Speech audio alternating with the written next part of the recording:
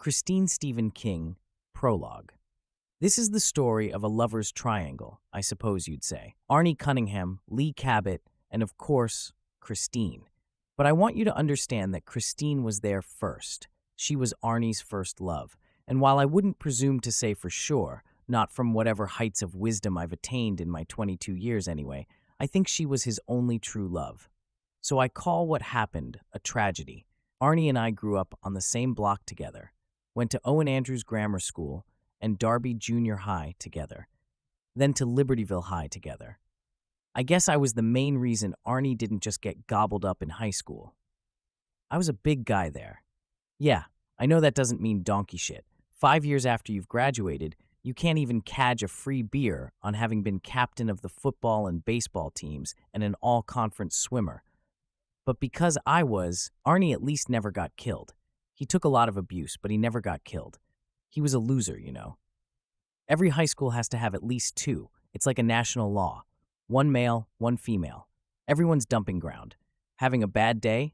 Flunked a big test? Had an argument with your folks and got grounded for the weekend? No problem. Just find one of those poor, sad sacks that go scurrying around the halls like criminals before the homeroom bell and walk it right to him. And sometimes they do get killed, in every important way except the physical. Sometimes they find something to hold on to and they survive. Arnie had me, and then he had Christine. Lee came later. I just wanted you to understand that.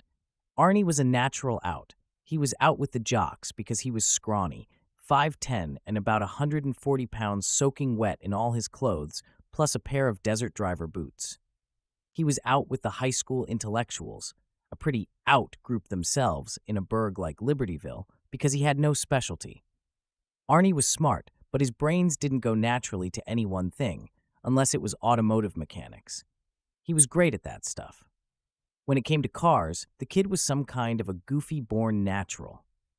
But his parents, who both taught at the university in Horlicks, could not see their son, who had scored in the top 5% on his Stanford Binet, taking the shop courses.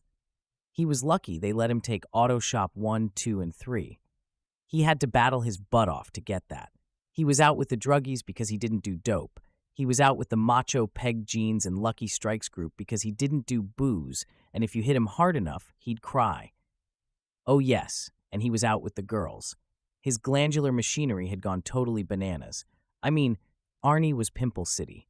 He washed his face maybe 5 times a day, took maybe 24 showers a week, and tried every cream and nostrum known to modern science. None of it did any good. Arnie's face looked like a loaded pizza, and he was going to have one of those pitted, poxy faces forever. I liked him just the same. He had a quirky sense of humor and a mind that never stopped asking questions, playing games, and doing funky little calisthenics. It was Arnie who showed me how to make an ant farm when I was 7, and we spent just about one whole summer watching those little buggers, fascinated by their industry and their deadly seriousness. It was Arnie's suggestion when we were 10 that we sneak out one night and put a load of dried horsey apples from the Route 17 stables under the gross plastic horse on the lawn of the Libertyville Motel just over the line in Monroeville. Arnie knew about chess first. He knew about poker first. He showed me how to maximize my Scrabble score. On rainy days, right up until the time I fell in love. Well, sort of. She was a cheerleader with a fantastic body, and I sure was in love with that. Although when Arnie pointed out that her mind had all the depth and resonance of a Sean Cassidy 45, I couldn't really tell him he was full of shit, because he wasn't. It was Arnie I thought of first, because Arnie knew how to maximize rainy days just like he knew how to maximize Scrabble scores. That's one of the ways you recognize really lonely people. They can always think of something neat to do on rainy days. You can always call them up. They're always home. Fucking always. For my part, I taught him how to swim. I worked out with him and got him to eat his green vegetables so he could build up that scrawny bod a little. I got him a job on a road crew the year before our senior year at Libertyville High, and for that one we both battled our butts off with his parents, who saw themselves as great friends of the farm workers in California and the steel workers in the burg, but who were horrified at the idea of their gifted son, top 5% on his Stanford Binet, remember, getting his wrists dirty and his neck red. Then, near the end of that summer vacation, Arnie saw Christine for the first time and fell in love with her. I was with him that day. We were on our way home from work, and I would testify on the matter before the throne of Almighty God if called upon to do so. Brother, he fell, and he fell hard. It could have been funny if it hadn't been so sad, and if it hadn't gotten scary as quick as it did. It could have been funny if it hadn't been so bad. How bad was it? It was bad from the start, and it got worse in a hurry. Part 1. Dennis, Teenage Car Songs 1, First Views. Hey, looky there. Across the street, there's a car made just for me. To own that car would be a luxury. That car's fine looking, man. That's something else. Eddie Cochran. Oh my God, my friend Arnie Cunningham cried out suddenly. What is it? I asked. His eyes were bulging from behind his steel-rimmed glasses. He had plastered one hand over his face so that his palm was partially cupping his mouth, and his neck could have been on ball bearings the way he was craning back over his shoulder. Stop the car, Dennis. Go back. What are you? Go back, I want to look at her again.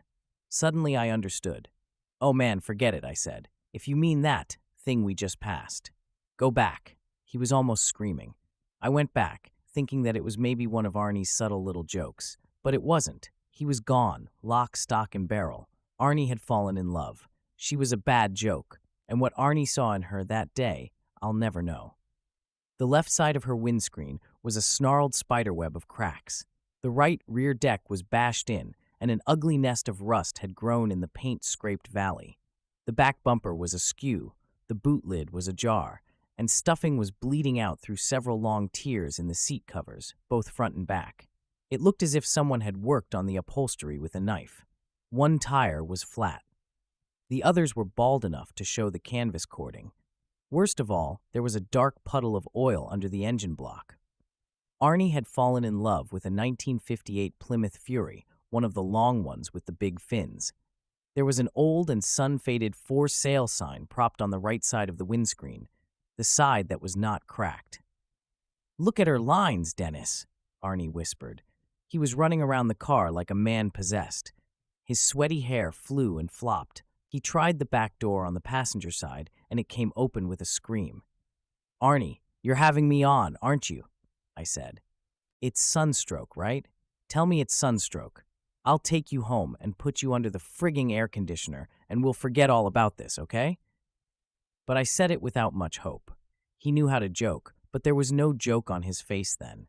Instead, there was a kind of goofy madness I didn't like much. He didn't even bother to reply. A hot, stuffy billow of air, redolent of age, oil, and advanced decomposition, puffed out of the open door. Arnie didn't seem to notice that either. He got in and sat down on the ripped and faded back seat. Once, 20 years before, it had been red. Now it was a faded wash pink. I reached in and pulled up a little puff of stuffing, looked at it, and blew it away.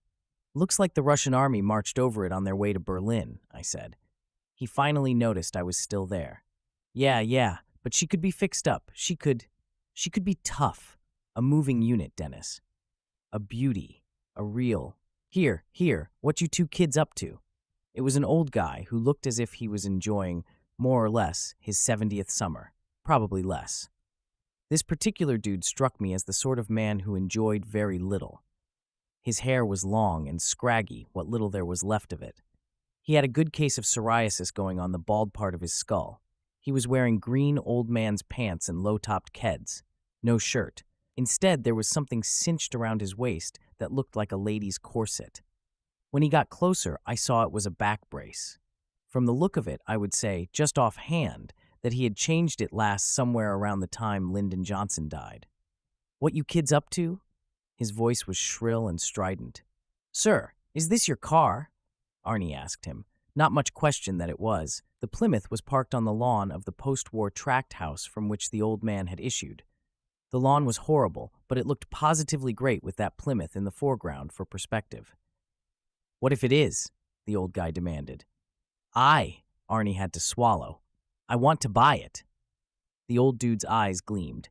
The angry took on his face was replaced by a furtive gleam in the eye and a certain hungry sneer around the lips. Then a large, resplendent, shit-eating grin appeared. That was the moment, I think then, just at that moment, when I felt something cold and blue inside me. There was a moment, just then, when I felt like slugging Arnie and dragging him away. Something came into the old man's eyes. Not just the gleam, it was something behind the gleam. Well, you should have said so, the old guy told Arnie. He stuck out his hand, and Arnie took it. LeBay's the name, Roland D. LeBay, U.S. Army, retired. Arnie Cunningham. The old sport pumped his hand and sort of waved at me. I was out of the play. He had his sucker. Arnie might as well have handed LeBay his wallet. How much? Arnie asked, and then he plunged ahead. Whatever you want for her. It's not enough. I groaned inside instead of sighing. His checkbook had just joined his wallet. For a moment, LeBay's grin faltered a little, and his eyes narrowed down suspiciously. I think he was evaluating the possibility that he was being put on. He studied Arnie's longing face for signs of guile, and then asked the murderously perfect question. Son, have you ever owned a car before? He owns a Mustang Mach-2, I said quickly. His folks bought it for him. It's got a Hurst gearbox, a supercharger, and it can boil the road in first gear. No, Arnie said quietly. I just got my driver's license this spring. LeBay tipped me a brief but crafty gaze, and then swung his full attention back to his prime target. He put both hands in the small of his back and stretched. I caught a sour whiff of sweat. Got a back problem in the Army, he said. Full disability. Doctors could never put it right. Anyone ever asks you what's wrong with the world, boys, you tell them it's three things. Doctors, commies, and nigger radicals. Of the three, commies is the worst, closely followed by doctors. And if they want to know who told you, tell them Roland D. LeBay. Yes, sir. He touched the old, scuffed hood of the Plymouth with a kind of bemused love. This here is the best car I ever owned. Bought her in September 1957. Back then, that's when you got your new model year, in September. All summer long, they'd show you pictures of cars under hoods and cars under tarps until you were fair dying to know what they looked like underneath. Not like now. His voice dripped contempt for the debased times he had lived to see. Brand new. She was. Had the smell of a brand new car, and that's about the finest smell in the world, he considered. Except maybe for pussy. I looked at Arnie, nibbling the insides of my cheeks madly to keep from braying laughter all over everything. Arnie looked back at me, astounded. The old man appeared to notice neither of us. He was off on his own planet. I was in khaki for 34 years, LeBay told us, still touching the hood of the car. Went in at 16 in 1923. Won at dusk in Texas and seen crabs as big as lobsters in some of them, Nogales Hoardens. I saw men with their guts coming out of their ears during Big Two. In France, I saw that. Their guts was coming out their ears. You believe that, son? Yes, sir, Arnie said. I don't think he'd heard a word LeBay said. He was shifting from foot to foot as if he had to go to the bathroom bad. About the car, though. You go to the university? LeBay barked suddenly. Up there at Horlicks? No, sir. I go to Libertyville High. Good, LeBay said grimly. Steer clear of colleges. They're full of nigger lovers that want to give away the Panama Canal. Think tanks, they call them. Asshole tanks, say I. He gazed fondly at the car sitting on its flat tire, its paintwork mellowing rustily in the late afternoon sunlight. Hurt my back in the spring of '57, he said. Army was going to rack and ruin even then. I got out just in time. I came on back to Libertyville. Looked over the rolling iron. I took my time. Then I walked into Norman Cobb's Plymouth dealership, where the bowling alley is now on Outer Main Street, and I ordered this here car. I said you get it in red and white, next year's model. Red as a fire engine on the inside. And they did. When I got her, she had a total of 6 miles on the mileometer. Yes, sir. He spat. I glanced over Arnie's shoulder at the mileometer. The glass was cloudy, but I could read the damage all the same. 97,432 and 6/10. Jesus wept. If you love the car so much, why are you selling it? I asked. He turned a milky, rather frightening gaze on me. Are you cracking wise on me, son? I didn't answer, but I didn't drop my gaze either. After a few moments of eye-to-eye dueling, which Arnie totally ignored, he was running a slow and loving hand over one of the back fins. He said, Can't drive anymore. Back's gotten too bad. Eyes are going the same way. Suddenly, I got it. Or thought I did. If he had given us the correct dates, he was 71. And at 70, this state makes you start taking compulsory eye exams every year before they'll renew your driver's license. LeBay had either failed his eye exam or was afraid of failing. Either way, it came to the same thing. Rather than submit to that indignity, he had put the Plymouth up. And after that, the car had gotten old fast. "How much do you want for it?" Arnie asked again. Oh, he just couldn't wait to be slaughtered. LeBay turned his face up to the sky, appearing to consider it for rain. Then he looked down at Arnie again and gave him a large, kindly smile that was far too much like the previous shit-eating grin for me. "I've been asking 300, he said. "But you seem a likely enough lad. I'll make it 250 for you." "Oh my Christ," I said. But he knew who his sucker was, and he knew exactly how to drive the wedge in between us. In the words of my grandfather, he hadn't fallen off a hay truck yesterday. "Okay," he said brusquely. "If that's how you want it. I got my 4:30 story to watch. Edge of Night. Never miss it if I can help it. Nice chinning with you boys. So long." Arnie threw me such a smoking look of pain and anger that I backed off a step. He went after the old man and took his elbow. They talked. I couldn't hear it all, but I could see more than enough. The old man's pride was wounded. Arnie was earnest and apologetic. The old man just hoped Arnie understood that he couldn't stand to see the car that had brought him through safe to his golden years insulted. Arnie agreed.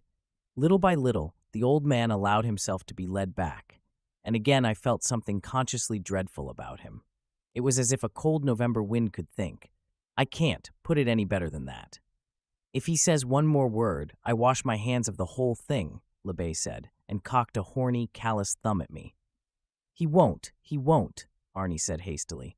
300, did you say?" "Yes, I believe that was." 250 was the quoted price, I said loudly.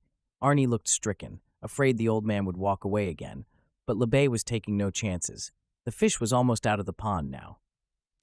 250 would do it, I guess, LeBay allowed.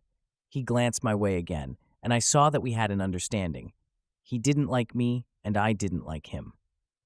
To my ever-increasing horror, Arnie pulled his wallet out and began thumbing through it. There was silence among the three of us. LeBay looked on. I looked away at a little kid who was trying to kill himself on a puke-green skateboard. Somewhere a dog barked. Two girls who looked like 8th or 9th graders went past, giggling and holding clutches of library books to their blooming chests. I had only one hope left for getting Arnie out of this. It was the day before payday. Given time, even 24 hours, this wild fever might pass. Arnie was beginning to remind me of Toad Hall. When I looked back, Arnie and LeBay were looking at 2 5s and 6 1s. All that had been in his wallet, apparently. "How about a check?" Arnie asked.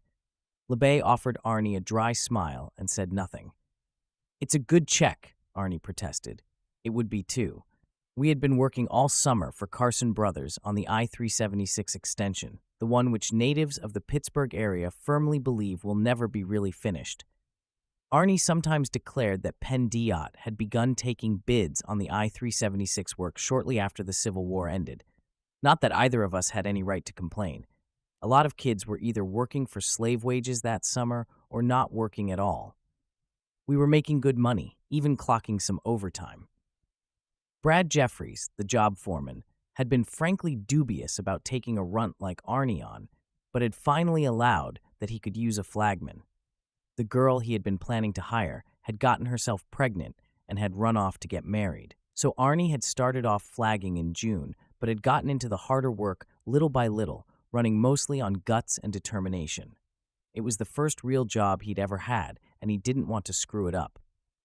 Brad was reasonably impressed, and the summer sun had even helped Arnie's erupting complexion a little.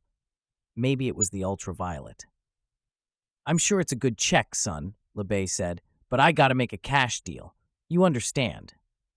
I didn't know if Arnie understood, but I did. It would be too easy to stop payment on a local check if this rust bucket Plymouth threw a rod or blew a piston on the way home. "You can call the bank," Arnie said, starting to sound desperate. "Nope," LeBay said, scratching his armpit above the scabrous brace. "It's going on 5:30. Bank's long since closed." "A deposit, then," Arnie said, and held out the $16. He looked positively wild.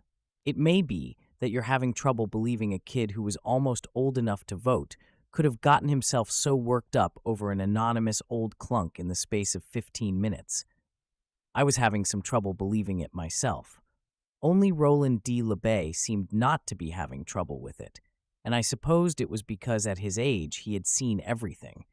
It was only later that I came to believe that his odd sureness might come from other sources.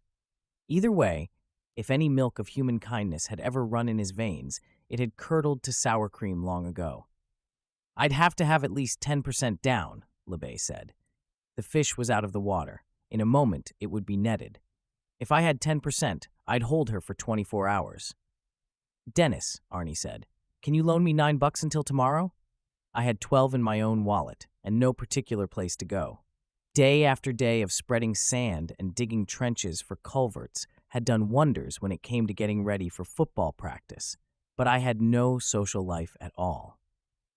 Lately, I hadn't even been assaulting the ramparts of my cheerleader girlfriend's body in the style to which she had become accustomed.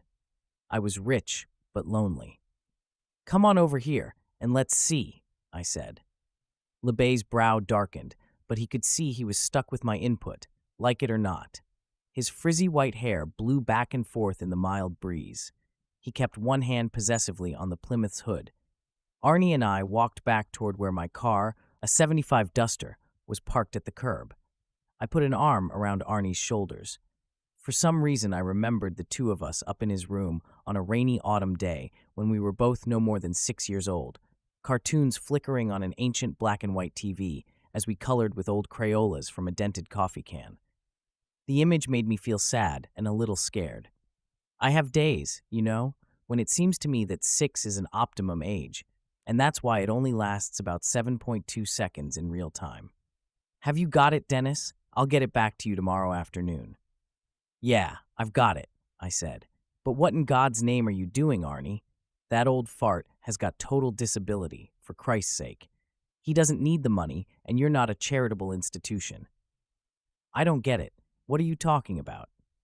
"He's screwing you. He's screwing you for the simple pleasure of it. If he took that car to Darnell's, he couldn't get $50 for parts. It's a piece of shit." No, it isn't.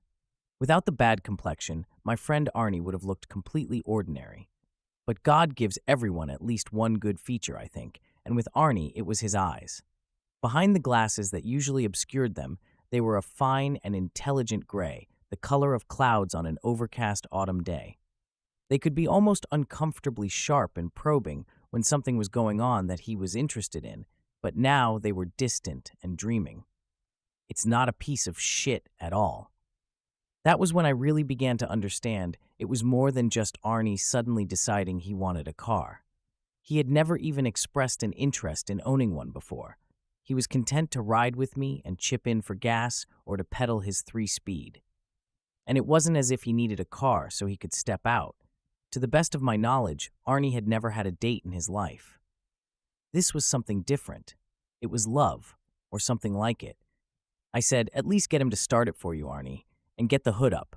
There's a puddle of oil underneath. I think the block might be cracked. I really think. Can you loan me the 9? His eyes were fixed on mine. I gave up. I took out my wallet and gave him the $9. "Thanks. Dennis," he said. "Your funeral, man." He took no notice. He put my 9 with his 16 and went back to where LeBay stood by the car. He handed the money over, and LeBay counted it carefully, wetting his thumb. "I'll only hold it for 24 hours, you understand," LeBay said. "Yes, sir, that'll be fine," Arnie said. "I'll just go in the house and write you out a receipt," he said. "What did you say your name was, soldier?" Arnie smiled a little. "Cunningham. Arnold Cunningham." LeBay grunted and walked across his unhealthy lawn to his back door. The outer door was one of those funky aluminum combination doors with a scrolled letter in the center, a big L in this case. The door slammed behind him. "The guy's weird, Arnie. The guy is really fucking—" But Arnie wasn't there. He was sitting behind the wheel of the car. That same sappy expression was on his face. I went around to the front and found the hood release. I pulled it, and the hood went up with a rusty scream that made me think of the sound effects you hear on some of those haunted house records. Flecks of metal sifted down. The battery was an old Allstate, and the terminals were so glooped up with green corrosion that you couldn't tell which was positive and which was negative. I pulled the air cleaner and looked glumly into a 4-barrel carb as black as a mine shaft.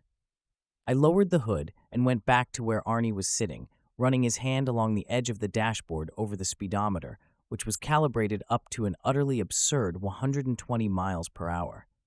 Had cars ever really gone that fast? Arnie, I think the engine block's cracked. I really do. This car is lunch, my friend. It's just total lunch. If you want wheels, we can find you something a lot better than this for $250. I mean it. A lot better. It's 20 years old, he said. Do you realize a car is officially an antique when it's 20 years old? Yeah, I said. The junkyard behind Darnell's is full of official antiques. You know what I mean? Dennis. The door banged. LeBay was coming back. It was just as well. Further discussion would have been meaningless. I may not be the world's most sensitive human being, but when the signals are strong enough, I can pick them up. This was something Arnie felt he had to have, and I wasn't going to talk him out of it. I didn't think anyone was going to talk him out of it. LeBay handed him the receipt with a flourish. Written on a plain sheet of notepaper in an old man's spidery and slightly trembling script was, received from Arnold Cunningham, $25 as a 24-hour deposit on 1958 Plymouth Christine. And below that he had signed his name. What's this Christine? I asked, thinking I might have misread it or he might have misspelled it.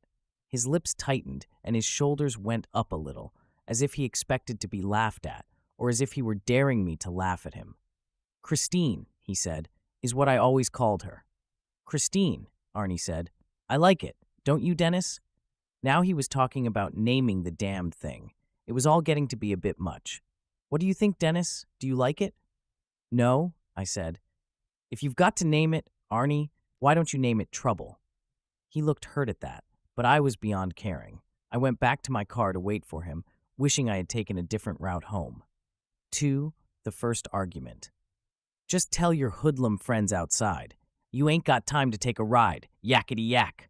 Don't talk back, the coasters. I drove Arnie to his house and went in with him to have a piece of cake and a glass of milk before going home. It was a decision I repented very quickly. Arnie lived on Laurel Street, which is in a quiet residential neighborhood on the west side of Libertyville. As far as that goes, most of Libertyville is quiet and residential. It isn't ritzy, like the neighboring suburb of Fox Chapel, where most of the homes are estates like the ones you used to see every week on Columbo, but it isn't like Monroeville either, with its miles of malls, discount tire warehouses, and dirty book emporiums. There isn't any heavy industry. It's mostly a bedroom community for the nearby University. Not Ritzvy, but sort of brainy at least. Arnie had been quiet and contemplative all the way home. I tried to draw him out, but he wouldn't be drawn. I asked him what he was going to do with the car. Fix it up, he said absently, and lapsed back into silence. Well, he had the ability. I wasn't questioning that. He was good with tools. He could listen. He could isolate. His hands were sensitive and quick with machinery. It was only when he was around other people, particularly girls, that they got clumsy and restless, wanting to crack knuckles or jam themselves in his pockets, or, worst of all, wander up to his face and run over the scorched earth landscape of his cheeks and chin and forehead, drawing attention to it. He could fix the car up, but the money he had earned that summer was earmarked for college. He had never owned a car before, and I didn't think he had any idea of the sinister way that old cars can suck money. They suck it the way a vampire is supposed to suck blood. He could avoid labor costs in most cases by doing the work himself, but the parts alone would half buck him to death before he was through. I said some of these things to him, but they just rolled off. His eyes were still distant, dreaming. I could not have told you what he was thinking. Both Michael and Regina Cunningham were at home. She was working one of an endless series of goofy jigsaw puzzles. This one was about 6,000 different cogs and gears on a plain white background. It would have driven me out of my skull in about 15 minutes. And he was playing his recorder in the living room. It didn't take long for me to start wishing I had skipped the cake and milk. Arnie told them what he had done, showed them the receipt, and they both promptly went through the roof. You have to understand that Michael and Regina were university people to the core. They were into doing good, and to them that meant being into protest. They had protested in favor of integration in the early 60s, had moved on to Vietnam, and when that gave out there was Nixon, questions of racial balance in the schools. They could quote you chapter and verse on the Ralph Backey case until you fell asleep, police brutality and parental brutality. Then there was the talk, all the talk. They were almost as much into talking as they were into protesting. They were ready to take part in an all-night bull session on the space program, or a teach-in on the ERA, or a seminar on possible alternatives to fossil fuels at the drop of an opinion. They had done time on God alone knew how many hotlines, rape hotlines, drug hotlines, hotlines where runaway kids could talk to a friend, and good old dial help, where people thinking about suicide could call up and listen to a sympathetic voice say, "Don't do it. Buddy, you have a social commitment to Spaceship Earth. 20 or 30 years of university teaching, and you're prepared to run your gums the way Pavlov's dogs were prepared to salivate when the bell rang. I guess you can even get to like it." Regina, they insisted I call them by their first names, was 45 and handsome in a rather cold, semi-aristocratic way. That is, she managed to look aristocratic even when she was wearing blue jeans, which was most of the time. Her field was English, but of course when you teach at the college level, that's never enough. It's like saying America when someone asks you where you're from. She had it refined and calibrated like a blip on a radar screen. She specialized in the earlier English poets and had done her thesis on Robert Herrick. Michael was in the history biz. He looked as mournful and melancholy as the music he played on his recorder, although mournful and melancholy was not ordinarily a part of his makeup. Sometimes he made me think of what Ringo Starr was supposed to have said when the Beatles first came to America, and some reporter at a press conference asked him if he was really as sad as he looked. "No," Ringo replied, "it's just me face." Michael was like that. Also, his thin face and the thick glasses he wore combined to make him look a little like a caricature professor in an unfriendly editorial cartoon. His hair was receding, and he wore a small, fuzzy goatee. "Hi, Arnie," Regina said as we came in. "Hello, Dennis." It was just about the last cheerful thing she said to either of us that afternoon. We said hi and got our cake and milk. We sat in the breakfast nook. Dinner was cooking in the oven, and I'm sorry to say so, but the aroma was fairly rank. Regina and Michael had been flirting with vegetarianism for some time, and tonight it smelled as if Regina had a good old kelp quiche or something on the way. I hoped they wouldn't invite me to stay. The recorder music stopped, and Michael wandered out into the kitchen. He was wearing blue jean cutoffs and looking as if his best friend had just died. "You're late, boys," he said. "Anything going down?" He opened the refrigerator door and began to root around in it. Maybe the kelp quiche didn't smell so wonderful to him either. "I bought a car," Arnie said, cutting himself another piece of cake. "You did what?" his mother cried at once from the other room. She got up too quickly, and there was a thud as her thighs connected solidly with the edge of the card table she did her jigsaws on.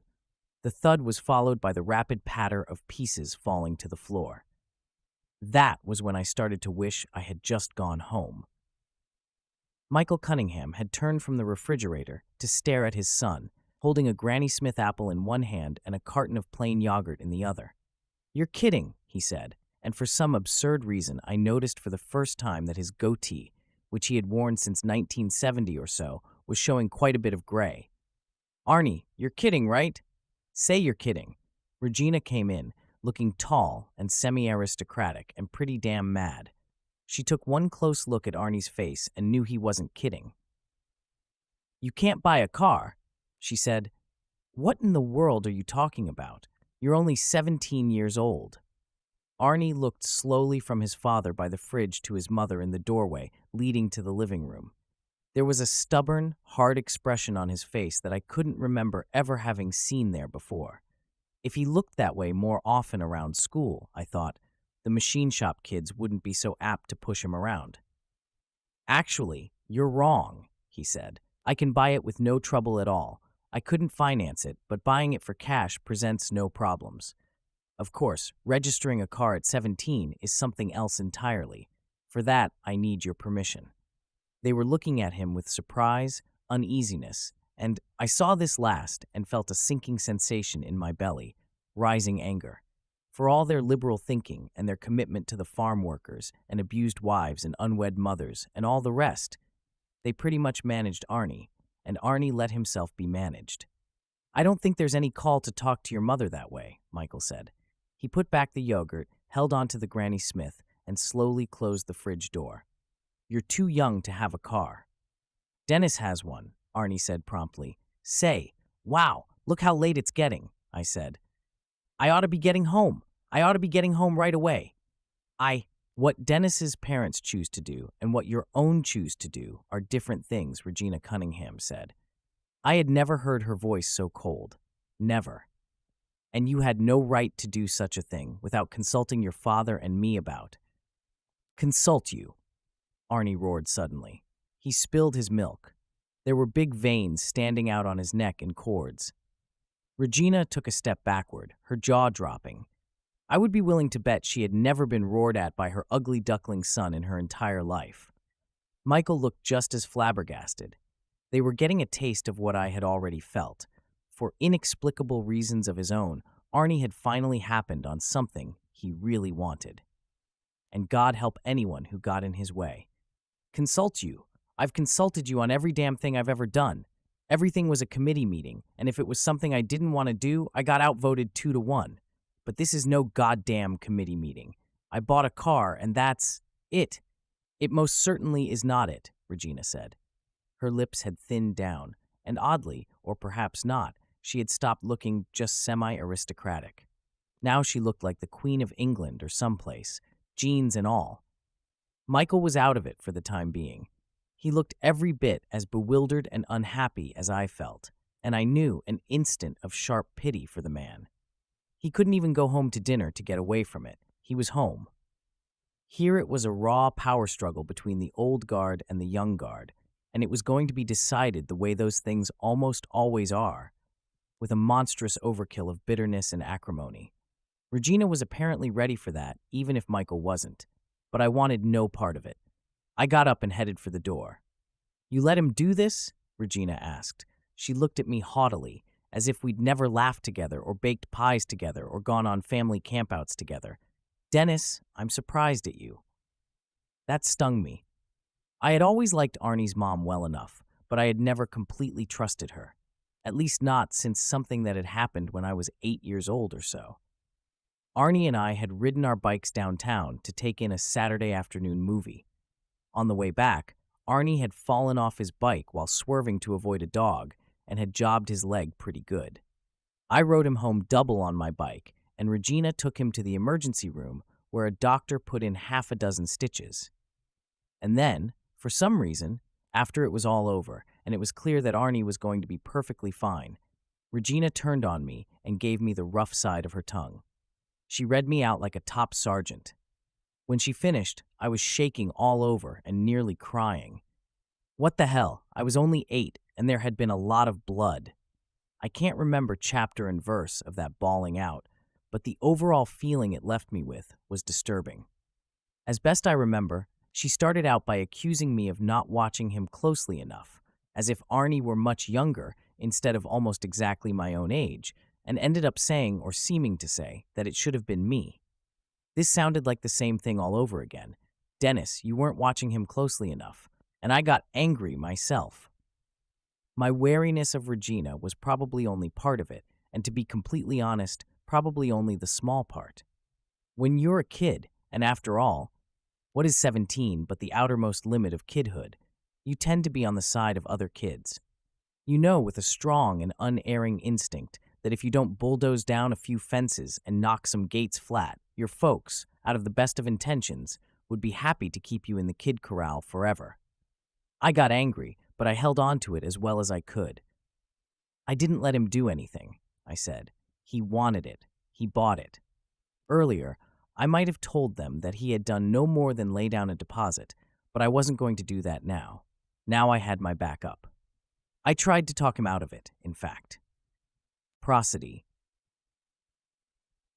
I doubt if you tried very hard, Regina shot back.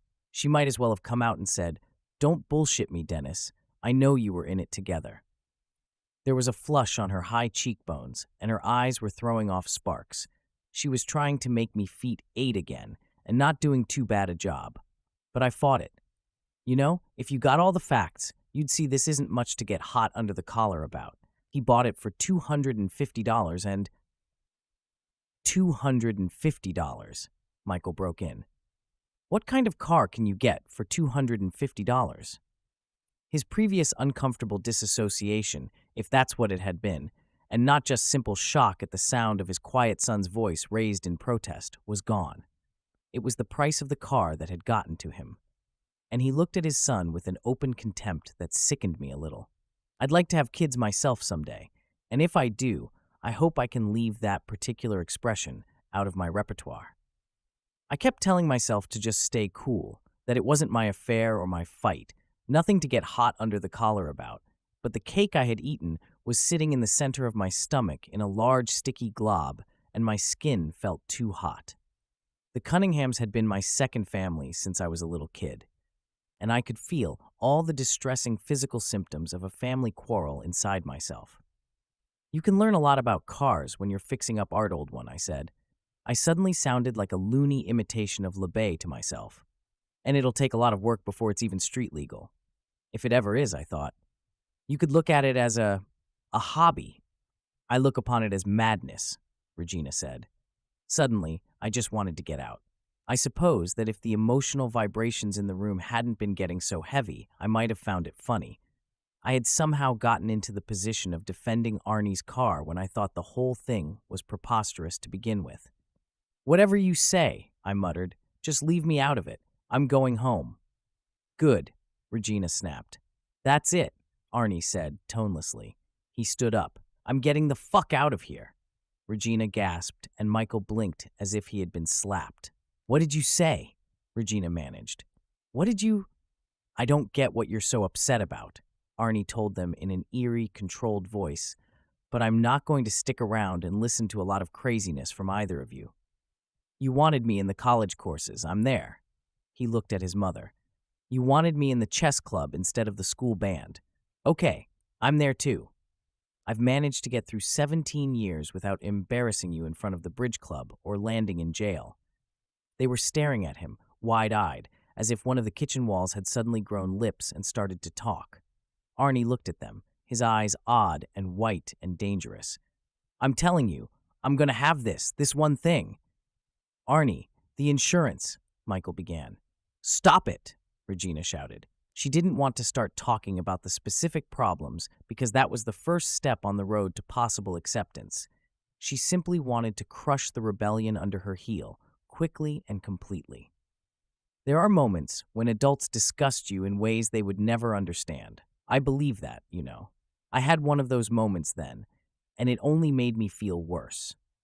When Regina shouted at her husband, I saw her as both vulgar and scared, and because I loved her, I had never wanted to see her either way. Still, I remained in the doorway, wanting to leave but unhealthily fascinated by what was going on, the first full-scale argument in the Cunningham family that I had ever seen, maybe the first ever. And it surely was a wowzer, at least 10 on the Richter scale. "Dennis, you'd better leave while we thrash this out," Regina said grimly. "Yes," I said. "But don't you see, you're making a mountain out of a molehill. This car, Regina, Michael, if you could see it, it probably goes from 0 to 30 in 20 minutes, if it moves at all." "Dennis, go," I went. As I was getting into my duster, Arnie came out the back door, apparently meaning to make good on his threat to leave. His folks came after him, now looking worried as well as pissed off. I could understand a little bit how they felt. It had been as sudden as a cyclone touching down from a clear blue sky.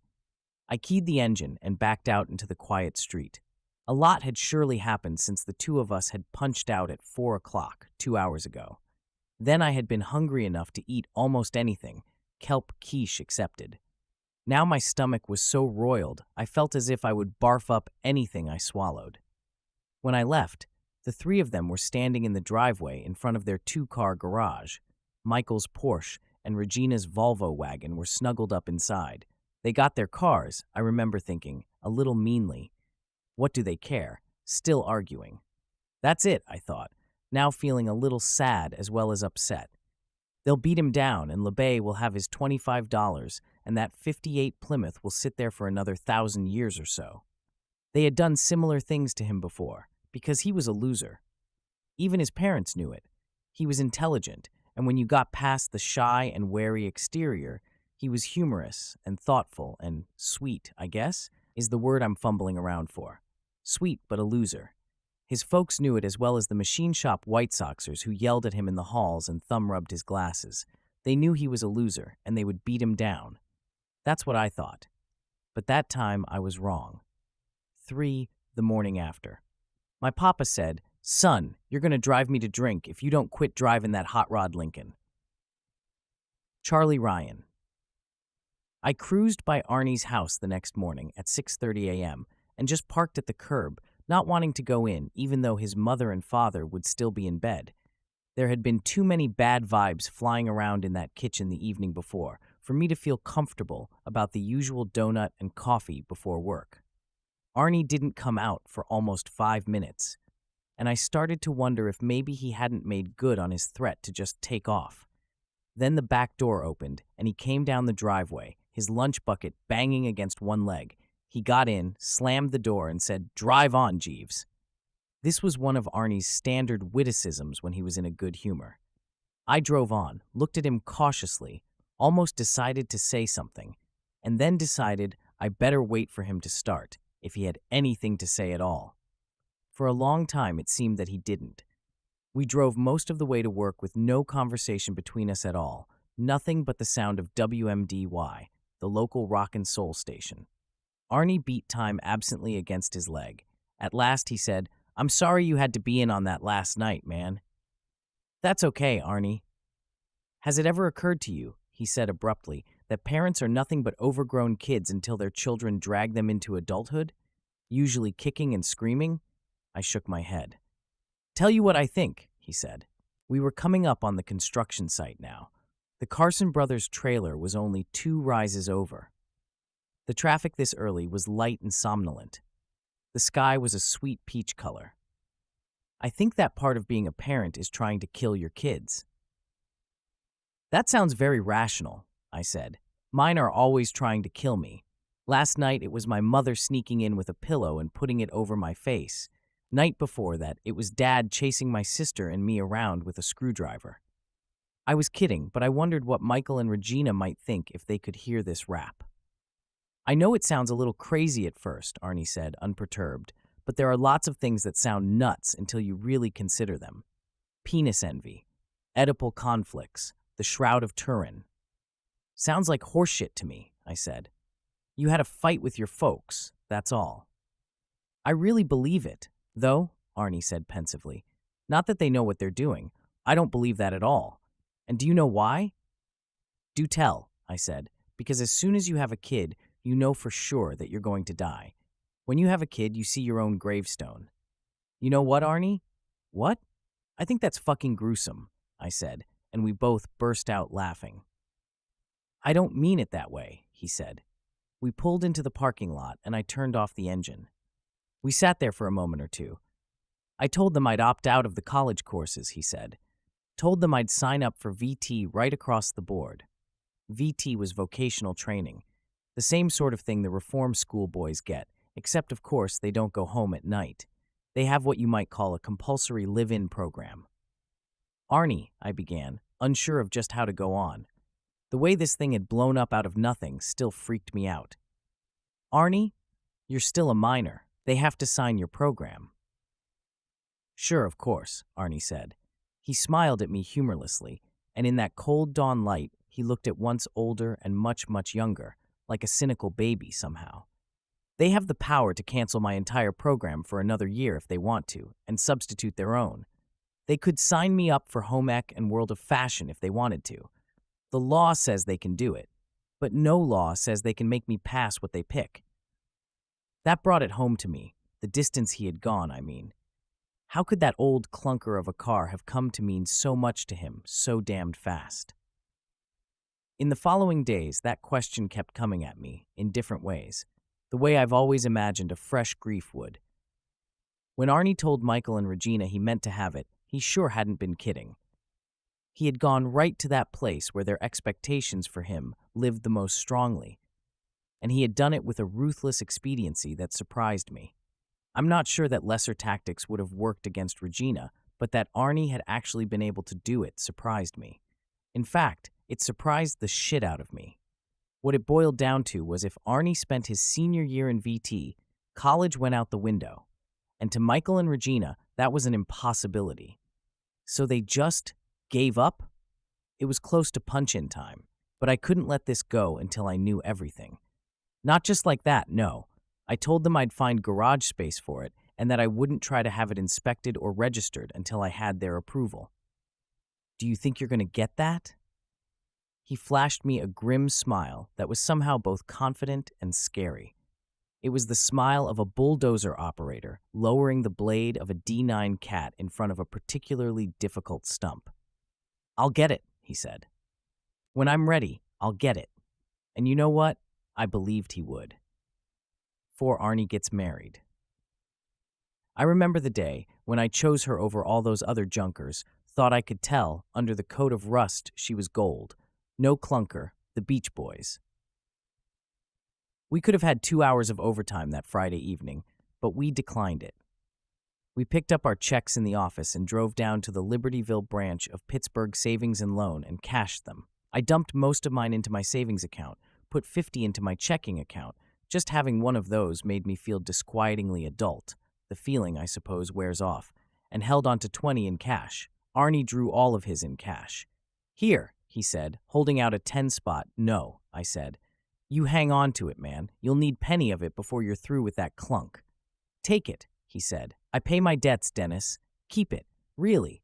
Take it. He held the money out inexorably. I took it, but I made him take out the dollar he had coming back. He didn't want to do that. Driving across town to LeBay's tract house, Arnie got more jittery, playing the radio too loud, beating boogie riffs first on his thighs and then on the dashboard. Foreigner came on, singing Dirty White Boy. Story of my life, Arnie, my man, said, and he laughed too loud and too long. He was acting like a man waiting for his wife to have a baby. At last I guessed he was scared. LeBay had sold the car out from under him. Arnie, I said, stay cool. It'll be there. I'm cool, he said, and offered me a large, glowing false smile. His complexion that day was the worst I ever saw it, and I wondered, not for the first time or the last, what it must be like to be Arnie Cunningham, trapped behind that oozing face from second to second and minute to minute and, well, just stop sweating. You act like you're going to make lemonade in your pants before we get there. I'm not, he said, and beat another quick, nervous riff on the dashboard just to show me how nervous he wasn't. Dirty White Boy by Foreigner gave way to Jukebox Heroes by Foreigner. It was Friday afternoon, and the block party weekend had started on FM 104. When I look back on that year, my senior year, it seems to me that I could measure it out in blocks of rock and an escalating, dreamlike sense of terror. What exactly is it? I asked. What is it about this car? He sat looking out at Libertyville Avenue without saying anything for a long time, and then he turned off the radio with a quick snap, cutting off Foreigner in mid-flight. I don't know exactly, he said. Maybe it's because for the first time since I was 11 and started getting pimples, I've seen something even uglier than I am. Is that what you want me to say? Does that let you put it in a neat little category? Hey, Arnie, come on, I said. This is Dennis here, remember me? I remember, he said. And we're still friends, right? Sure, last time I checked. But what has that got to do with... And that means we don't have to lie to each other, or at least I think that's what it's supposed to mean. So I got to tell you, maybe it's not all jive. I know what I am. I'm ugly. I don't make friends easily. I alienate people somehow. I don't mean to do it, but somehow I do, you know? I nodded with some reluctance. As he said, we were friends, and that meant keeping the bullshit to a bare minimum. He nodded back, matter-of-factly. Other people, he said, and then added carefully, you, for instance, Dennis, don't always understand what that means. It changes how you look at the world when you're ugly and people laugh at you. It makes it hard to keep your sense of humor. It plugs up your sinuses. Sometimes it makes it a little hard to stay sane. Well, I can dig that, but no, he said quietly. You can't dig it. You might think you can, but you can't. Not really. But you like me, Dennis? I love you, man, I said. You know that. Maybe you do, he said, and I appreciate it. If you do, you know it's because there's something else, something underneath the zits in my stupid face. Your face isn't stupid, Arnie, I said. Queer-looking maybe, but not stupid. Fuck you, he said, smiling. And the Cayuse you rode in on, Range Rider. Anyway, that car's like that. There's something underneath. Something else. Something better. I see it, that's all. Do you? Yeah, Dennis, he said quietly. I do. I turned onto Main Street. We were getting close to LeBay's now, and suddenly I had a truly nasty idea.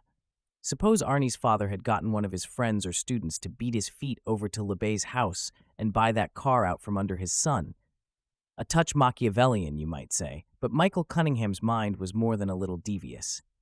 His specialty was military history. I saw that car, and I felt such an attraction to it. I can't explain it very well even to myself. But, he trailed off, those gray eyes looking dreamily ahead. But I saw I could make her better, he said. Fix it up, you mean? Yeah, well, no, that's too impersonal. You fix tables, chairs, stuff like that, the lawnmower when it won't start, and ordinary cars. Maybe he saw my eyebrows go up. He laughed, anyway, a little defensive laugh. Yeah, I know how that sounds, he said. I don't even like to say it because I know how it sounds, but you're a friend, Dennis, and that means a minimum of bullshit. I don't think she's any ordinary car. I don't know why I think that, but I do. I opened my mouth to say something I might later have regretted, something about trying to keep things in perspective, or maybe even about avoiding obsessive behavior. But just then, we swung around the corner and onto LeBay's street. Arnie pulled air into his lungs in a harsh, hurt gasp. There was a rectangle of grass on LeBay's lawn that was even yellower, balder, and uglier than the rest of his lawn. Near one end of that patch, there was a diseased-looking oil spill that had sunk into the ground and killed everything that had once grown there. That rectangular piece of ground was so fucking gross, I almost believe that if you looked at it for too long, you'd go blind. It was where the '58 Plymouth had been standing yesterday. The ground was still there, but the Plymouth was gone. Arnie, I said as I swung my car into the curb, take it easy. Don't go off half-cocked, for Christ's sake. He paid not a bit of attention. I doubt if he had even heard me. His face had gone pale. The blemishes covering it stood out in purplish, glaring relief. He had the passenger door of my Duster open and was lunging out of the car even before it had stopped moving. Arnie. It's my father, he said in anger and dismay. I smell that bastard all over this. And he was gone, running across the lawn to LeBay's door. I got out and hurried after him, thinking that this crazy shit was never going to end. I could hardly believe I had just heard Arnie Cunningham call Michael a bastard. Arnie was raising his fist to hammer on the door when it opened. There stood Roland D. LeBay himself. Today he was wearing a shirt over his back brace. He looked at Arnie's furious face with a benignly avaricious smile. Hello, son, he said. Where is she? Arnie raged. We had a deal. Damn it, we had a deal. I've got a receipt. Simmer down, LeBay said. He saw me, standing on the bottom step with my hands shoved down in my pockets. What's wrong with your friend, son? The car's gone, I said. That's what's wrong with him. Who bought it? Arnie shouted. I'd never seen him so mad. If he had had a gun right then, I believe he would have put it to LeBay's temple. I was fascinated in spite of myself. It was as if a rabbit had suddenly turned carnivore. God help me, I even wondered fleetingly if he might not have a brain tumor. Who bought it? LeBay repeated mildly. Why, nobody has yet, son, but you gotta lean on her. I backed her into the garage. That's all. I put on the spare and changed the oil. He preened and then offered us both an absurdly magnanimous smile. You're a real sport, I said. Arnie stared at him uncertainly, then turned his head creakily to look at the closed door of the modest one-car garage that was attached to the house by a breezeway. The breezeway, like everything else around LeBay's place, had seen better days. Besides, I didn't want to leave her out once you'd laid some money down on her, he said. I've had some trouble with one or two of the folks on this street. One night some kid threw a rock at my car. Oh yeah, I got some neighbors straight out of the old AB. What's that? I asked. The asshole brigade, son. He swept the far side of the street with a baleful sniper's glance, taking in the neat, gas-thrifty commuters' cars now home from work, the children playing tag and jump rope, the people sitting out on their porches and having drinks in the first of the evening cool. I'd like to know who it was threw that rock, he said softly. Yes, sir. I'd surely like to know who it was. Arnie cleared his throat. I'm sorry I gave you a hard time. Don't worry, LeBay said bridgely. Like to see a fellow stand up for what's his, or what's almost his. You bring the money, kid. Yes, I have it. Well, come on in the house, you and your friend both. I'll sign her over to you, and we'll have a glass of beer to celebrate. No thanks, I said. I'll stay out here if that's okay. Suit yourself, son, LeBay said, and winked. To this day, I have no idea exactly what that wink was supposed to mean. They went in, and the door banged shut behind them. The fish had been netted and was about to be cleaned. Feeling depressed, I walked through the breezeway to the garage and tried the door. It ran up easily and exhaled the same odors I had smelled when I opened the Plymouth's door yesterday. Oil, old upholstery, the accumulated heat of a long summer. Rakes and a few old garden implements were ranked along one wall. On the other was a very old hose, a bicycle pump, and an ancient golf bag filled with rusty clubs. In the center, nose outward, sat Arnie's car, Christine, looking a mile long in this day and age when even Cadillacs look squeezed together and boxy. The spiderweb snarl of cracks at the side of the windscreen caught the light and turned eye to a dull quicksilver. Some kid with a rock, as LeBay had said, or maybe a little accident coming home from the VFW hall after a night of drinking Boilermakers and telling stories about the Battle of the Bulge or Porkchop Hill. The good old days, when a man could see Europe, the Pacific, and the mysterious East from behind the sight of a bazooka. Who knew, and what did it matter? Either way, it was not going to be easy finding a replacement for a big wrap windscreen like that. Or cheap. Oh, Arnie, I thought. Man, you're getting in so deep. The flat LeBay had taken off, rested against the wall. I got down on my hands and knees and peered under the car. A fresh oil stain was starting to form there, black against the brownish ghost of an older, wider stain that had sunk into the concrete over a period of years. It did nothing to alleviate my depression. The block was cracked for sure. I walked around to the driver's side, and as I grasped the handle, I saw a waste can at the far corner of the garage. A large plastic bottle was poking out of the top. The letters SAF were visible over the rim. I groaned. Oh, he had changed the oil. All right, big of him. He had run out the old whatever was left of it and had run in a few quarts of Sapphire motor oil. This is the stuff you can get for $3.50 per recycled 5-gallon jug at the Mammoth Mart. Roland D. LeBay was a real prince. All right, Roland D. LeBay was all heart. I opened the car door and slid in behind the wheel. Now the smell in the garage didn't seem quite so heavy or so freighted with feelings of disuse and defeat. The car's wheel was wide and red, a confident wheel. I looked at that amazing speedometer again, that speedometer which was calibrated not to 70 or 80, but all the way up to 120 miles an hour. No kilometers and little red numbers underneath. When this babe had rolled off the assembly line, the idea of going metric had yet to occur to anyone in Washington. No big red 55 on the speedometer either. Back then, gas went for 29.9 a gallon, maybe less if a price war happened to be going on in your town. The Arab oil embargoes and the double nickel speed limit had still been 15 years away. The good old days, I thought, and had to smile a little. I fumbled down to the left side of the seat and found the little button console that would move the seat back and forth and up and down if it still worked, that was. More power to you, to coin a crappy little pun. There was air conditioning, that certainly wouldn't work, and cruise control, and a big push-button radio with lots of chrome, AM only, of course. In 1958, FM was mostly a blank wasteland. I put my hands on the wheel, and something happened.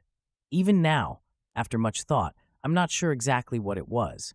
A vision, maybe, but if it was, it sure wasn't any big deal. It was just that for a moment the torn upholstery seemed to be gone. The seat covers were whole and smelling pleasantly of vinyl, or maybe that smell was real leather. The worn places were gone from the steering wheel. The chrome winked pleasantly in the summer evening light falling through the garage door. "Let's go for a ride, big guy," Christine seemed to whisper in the hot summer silence of LeBay's garage. "Let's cruise." And for just a moment it seemed that everything changed. That ugly snarl of cracks in the windscreen was gone, or seemed to be. The little swatch of LeBay's lawn that I could see was not yellowed, balding, and crabgrassy, but a dark, rich, newly cut green. The sidewalk beyond it was freshly cemented, not a crack in sight. I saw, or thought I did, or dreamed I did, a '57 Cadillac Motor-by out front.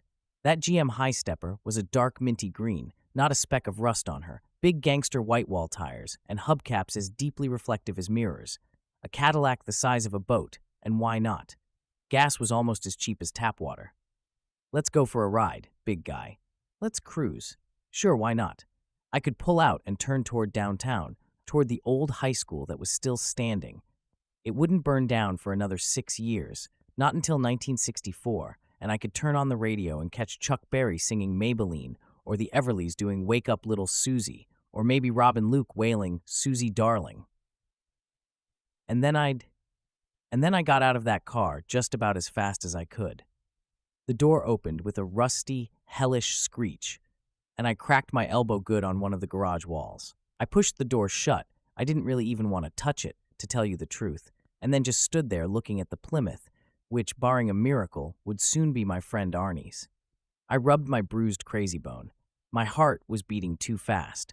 Nothing. No new chrome, no new upholstery. On the other hand, plenty of dents and rust, one headlamp missing. I hadn't noticed that the day before. The radio aerial crazily askew, and that dusty, dirty smell of age. I decided right then that I didn't like my friend Arnie's car. I walked out of the garage, glancing back constantly over my shoulder. I don't know why, but I didn't like it behind my back. I know how stupid that must sound, but it was how I felt. And there it sat with its dented, rusty grille, nothing sinister or even strange, just a very old Plymouth automobile with an inspection sticker that had gone invalid on June 1st, 1976, a long time ago. Arnie and LeBay were coming out of the house. Arnie had a white slip of paper in his hand, his bill of sale, I assumed. LeBay's hands were empty. He had already made the money disappear. "Hope you enjoy her," LeBay was saying, and for some reason I thought of a very old pimp huckstering a very young boy. I felt a surge of real disgust for him with his psoriasis of the skull and his sweaty back brace. "I think you will, in time." His slightly rheumy eyes found mine, held there for a second, and then slipped back to Arnie. "In time," he repeated. "Yes, sir, I'm sure I will," Arnie said absently. He moved toward the garage like a sleepwalker and stood looking at his car. "Keys are in her," LeBay said. "I'll have to have you take her along. You understand that, don't you?" "Will she start?" "Started for me yesterday evening," LeBay said, but his eyes shifted away toward the horizon. And then, in the tone of one who has washed his hands of the whole thing, "Your friend here will have a set of jumpers in his boot, I reckon." Well, as a matter of fact, I did have a set of jumper cables in my boot, but I didn't much like LeBay guessing it. I like him guessing it because I sighed a little. Because I didn't want to be involved in Arnie's future relationship with the old clunker he had bought, but I could see myself getting dragged in, step by step. Arnie had dropped out of the conversation completely. He walked into the garage and got into the car. The evening sun was slanting strongly in now, and I saw the little puff of dust that went up when Arnie sat down and automatically brushed at the seat of my own pants. For a moment, he just sat there behind the wheel, hands gripping it loosely, and I felt a return of my unease. It was, in a way, as if the car had swallowed him. I told myself to stop it, that there was no damn reason for me to be acting like a goosey 7th-grade schoolgirl.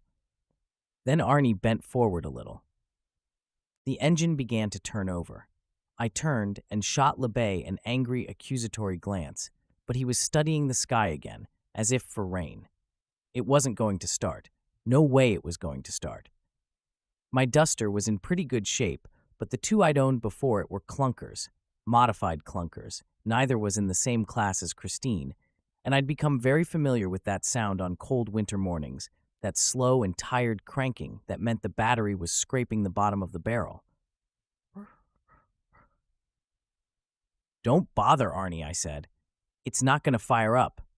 He didn't even raise his head. He turned the key off and then turned it on again. The motor cranked with painful, dragging slowness. I walked over to LeBay. "You couldn't even leave it running long enough to build up a charge, could you?" I asked. LeBay glanced at me from his yellow-owing, rheumy eyes, said nothing, and then began checking the sky for rain again. Or maybe it never started at all. Maybe you just got a couple of friends to come over and help you push it into the garage. If an old shit like you has any friends. He looked down at me. "Son," he said, "you don't know everything. You ain't even dry behind the ears yet. When you've slogged your way through a couple of wars like I have," I said deliberately, "fuck your couple of wars," and walked toward the garage where Arnie was still trying to start his car. Might as well try to drink the Atlantic dry with a straw or ride a hot air balloon to Mars, I thought. Ruh, ruh, ruh. Pretty soon, the last ohm and erg would be sucked out of that old corroded Sears battery, and then there would be nothing but that most dismal of all automotive sounds, most commonly heard on rainy back roads and deserted highways, the dull, sterile click of the solenoid, followed by an awful sound like a death rattle. I opened the driver's side door. "I'll get my cables," I said. He looked up. "I think she'll start for me," he said. I felt my lips stretch in a large, unconvincing grin. "Well, I'll get them, just in case." "Sure, if you want," he said absently, and then in a voice almost too low to hear, he said, "Come on, Christine, what do you say?" In the same instant, that voice awoke in my head and spoke again. "Let's go for a ride, big guy. Let's cruise," and I shuddered. He turned the key again. What I expected was that dull solenoid click and death rattle. What I heard was the slow crank of the engine suddenly speeding up. The engine caught, ran briefly, then quit. Arnie turned the key again. The engine cranked over faster. There was a backfire that sounded as loud as a cherry bomb in the closed space of the garage. I jumped. Arnie didn't. He was lost in his own world. At this point, I would have cursed it a couple of times, just to help it along. "Come on, you whore is always a good one. Let's go, cocksucker has its merits, and sometimes just a good hearty shit fire will turn the trick." Most guys I know would do the same. I think it's just one of the things you pick up from your father. What your mother leaves you is mostly good, hard-headed practical advice. If you cut your toenails twice a month, you won't get so many holes in your socks. Put that down, you don't know where it's been. Eat your carrots, they're good for you. But it's from your father that you get the magic, the talismans, the words of power. If the car won't start, curse it, and be sure you curse it female. If you went 7 generations back, you'd probably find one of your forebears cursing the goddamn bitch of a donkey that stopped in the middle of the toll bridge somewhere in Sussex or Prague. But Arnie didn't swear at it. He murmured under his breath, "Come on, doll. What do you say?" He turned the key. The engine kicked twice, backfired again, and then started up. It sounded horrible, as if maybe 4 of the 8 pistons had taken the day off, but he had it running. I could hardly believe it, but I didn't want to stand around and discuss it with him. The garage was rapidly filling up with blue smoke and fumes. I went outside. "That turned out all right after all, didn't it?" LeBay said. "And you don't have to risk your own precious battery." He spat. I couldn't think of anything to say. To tell you the truth, I felt a little embarrassed. The car came slowly out of the garage, looking so absurdly long that it made you want to laugh or cry or do something. I couldn't believe how long it looked. It was like an optical illusion, and Arnie looked very small behind the wheel. He rolled down the window and beckoned me over. We had to raise our voices to make ourselves heard clearly. That was another thing about Arnie's girl, Christine. She had an extremely loud and rumbling voice. She was going to have to be Midasized in a hurry. If there was anything left of the exhaust system to attach a silencer to, that was besides a lot of rusty lace. Since Arnie sat down behind the wheel, the little accountant in the automotive section, or my brain had totted up expenses of about $600, not including the cracked windscreen. God knew how much that might cost to replace. "I'm taking her down to Darnell's," Arnie yelled. His ad in the paper says I can park it in one of the back bays for $20 a week. Arnie, 20 a week for one of those back bays is too much, I bellowed back. Here was more robbery of the young and innocent. Darnell's garage sat next door to a 4-acre automobile wasteland that went by the falsely cheerful name of Darnell's Used Auto Parts. I had been there a few times, once to buy a starter for my Duster, once to get a rebuilt carb for the Mercury, which had been my first car. Well, Darnell was a great fat pig of a man who drank a lot and smoked long rank cigars, although he was reputed to have a bad asthmatic condition. He professed to hate almost every car-owning teenager in Libertyville, but that didn't keep him from catering to them and rooking them. I know, Arnie yelled over the bellowing engine, but it's only for a week or two until I find a cheaper place. I can't take it home like this, Dennis. My dad and mom would have a shit fit. That was certainly true. I opened my mouth to say something else, maybe to beg him again to stop this madness before it got completely out of control. Then I shut my mouth again. The deal was done. Besides, I didn't want to compete with that bellowing silencer anymore, or stand there pulling a lot of evil fried carbon exhaust into my lungs. All right, I said, I'll follow you. Good deal, he said, grinning. I'm going by Walnut Street and Basin Drive. I want to stay off the main roads. Okay, thanks, Dennis. He dropped the hydromatic transmission into D again, and the Plymouth lurched forward 2 feet and then almost stalled. Arnie goosed the accelerator a little, and Christine broke dirty wind. The Plymouth crept down LeBay's driveway to the street. When he pushed the brake, only one of the taillights flashed. My mental automotive accountant relentlessly rang up another $5. He hauled the wheel to the left and pulled out into the street. The remains of the silencer scraped rustily at the lowest point of the driveway. Arnie gave it more gas, and the car roared like a refugee from the demo derby at Philly Plains. Across the street, people leaned forward on their porches or came to their doors to see what was going on. Bellowing and snarling, Christine rolled up the street at about 10 miles an hour, sending out great stinking clouds of blue oil smoke that hung and then slowly raftered in the mellow August evening. At the stop sign 40 yards up, it stalled. A kid rode past the Hulk on his Raleigh, and his impudent, brassy shout drifted back to me. Put it in a trash masher, mister. Arnie's closed fist popped out of the window. His middle finger went up as he flipped the kid the bird. Another first. I had never seen Arnie flip anyone the bird in my life. The starter whined, the motor sputtered, and caught. This time there was a whole rattling series of backfires. It was as if someone had just opened up with a machine gun on Laurel Drive, Libertyville, USA. I groaned. Someone would call the cops pretty soon, reporting a public nuisance, and they would grab Arnie for driving an unregistered, uninspected vehicle, and probably for the nuisance charge as well. That would not exactly ease the situation at home. There was one final echoing bang. It rolled down the street like the explosion of a mortar shell, and then the Plymouth turned left on Martin Street, which brought you to Walnut about a mile up. The westering sun turned its battered red body briefly to gold as it moved out of sight. I saw that Arnie had his elbow cocked out the window. I turned to LeBay, mad all over again, ready to give him some more hell. I tell you, I felt sick inside my heart, but what I saw stopped me cold. Roland D. LeBay was crying. It was horrible, and it was grotesque, and most of all, it was pitiable.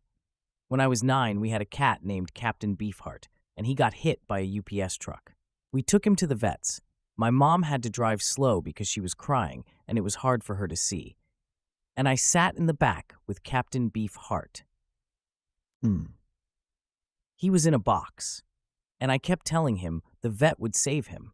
It was going to be okay, but even a little 9-year-old dumbhead like me could see it was never going to be all right for Captain Beefheart again, because some of his guts were out, and there was blood coming out of his asshole, and there was shit in the box and on his fur, and he was dying. I tried to pet him, and he bit my hand, right in the sensitive webbing between the thumb and the first finger. The pain was bad. That terrible feeling of pity was worse. I had not felt anything like that since then. Not that I was complaining, you understand. I don't think people should have feelings like that often. You have a lot of feelings like that, and I guess they take you away to the funny farm to make baskets. LeBay was standing on his balding lawn not far from the place where that big patch of oil had defoliated everything, and he had this great big old man's snot rag out, and his head was down, and he was wiping his eyes with it. The tears gleamed greasily on his checks, more like sweat than real tears. His Adam's apple went up and down. I turned my head so I wouldn't have to look at him cry and happened to stare straight into his one-car garage. Before, it had seemed really full. The stuff along the walls, of course, but most of all that huge old car with its double headlights and its wraparound windscreen and its acre of hood. Now the stuff along the walls only served to accentuate the garage's essential emptiness. It gaped like a toothless mouth. That was almost as bad as LeBay. But when I looked back, the old bastard had gotten himself under control well, mostly. He had stopped leaking at the eyes, and he had stuffed the snot rag into the back pocket of his patented old man's pants, but his face was still bleak, very bleak. "Well, that's that," he said hoarsely. "I'm shot of her, Sonny." "Miss LeBay," I said. "I only wish my friend could make the same statement. If you knew the trouble he was in over that rust bucket with his folks." "Get out of here," he said. "You sound like a goddamn sheep. Just bah, bah, bah. That's all I hear coming out in your hole. I think your friend there knows more than you do. Go and see if he needs a hand." I started down the lawn to my car. I didn't want to hang around LeBay a moment longer.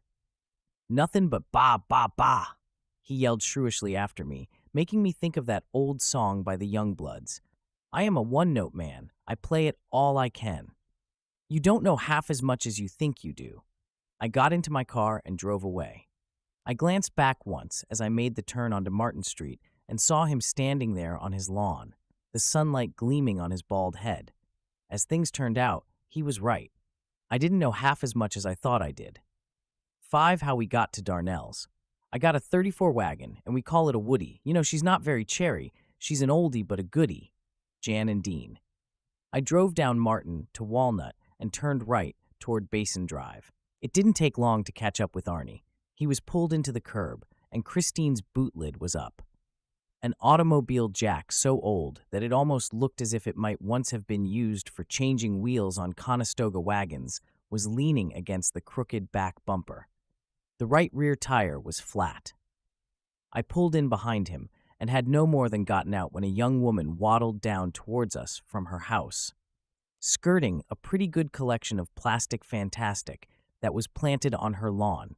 2 pink flamingos, 4 or 5 little stone ducks in a line behind a big stone mother duck, and a really good plastic wishing well with plastic flowers planted in the plastic bucket. She was in dire need of Weight Watchers. "You can't leave that junk here," she said around a mouthful of chewing gum. "You can't leave that junk parked in front of our house. I just hope you know that."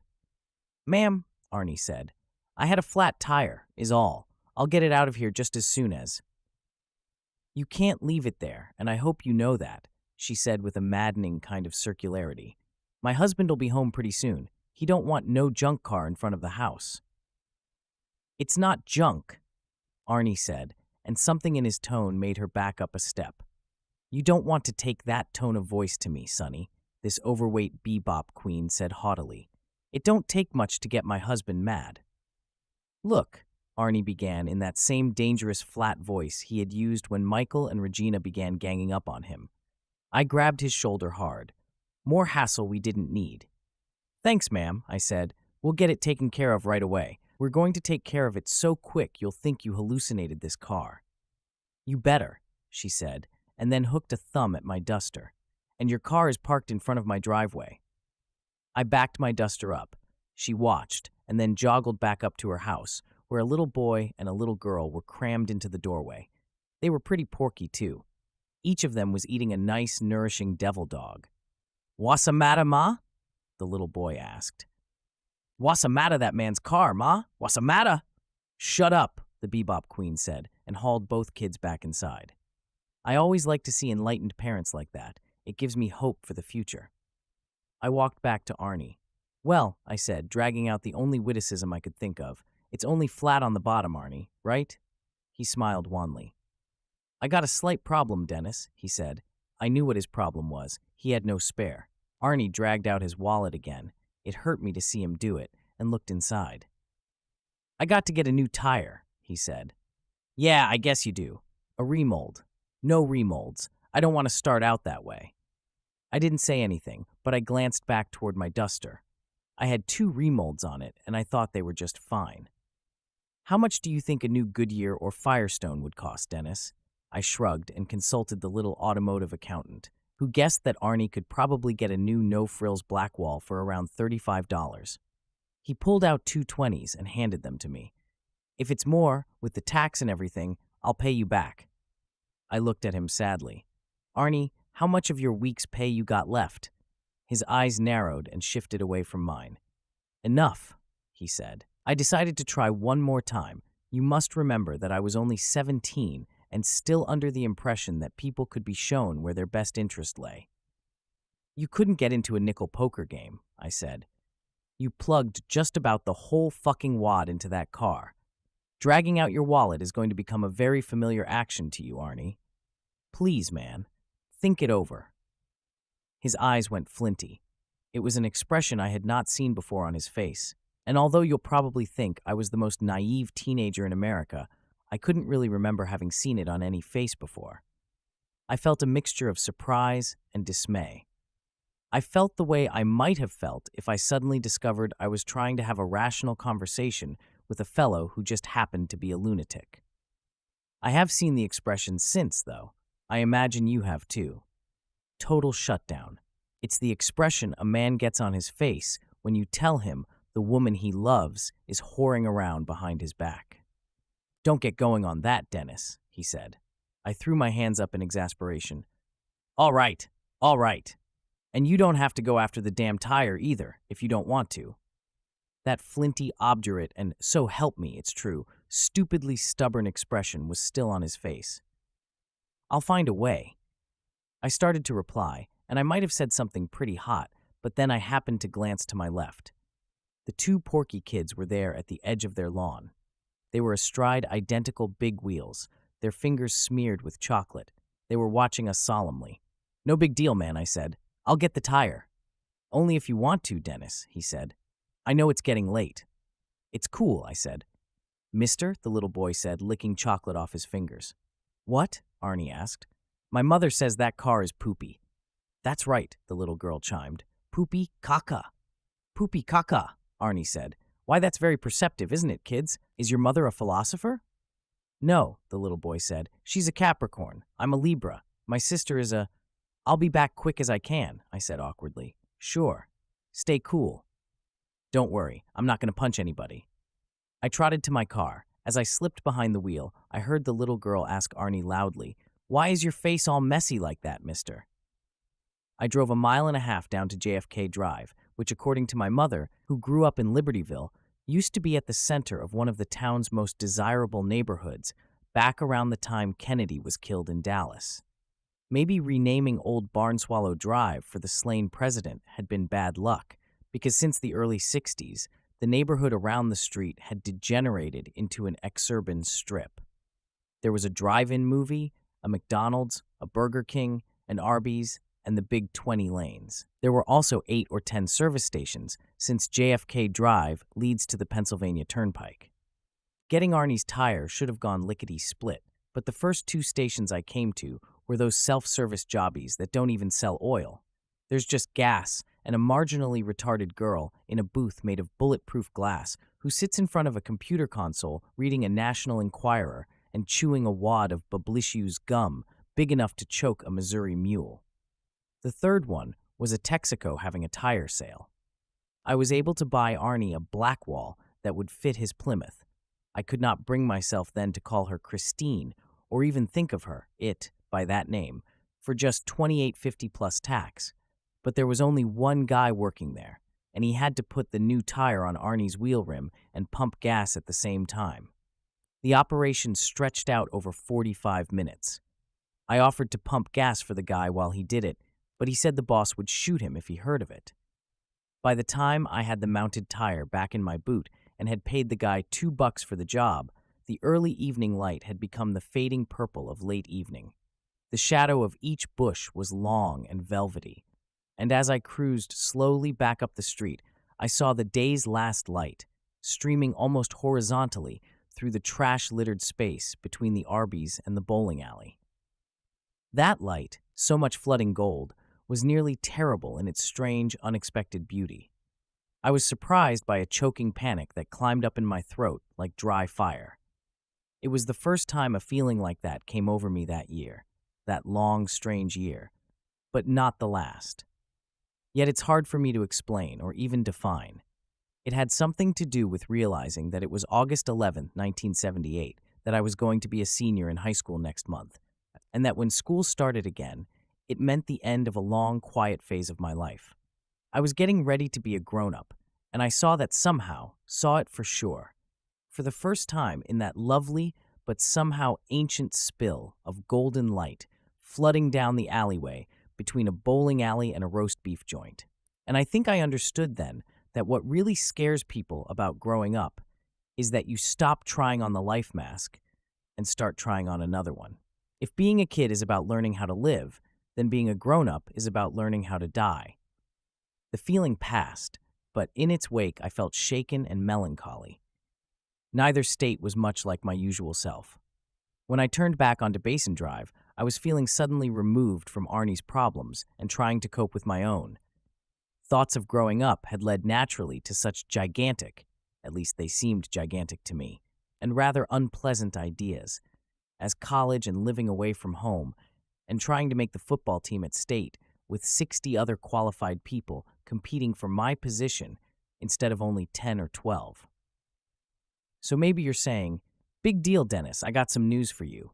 1 billion red Chinese don't give a shit if you make the first squad as a college freshman." Fair enough. I'm just trying to say that those things seemed really real to me for the first time, and really frightening. Your mind takes you on trips like that sometimes, and if you don't want to go, it takes you anyway. Seeing that the B-pop queen's husband had indeed arrived home, and that he and Arnie were standing almost nose to nose, apparently ready to start mixing it up at any second, didn't help my mood at all. The two little kids still sat solemnly astride their big wheels, their eyes shifting back and forth from Arnie to Daddy and back again to Arnie, like spectators at some apocalyptic tennis match where the ref would cheerfully shoot the loser. They seemed to be waiting for the moment of combustion when Daddy would flatten my skinny friend and do the cool jerk all the way up and down his broken body. I pulled over quickly and got out, almost running over to them. "I'm done talking at ya face," Dad's bellowed. "I'm telling you I want it out, and I want it out right now." He had a big, flattened nose full of burst veins. His cheeks were flushed to the color of new brick, and above his gray twill workshirt, corded veins stood out on his neck. "I'm not going to drive it on the rim," Arnie said. "I told you that. You wouldn't do it if it was yours." "I'll drive you on the rim, pizza face," Daddy said, apparently intent on showing his children how big people solve their problems in the real world.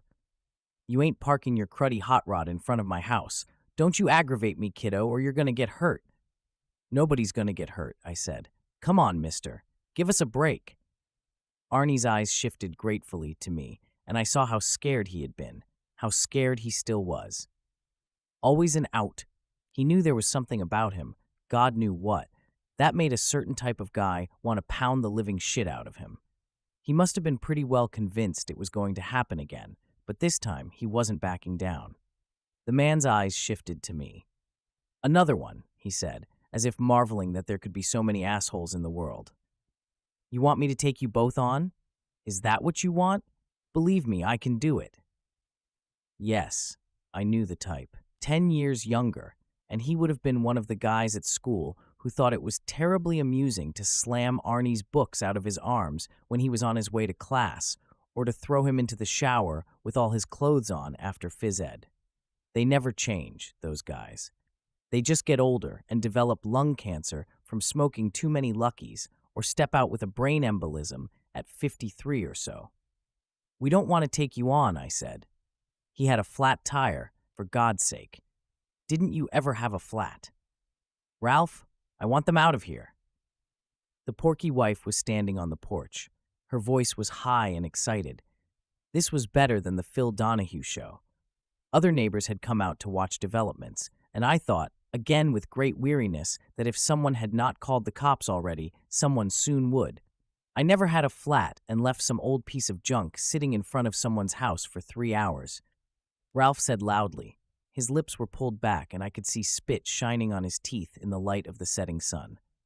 It's been an hour, I said quietly, if that. Don't give me any of your smart mouth, kid, Ralph said. I ain't interested. I ain't like you guys. I work for a living. I come home tired. I ain't got time to argue. I want it out, and I want it out now. I've got a spare right in my boot, I said, if we could just put it on. And if you had any common decency. Arnie began hotly. That almost did it. If there was one thing our buddy Ralph wasn't going to have impugned in front of his kids, it was his common decency. He swung on Arnie. I don't know how it would have ended, with Arnie in jail, maybe, his precious car impounded, but somehow I was able to get my own hand up and catch Ralph's hand by the wrist. The two of them coming together made a flat smacking sound in the dusk. The porky little girl burst into whiny tears. The porky little boy sat astride his big wheel, with his lower jaw hanging almost to his chest. Arnie, who had always scuttered past the smoking area at school like a hunted thing, never even flinched. He actually seemed to want it to happen. Ralph whirled on me, his eyes bulging with fury. All right, you little shit, he said. You first. I held on to his hand, straining. Come on, man, I said in a low voice. The tire's in my boot. Give us 5 minutes to change it and get out of your face. Please. Little by little, the pressure of holding his hand back slacked off. He glanced at his kids, the little girl sniveling, the little boy wide-eyed, and that seemed to decide him. 5 minutes, he agreed. He looked at Arnie. You're just goddamn lucky I ain't calling the police on you. That thing's uninspected, and it ain't got no tags either. I waited for Arnie to say something else inflammatory and send the game into extra innings, but maybe he hadn't forgotten everything he knew about discretion. Thank you, he said. I'm sorry if I got hot under the collar. Ralph grunted and tucked his shirt back into his pants with savage little jabs. He looked over at his kids again. Get in the house, he roared.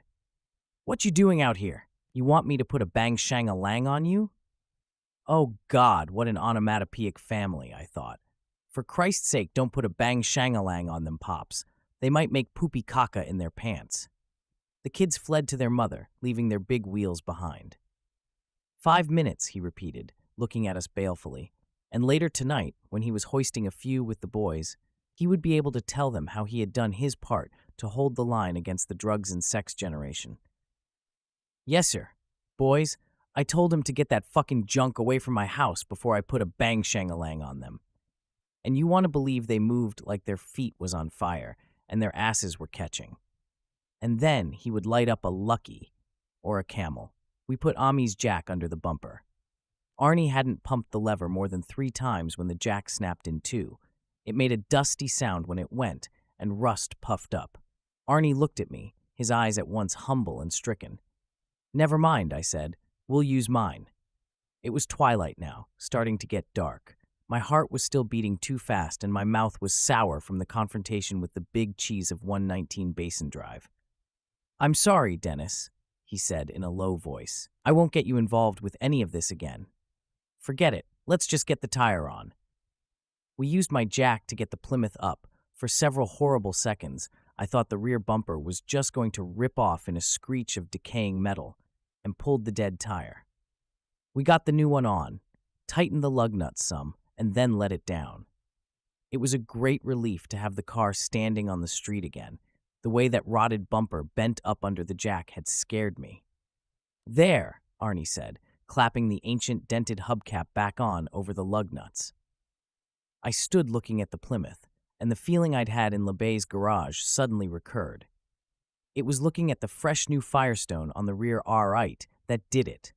The blackmail still had one of the manufacturer's stickers on it, and the bright yellow chalk marks from the gas jockey's hurried wheel balancing.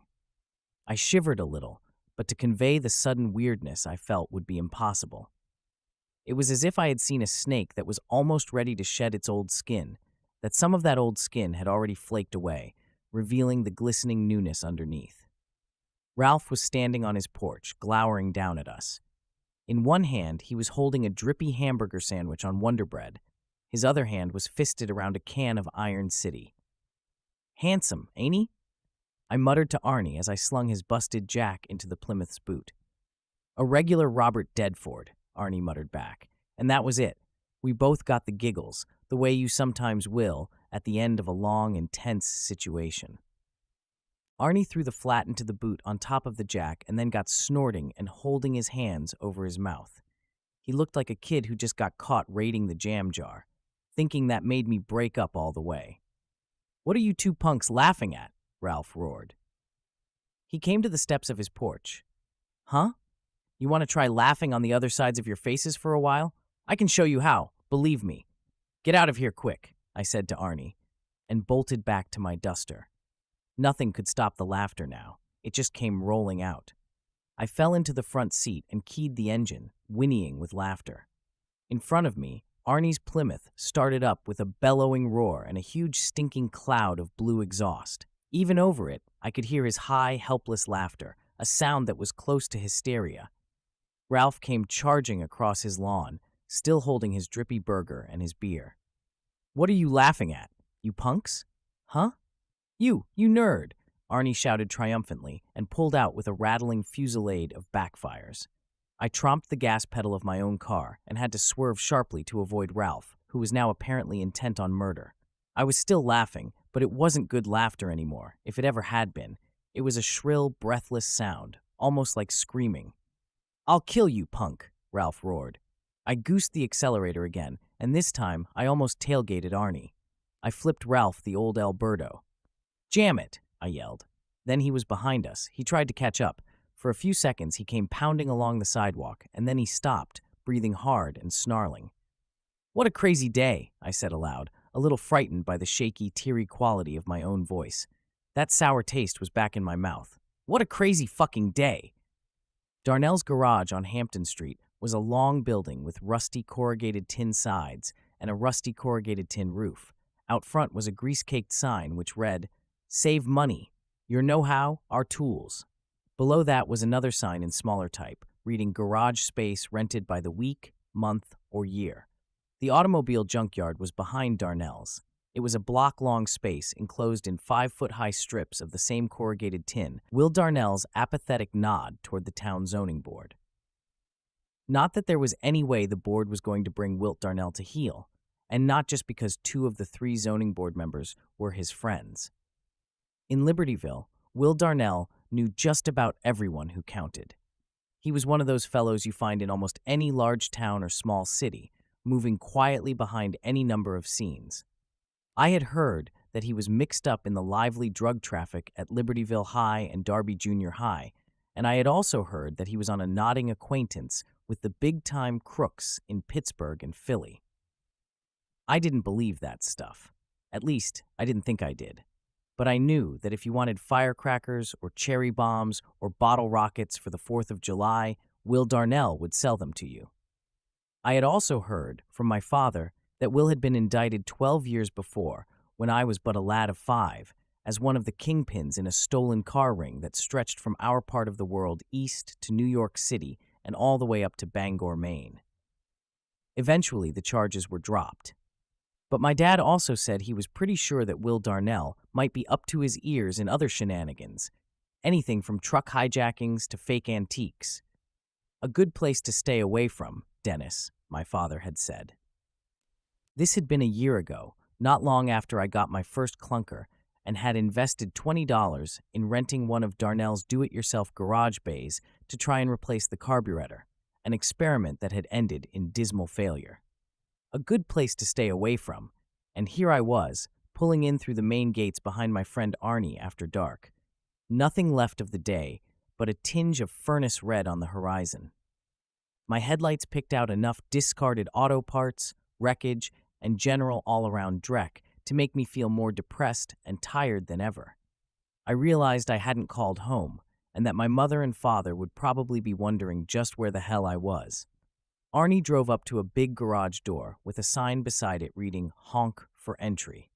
There was a feeble light spilling out through a grime-coated window beside the door. Somebody was at home. and I barely restrained an impulse to lean out of my window and tell Arnie to drive his car over to my house for the night. I had a vision of us stumbling onto Will Darnell and his cronies inventorying hijacked color TVs or repainting stolen Cadillacs. The Hardy Boys come to Libertyville. Arnie just sat there, not honking, not doing anything, and I was about to get out and ask him what was what when he came back to where I was parked. Even in the last of the failing light, he looked deeply embarrassed. "Would you mind honking your horn for me, Dennis?" he said humbly. "Christine's doesn't seem to work." "Sure. Thanks." I beeped my horn twice, and after a pause, the big garage door went rattling up. Will Darnell himself was standing there, his belly pushing out over his belt. He waved Arnie inside impatiently. I turned my car around, parked it facing out, and went inside myself. The interior was huge, vault-like, and terribly silent at the end of the day. There were as many as 5 dozen slant parking stalls, each equipped with its own bolted-down toolbox for do-it-yourselfers who had ailing cars but no tools. The ceiling overhead was high and crossed with naked, gantry-like beams. Signs were plastered everywhere. All tools must be inspected before you leave, and make appointment for lift time in advance, and motor manuals on first-come, first-served basis, and no profanity or swearing will be tolerated. Dozens of others. Everywhere you turned, one seemed to jump right out at you. A big sign man was Will Darnell. "Stall 20! Stall 20!" Darnell yelled at Arnie in his irritable, wheezy voice. "Get it over there and shut it off before we all choke." We all seemed to be a group of men at an oversized card table in the far corner. Poker chips, cards, and bottles of beer were scattered across the table. They were looking at Arnie's new acquisition with varying expressions of disgust and amusement. Arnie drove across to stall 20, parked it, and shut it off. Blue exhaust drifted in the huge, cavernous space. Darnell turned to me. He was wearing a sail-like white shirt and brown khaki pants. Great rolls of fat bulged out his neck and hung in dewlaps from below his chin. "Kiddo," he said in that same wheezing voice, "if you sold him that piece of shit, you ought to be ashamed of yourself." I didn't sell it to him. For some absurd reason, I felt I had to justify myself before this fat slob in a way I wouldn't have done before my own father. I tried to talk him out of it. "You should have talked harder." He walked across to where Arnie was getting out of his car. He slammed the door. Rust flaked down from the rocker panel on that side in a fine red shower. Asthma or no asthma, Darnell walked with the graceful, almost feminine movements of a man who has been fat for a long time and sees a long future of fathood ahead of him. And he was yelling at Arnie before Arnie even got turned around, asthma or not. I guess you could say he was a man who hadn't let his infirmities get him down. Like the kids in the smoking area at school, like Ralph on Basin Drive, like Buddy Repperton. We'll be talking about him all too soon, I'm afraid. He had taken an instant dislike to Arnie. It was a case of hate at first sight. "Okay, that's the last time you run that mechanical asshole in here without the exhaust hose," he yelled. "I catch you doing it, you're out, you understand?" "Yes." Arnie looked small and tired and whipped. Whatever wild energy had carried him this far was gone now. It broke my heart a little to see him looking that way. Darnell didn't let him get any further. "You want an exhaust hose. That's $2.50 an hour if you reserve in advance. And I'm telling you something else right now, and you want to take it to heart, my young friend. I don't take any shit from you kids. I don't have to. This place is for working guys that got to keep their cars running so they can put bread on the table, not for rich college kids who want to go out dragging on the orange belt. I don't allow no smoking in here. If you want a butt, you go outside in the junkyard. I don't Don't interrupt me, son. Don't interrupt me and don't get smart," Darnell said. Now he was standing in front of Arnie. Being both taller and wider, he blotted my friend out entirely. I began to get angry again. I could actually feel my body moan in protest at the yo-yo string my emotions had been on ever since we pulled up to LeBay's house and saw that the damned car wasn't on the lawn anymore. Kids are a downtrodden class. After a few years, you learn to do your own version of an Uncle Tom routine on kid baiters like Will Darnell. "Yes, sir. No, sir. Okay, you bet." But Jesus, he was laying it on thick. I suddenly grabbed Darnell's arm. "Sir?" He swung around on me. I find that the more I dislike adults, the more apt I am to call them sir. What? Those men over there are smoking. You better tell them to stop. I pointed to the guys at the poker table. They had dealt out a fresh hand. Smoke hung over the table in a blue haze. Darnell looked at them, then back at me. His face wagged very solemn. You trying to help your buddy right out of here, Junior? No, I said. Sir, then shut your pie hole. He turned back to Arnie and put his meaty hands on his wide, well-padded hips. I know a creep when I see one, he said, and I think I'm looking at one right now. You're on probation, kid. You screw around with me just one time, and it don't matter how much you paid up in front, I'll put you out on your ass. Dull fury went up from my stomach to my head and made it throb. Inside, I begged Arnie to tell this fat fuck to bore it and stroke it, and then drive it straight up his old tan track just as fast and far as it would go. Of course, then Darnell's poker buddies would get into it, and we'd both probably end this enchanting evening at the emergency room of Libertyville Community Hospital, getting our heads stitched up, but it would almost be worth it. Arnie, I begged inside, tell him to shove it and let's get out of here. Stand up to him, Arnie. Don't let him pull this shit on you. Don't be a loser, Arnie. If you can stand up to your mother, you can stand up to this happy asshole.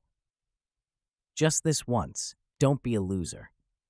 Arnie stood silent for a long time, his head down, and then he said, Yes, sir. The word was so low it was nearly inaudible. It sounded as if he was choking on it. What did you say? Arnie looked up. His face was deadly pale. His eyes were swimming with tears. I couldn't look at that. It hurt me too bad to look at that. I turned away. The poker players had suspended their game to watch developments over at stall 20. I said, Yes, sir, Arnie said in a trembling voice. It was as if he had just signed his name to some terrible confession. I looked at the car again, the 58 Plymouth, sitting in here when it should have been out back in the junkyard with the rest of Darnell's rotten plugs, and I hated it all over again for what it was doing to Arnie. All right, get out of here, Darnell said. We're closed. Arnie stumbled away blindly. He would have walked right into a stack of old bald tires if I hadn't grabbed his arm and steered him away. Darnell went back the other way to the poker table. When he got there, he said something to the others in his wheezy voice. They all roared with laughter. I'm all right, Dennis, Arnie said, as if I had asked him. His teeth were locked together, and his chest was heaving in quick, shallow breaths. I'm all right. Let go of me. I'm all right. I'm okay. I let go of his arm. We walked across to the door, and Darnell hollered at us, And you ain't going to bring your hoodlum friends in here, or you're out. One of the others chimed, And leave your dope at home. Arnie cringed. He was my friend, but I hated him when he cringed that way. We escaped into the cool darkness. The door rattled down behind us. And that's how we got Christine to Darnell's garage. Some great time, huh? 6 outside. I got me a car, and I got me some gas. Told everybody they could kiss my ass. Glenn Fry. We got into my car, and I drove out of the yard. Somehow it had gotten around to past 9 o'clock. How the time flies when you're having fun. A half moon stood out in the sky. That and the orange lights in the acres of parking lot at the Monroeville Mall took care of any wishing stars there might have been. We drove the first 2 or 3 blocks in utter silence, and then Arnie suddenly burst into a fury of weeping. I had thought he might cry, but the force of this frightened me. I pulled over immediately. Arnie, I gave up right there. He was going to do it until it was done. The tears and the sobs came in a shrill, bitter flood, and they came without restraint. Arnie had used up his quota of restraint for the day. At first, it seemed to be nothing but reaction. I felt the same sort of thing myself, only mine had gone to my head, making it ache like a rotted tooth, and to my stomach, which was sickly clenched up. So yeah, at first I thought it was nothing but a reaction sort of thing, a spontaneous release, and maybe at first it was. But after a minute or two, I realized it was a lot more than that. It went a lot deeper than that. And I began to get words out of the sounds he was making, just a few at first, then strings of them. I'll get them, he shouted thickly through the sobs. I'll get those fucking sons of bitches, I'll get them, Dennis. I'll make them sorry. I'll make those fuckers eat it. Eat it! Eat it! Stop it, I said, scared. Arnie, quit it. But he wouldn't quit it. He began to slam his fists down on the padded dashboard of my duster, hard enough to make marks. I'll get them, you see if I don't. In the dim glow of the moon and a nearby streetlight, his face looked ravaged and hag-like. He was like a stranger to me then. He was off walking in whatever cold places of the universe a fun-loving God reserves for people like him. I didn't know him. I didn't want to know him. I could only sit there helplessly and hope that the Arnie I did know would come back. After a while, he did. The hysterical words disappeared into sobs again. The hate was gone and he was only crying. It was a deep, bawling, bewildered sound. I sat there behind the wheel of my car, not sure what I should do, wishing I was someplace else. Any place else, trying on shoes at Tom McCann's, filling out a credit application in a discount store, standing in front of a pay toilet stall with diarrhea and no dime. Any place, man. It didn't have to be Monte Carlo. Mostly I sat there wishing I was older, wishing we were both older. But that was a cope-out job. I knew what to do. Reluctantly, not wanting to, I slid across the seat and put my arms around him and held him. I could feel his face, hot and fevered, mashed against my chest. We sat that way for maybe 5 minutes, and then I drove him to his house and dropped him off. After that, I went home myself. Neither of us talked about it later, me holding him like that. No one came along the sidewalk and saw us parked at the curb. I suppose if someone had, we would have looked like a couple of queers. I sat there and held him and loved him the best I could, and wondered how come it had to be that I was Arnie Cunningham's only friend. Because right then, believe me, I didn't want to be his friend. Yet, somehow, I realized it then, if only dimly, maybe Christine was going to be his friend now too.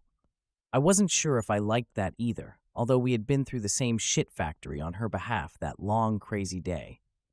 When we rolled up to the curb in front of his house, I said, "You gonna be all right, man?" He managed to smile. "Yeah, I'll be okay." He looked at me sadly. "You know, you ought to find some other favorite charity, Heart Fund, Cancer Society. Something." "Ah, get out of here." "You know what I mean. If you mean you're a wet end, you're not telling me anything I didn't know." The front porch light came on, and both Michael and Regina came flying out, probably to see if it was us or the state police come to inform them that their only chicken child had been run over on the highway. "Arnold," Regina called shrilly. "Bug out, Dennis," Arnie said, grinning a little more honestly now. "This shit you don't need." He got out of the car and said dutifully, "Hi, Mom. Hi, Dad." "Where have you been?" Michael asked. "You had your mother badly frightened, young man." Arnie was right. I could do without the reunion scene. I glanced back in the rearview mirror just briefly and saw him standing there, looking solitary and vulnerable, and then the two of them enfolded him and began shepherding him back to the $60,000 nest, no doubt turning the full force of all their latest parenting trips on him. Parent effectiveness training, estet, who knows what else. They were so perfectly rational about it. That was the thing. They had played such a large part in what he was, and they were just too motherfucking and fatherfucking rational to see it. I turned the radio on to FM 104, where the Block Party weekend was continuing, and got Bob Seger and the Silver Bullet Band singing Still the Same. The serendipity was just a little too hideously perfect, and I dialed away to the Phillies game. The Phillies were losing. That was all right. That was par for the course. 7 bad dreams. I'm a roadrunner, honey, and you can't catch me. Yes, I'm a roadrunner, honey, and you can't keep up with me. Come on over here and race, baby, baby, you'll see. Move over, honey. Stand back. I'm going to put some dirt in your eye. Bo Diddley. When I got home, my dad and my sister were sitting in the kitchen eating brown sugar sandwiches. I started feeling hungry right away and realized I'd never gotten any supper. "Where you been, boss?" Elaine asked, hardly looking up from her 16 or cream or tiger beat or whatever it was. She had been calling me boss ever since I discovered Bruce Springsteen the year before and became a fanatic. It was supposed to get under my skin. At 14, Elaine was beginning to leave her childhood behind and to turn into the full-fledged American beauty that she eventually became, tall, dark-haired, and blue-eyed. But in that late summer of 1978, she was the total teenaged crowd animal. She had begun with Donnie and Marie at 9, then had gotten all moony for John Travolta at 11, I made the mistake of calling him John Revolta one day, and she scratched me so badly that I almost needed a stitch in my cheek. I supposed I deserved it, sort of. At 12, she was gone for Sean. Then it was Andy Gibb. Just lately, she had developed more ominous tastes, heavy metal rockers like Deep Purple and a new group, Styx. I was helping Arnie get his car squared away, I said, as much to my father as to Ellie. More, really. That creep. Ellie sighed and turned the page of her magazine. I felt a sudden and amazingly strong urge to rip the magazine out of her hands, tear it in two, and throw the pieces in her face. That went further toward showing me exactly how stressful the day had been than anything else could have done. Elaine doesn't really think Arnie's a creep. She just takes every possible opportunity to get under my skin. But maybe I had heard Arnie called a creep too often over the last few hours. His tears were still drying on the front of my shirt, for Christ's sake, and maybe I felt a little bit creepy myself. "What's Kiss doing these days, dear?" I asked her sweetly. "Written any love letters to Eric Estrada lately?" "Oh, Eric, I die for you. I go into a total cardiac arrest every time I think of your thick, greasy lips squelching down on mine." "You're an animal," she said coldly. "Just an animal. That's all you are. And I don't know any better. That's right." She picked up her magazine and her brown sugar sandwich and flounced away into the living room. "Don't you get that stuff on the floor, Ellie," Dad warned her, spoiling her exit a bit. I went to the fridge and rummaged out some bologna and a tomato that didn't look as if it was working. There was also half a package of processed cheese, but wild overindulgence in that shit as a grade schooler had apparently destroyed my craving for it. I settled for a quart of milk to go with my sandwich and opened a can of Campbell's Chunky Beef. "Did he get it?" Dad asked me. My dad is a tax consultant for Handar Block. He also does freelance tax work. In the old days, he used to be a full-time accountant for the biggest architectural firm in Pittsburgh, but then he had a heart attack and got out. He's a good man. "Yeah, he got it. Still look as bad to you as it did? Worse. Where's Mom?" "Her class," he said. His eyes met mine, and we both almost got the giggles. We immediately looked away in separate directions, ashamed of ourselves, but even being honestly ashamed didn't seem to help much. My mom is 43 and works as a dental hygienist. For a long time, she didn't work at her trade, but after Dad had his heart attack, she went back. 4 years ago, she decided she was an unsung writer. She began to produce poems about flowers and stories about sweet old men in the October of their years. Every now and then, she would get grittily realistic and do a story about a young Gert who was tempted to take a chance, and then decided it would be immeasurably better if she saved it for the marriage bed. This summer, she had signed up for a directed writing course at Horlicks, where Michael and Regina Cunningham taught, you will remember, and was putting all her themes and stories in a book she called Sketches of Love and Beauty. Now, you could be saying to yourself, and more power to you if you are, that there is nothing funny about a woman who has managed to hold a job and also to raise her family, deciding to try something new, to expand her horizons a little. And of course, you'd be right. Also, you could be saying to yourself that my father and I had every reason to be ashamed of ourselves, that we were nothing more than a couple of male sexist pigs oinking it up in our kitchen. And again, you'd be perfectly right. I won't argue either point, although I will say that if you had been subjected to frequent oral readings from Sketches of Love and Beauty, as Dad and I, and also Elaine, had been, you might understand the source of the giggles a little better. Well, she was and is a great mom, and I guess she is also a great wife for my father. At least I never heard him complain, and he's never stayed out all night drinking, and all I can say in our defense is that we never laughed to her face, either of us. That's pretty poor, I know, but at least it's better than nothing. Neither of us would have hurt her like that for the world. I put a hand over my mouth and tried to squeeze the giggles off. Dad appeared to be momentarily choking on his bread and brown sugar. I don't know what he was thinking of, but what had lodged in my mind was a fairly recent essay entitled, "Did Jesus Have a Dog?" On top of the rest of the day, it was nearly too much. I went to the cabinets over the sink and got a glass for my milk, and when I looked back, my father had himself under control again. That helped me do likewise. You looked sort of glum when you came in, he said. Is everything all right with Arnie Dennis? Arnie's cool, I said, dumping the soup into a saucepan and throwing it on the stove. He just bought a car, and that's a mess, but Arnie's all right. Of course, Arnie wasn't all right, but there are some things you can't bring yourself to tell your dad, no matter how well he's succeeding at the great American job of dadhood. Sometimes people can't see things until they see them for themselves, he said. Well, I said, I hope he sees it soon. He's got the car at Darnell's for $20 a week because his folks didn't want him to park it at home. $20 a week for just a stall? Or a stall and tools? Just a stall. That's highway robbery. Yeah, I said, noticing that my father didn't follow up that judgment with an offer that Arnie could park it at our place. You want to play a game of cribbage? I guess so, I said. Cheer up, Dennis. You can't make other people's mistakes for them.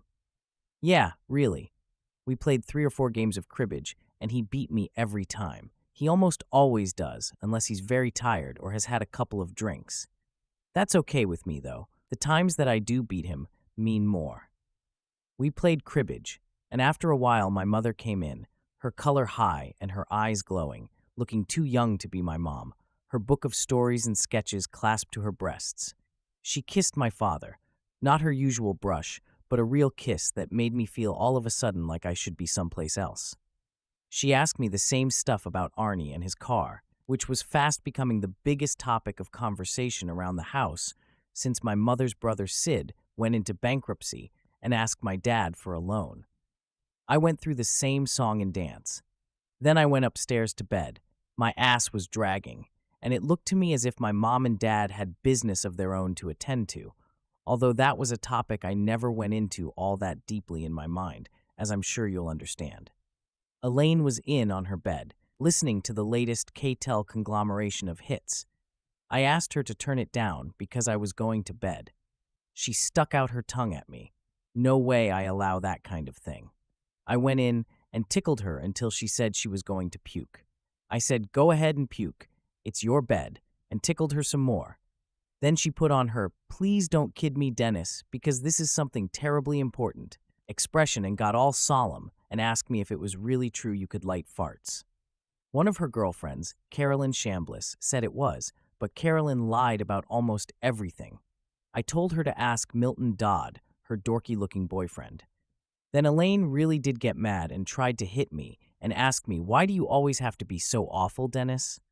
So I told her, yes, it was true you could light farts, and advised her not to try it. And then I gave her a hug, which I rarely did anymore. It made me uncomfortable since she started to get boobs, and so did the tickling, to tell the truth, and then I went to bed. And undressing, I thought, the day didn't end so bad, after all. There are people around here who think I'm a human being, and they think Arnie is as well. I'll get him to come over tomorrow or Sunday, and we'll just hang out, watch the Phillies on TV, maybe, or play some dumb board game. Careers, or life, or maybe that old standby Clue, and get rid of the weirdness. Get feeling decent again. So I went to bed with everything straight in my mind, and I should have gone right to sleep. But I didn't, because it wasn't straight, and I knew it. Things get started, and sometimes you don't know what the hell they are. Engines. That's something else about being a teenager. There are all these engines, and somehow you end up with the ignition keys to some of them, and you start them up, but you don't know what the fuck they are or what they're supposed to do. There are clues, but that's all. The drug thing is like that, and the booze thing, and the sex thing, and sometimes other stuff too. A summer job that generates a new interest, a trip, a course in school. Engines. They give you the keys and some clues and they say, start it up, see what it will do, and sometimes what it does is pull you along into a life that's really good and fulfilling. And sometimes what it does is pull you right down the highway to hell and leave you all mangled and bleeding by the roadside. Engines. Big ones. Like the 382s they used to put in those old cars. Like Christine. I lay there in the dark, twisting and turning, until the sheet was pulled out and all balled up and messy, and I thought about LeBay saying, her name is Christine. And somehow Arnie had picked up on that. When we were little kids, we had scooters and then bikes, and I named mine, but Arnie never named his. He said names were for dogs and cats and guppies. But that was then, and this was now.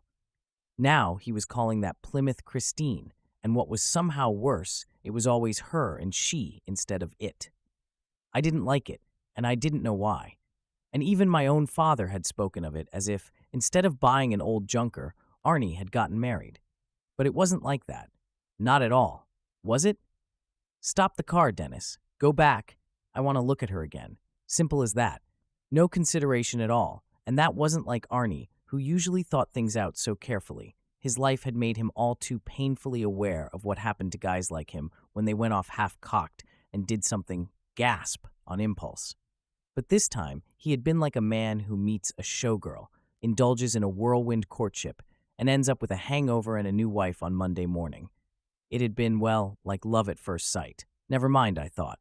We'll start over again. Tomorrow we'll start over. We'll get some perspective on this. And so finally I went to sleep and dreamed. The whining spin of a starter in darkness. Silence. The starter, whining again. The engineered, missed, then caught. An engine running in darkness. Then headlights came on, high beams, old-fashioned twin beams, spearing me like a bug on glass. I was standing in the open doorway of Roland D. LeBay's garage, and Christine sat inside, a new Christine with not a dent or a speck of rust on her. The clean, unblemished windscreen darkened to a polarized blue strip at the top. From the radio came the hard, rhythmic sounds of Dale Hawkins doing Susie Q, a voice from a dead age, full of a somehow frightening vitality. The motor muttering words of power through dual glass-pack silencers. And somehow I knew there was a Hurst gearbox inside, and Fuley headers. The Quaker State oil had just been changed. It was a clean amber color, automotive lifeblood. The wipers suddenly start up, and that's strange because there's no one behind the wheel. The car is empty. Come on, big guy. Let's go for a ride. Let's cruise. I shake my head. I don't want to get in there. I'm scared to get in there. I don't want to cruise. And suddenly, the engine begins to rev and fall off. Rev and fall off. It's a hungry sound, frightening. And each time the engine revs, Christine seems to lunge forward a bit, like a mean dog on a weak leash, and I want to move, but my feet seem nailed to the cracked pavement of the driveway. Last chance, big guy. And before I can answer, or even think of an answer, there is the terrible scream of rubber kissing off concrete, and Christine lunges out at me, her grill snarling like an open mouth full of chrome teeth, her headlights glaring. I screamed myself awake in the dead darkness of 2 a.m, the sound of my own voice scaring me, the hurried, running thud of bare feet coming down the hall scaring me even worse. I had double handfuls of sheet in both hands. I'd pulled the sheet right out. It was all wadded up in the middle of the bed. My body was sweat-slippery. Down the hall, Ellie cried out, "What was that?" in her own terror. My light flooded on, and there was my mom in a shorty nightgown that showed more than she would have allowed, except in the direst of emergencies, and right behind her, my dad, belting his bathrobe closed over nothing at all. "Honey, what is it?" my mom asked me. Her eyes were wide and scared. I couldn't remember the last time she had called me honey like that. When I was 14, 12, 10 maybe? I don't know. "Dennis?" Dad asked. Then Elaine was standing behind and between them, shivering. "Go back to bed," I said. "It was a dream, that's all. Nothing." "Wow," Elaine said, shocked into respect by the hour and the occasion. "Must have been a real horror movie. What was it, Dennis?" "I dreamed that you married Milton Dodd and then came to live with me," I said. "Don't tease your sister," Mom said. "What was it, Dennis?" "I don't remember," I said. I was suddenly aware that the sheet was a mess, and there was a dark tuft of pubic hair poking out. I rearranged things in a hurry, with guilty thoughts of masturbation, wet dreams, God knows what else, shooting through my head. Total dislocation. For that first spinning moment or two, I hadn't even been sure if I was big or little. There was only that dark, terrifying, and overmastering image of the car lunging forward a little each time the engine revved, dropping back, lunging forward again, the hood vibrating over the engine bucket, the grill like steel teeth. Last chance, big guy. Then my mother's hand, cool and dry, was on my forehead, hunting fever. "It's all right, Mom," I said. "It was nothing, just a nightmare." "But you don't remember." "No, It's gone now. I was scared, she said, and then uttered a shaky little laugh. I guess you don't know what scared is until one of your kids screams in the dark. Ugh, gross, don't talk about it, Elaine said. Go back to bed, little one, Dad said and gave her but a light swat. She went, not looking totally happy about it. Maybe once she was over her own initial fright, she was hoping I'd break down and have hysterics. That would have given her a real scoop with the training bra set down at the rec program in the morning. You really okay? My mother asked. Dennis? Han? That word again, bringing back memories of knees scraped failing out of my red wagon. Her face, lingering over my bed as it had while I lay in the feverish throes of all those childhood illnesses. Mumps, measles, a bout of scarlet fever, making me feel absurdly like crying. I had 9 inches and 70 pounds on her. Sure, I said. All right, she said. Leave the light on. Sometimes it helps. And with a final doubtful look at my dad, she went out. I had something to be bemused about. The idea that my mother had ever had a nightmare. One of those things that never occur to you, I guess. Whatever her nightmares were, none of them had ever found their way into sketches of love and beauty. My dad sat down on the bed. You really don't remember what it was about? I shook my head. Must have been bad to make you yell like that, Dennis. His eyes were on mine, gravely asking if there was something he should know. I almost told him. The car, it was Amy's goddamn car. Christine the Rust Queen, 20 years old, ugly fucking thing. I almost told him. But then somehow it choked in my throat, almost as if to speak would have been to betray my friend. Good old Arnie, whom a fun-loving god had decided to swat with the ugly stick. All right, he said and kissed my cheek. I could feel his beard, those stiff little bristles that only come out at night. I could smell his sweat and feel his love. I hugged him hard, and he hugged me back. Then they were all gone, and I lay there with the bed table lamp burning, afraid to go back to sleep. I got a book and lay back down, knowing that my folks were lying awake downstairs in their room, wondering if I was in some kind of a mess or if I had gotten someone else. The cheerleader with the fantastic body, maybe in some kind of a mess. I decided sleep was an impossibility. I would read until daylight and catch a nap tomorrow afternoon, maybe, during the dull part of the ball game. And thinking that, I fell asleep and woke up in the morning with the book lying unopened on the floor beside the bed. 8 first changes. If I had money, I will tell you what I'd do. I would go downtown and buy a Mercury or two. I would buy me a Mercury and cruise up and down this road. The Steve Miller Band. I thought Arnie would turn up that Saturday, so I hung around the house, mowed the lawn, cleaned up the garage, even washed all 3 cars. My mother watched all this industry with some amazement and commented over a lunch of hot dogs and green salad that maybe I should have nightmares more often. I didn't want to phone Arnie's house, not after all the unpleasantness I had seen there lately. But when the pre-game show came on and he still hadn't shown, I took my courage in my hands and called. Regina answered, and although she was doing a good facsimile of "Nothing Has Changed," I thought I detected a new coolness in her voice. It made me feel sad. Her only son had been seduced by a baggy old whore named Christine, and old buddy Dennis must have been an accomplice. Maybe he had even pimped the deal. Arnie wasn't home, she said. He was at Darnell's garage. He had been there since 9 that morning. Oh, I said lamely. Oh, wow, I didn't know that. It sounded like a lie. Even more, it felt like a lie. No, Regina said in that new cool way. Goodbye, Dennis. The phone was dead in my hand. I looked at it a while and then hung up. Dad was parked in front of the TV in his gross purple Bermudas and his Jesus shoes. A 6-pack of Strohs crashed down in the cooler beside him. The Phillies were having a good day, belting the almighty hell out of Atlanta. My mom had gone out to visit one of her classmates. I think they read each other their sketches and poems and got exalted together. Elaine had gone over to her friend Della's house. Our place was quiet. Outside, the sun played tag with a few benign white clouds. Dad gave me a beer, which he does only when he's feeling extraordinarily mellow. But Saturday still felt flat. I kept thinking of Arnie, not watching the Phillies or soaking up the Rays, not even mowing the grass over at his house and getting his feet green. Arnie in the oily shadows of Will Darnell's do-it-yourself garage, playing games with that silent, rusting hulk while men shouted and tools clanged on the cement with that piercing white metal sound, the machine gun drill of pneumatic guns loosening old bolts. Will Darnell's wheezy voice and asthmatic cough. And god damn it, was I jealous? Was that what it was? When the seventh inning came along, I got up and started to go out.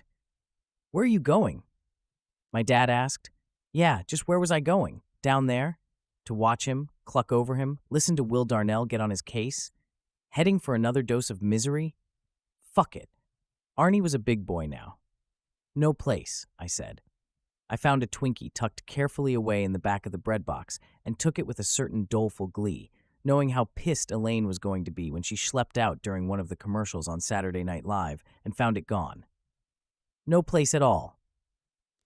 I came back into the living room and sat down and cadged another beer off my dad and ate Elaine's Twinkie and even lapped the cardboard it had been on.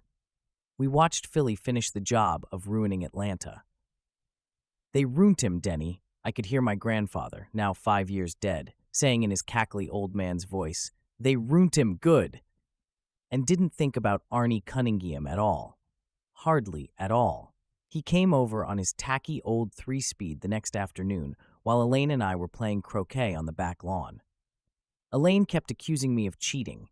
She was on one of her rips. Elaine always went on rips when she was getting her period. Elaine was very proud of her period. She had been having one regularly all of 14 months. "Hey," Arnie said, ambling round the corner of the house, "it's either the creature from the Black Lagoon and the Bride of Frankenstein or Dennis and Ellie." "What do you say, man?" I asked. "Grab a mallet." "I'm not playing," Elaine said, throwing her mallet down. "He cheats even worse than you do. Men!" As she stalked off, Arnie said in a trembling, affected voice, "That's the first time she ever called me a man, Dennis." He fell to his knees, a look of exalted adoration on his face. I started laughing. He could do it good when he wanted to. Arnie could. That was one of the reasons I liked him as well as I did. And it was a kind of secret thing, you know. I don't think anyone really saw that wit except me. I once heard about some millionaire who had a stolen Rembrandt in his basement where no one but him could see it. I could understand that guy. I don't mean that Arnie was a Rembrandt or even a world-class wit, but I could understand the attraction of knowing about something good. Something that was good, but still a secret. We goofed around the croquet course for a while, not really playing, just whopping the Jesus out of each other's balls. Finally, one went through the hedge into the Blackfords' yard, and after I crawled through to get it, neither of us wanted to play anymore. We sat down in the lawn chairs. Pretty soon our cat, Screaming Jay Hawkins, Captain Beefheart's replacement, came creeping out from under the porch, probably hoping to find some cute little chipmunk to murder slowly and nastily. His amber-green eyes glinted in the afternoon light, which was overcast and muted. "Thought you'd be over for the game yesterday," I said. "It was a good one." "I was at Darnell's," he said. "Heard it on the radio, though." His voice went up 3 octaves, and he did a very good imitation of my granddad. "They ruined him. They ruined him, Denny." I laughed and nodded. There was something about him that day. Perhaps it was only the light, which was bright enough, but still somehow gloomy and spare. Something that looked different. He looked tired. For one thing, there were circles under his eyes, but at the same time his complexion seemed a trifle better than it had been lately. He had been drinking a lot of Cokes on the job, knowing he shouldn't, of course, but unable to help succumbing to temptation from time to time. His skin problems tended to go in cycles, as most teenagers do, depending on their moods. Except in Arnie's case, the cycles were usually from bad to worse and back to bad again. Or maybe it was just the light. "What'd you do on it?" I asked. "Not much. Changed the oil. Looked the block over. It's not cracked, Dennis. That's one thing. LeBay or somebody left the drain plug out somewhere along the line. That's all. A lot of the old oil had leaked out. I was lucky not to fry a piston driving it Friday night." "How'd you get lift time?" "I thought you had to reserve that in advance." His eyes shifted away from mine. "No problem there," he said, but there was deception in his voice. "I ran a couple of errands for Mr. Darnell." I opened my mouth to ask what errands, and then I decided I didn't want to hear. Probably the couple of errands boiled down to no more than running around the corner to Shermer's luncheonette and bringing back coffee. And for the regulars, or crating up various used auto parts for later sale. But I didn't want to be involved in the Christine end of Arnie's life, and that included how he was getting along, or not getting along, down at Darnell's garage. And there was something else, a feeling of letting go. I either couldn't define that feeling very well back then, or didn't want to. Now, I guess I'd say it's the way you feel when a friend of yours falls in love and marries a right high-riding, dyed-in-the-wool bitch. You don't like the bitch, and in 99 cases out of 100, the bitch doesn't like you, so you just close the door on that room of your friendship. When the thing is done, you either let go of the subject, or you find your friend letting go of you, usually with the bitch's enthusiastic approval. "Let's go to the movies," Arnie said restlessly. "What's on?" "Well, there's one of those gross kung fu movies down at the State Twin. How does that sound?" "Hee-yah!" He pretended to administer a savage karate kick to Screaming Jay Hawkins, and Screaming Jay took off like a shot. "Sounds pretty good. Bruce Lee?" "Nah, some other guy." "What's it called?" "I don't know. Fists of Danger, Flying Hands of Death, or maybe it was Genitals of Fury, I don't know. What do you say? We can come back and tell the gross parts to Ellie and make her puke." "All right," I said, "if we can still get in for $1 each." "Yeah, we can until 3. Let's go." We went. It turned out to be a Chuck Norris movie. Not bad at all. And on Monday, we went back to building the interstate extension. I forgot about my dream. Gradually, I realized that I wasn't seeing as much of Arnie as I used to.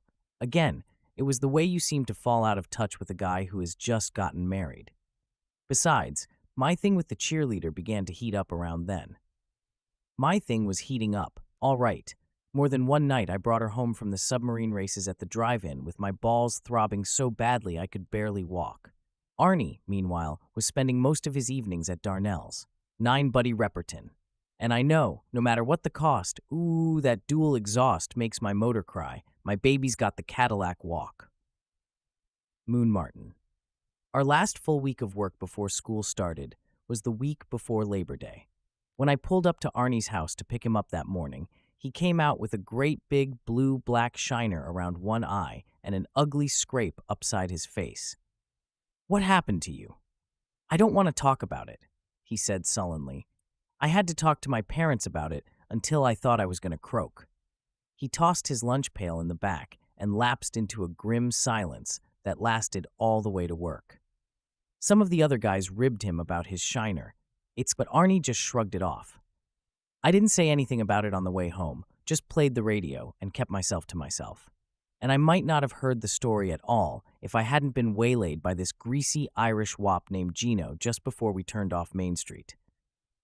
Back then, Gino was always waylaying me. He could reach right through a closed car window and do it. Gino's Fine Italian Pizza is on the corner of Main and Basin Drive, and every time I saw that sign with the pizza going up in the air and all the eyes dotted with shamrocks, it flashed off and on at night. How funky can you get, am I right? I'd feel the waylaying start again. And tonight my mother would be in class, which meant a pickup supper at home. The prospect didn't fill me with joy.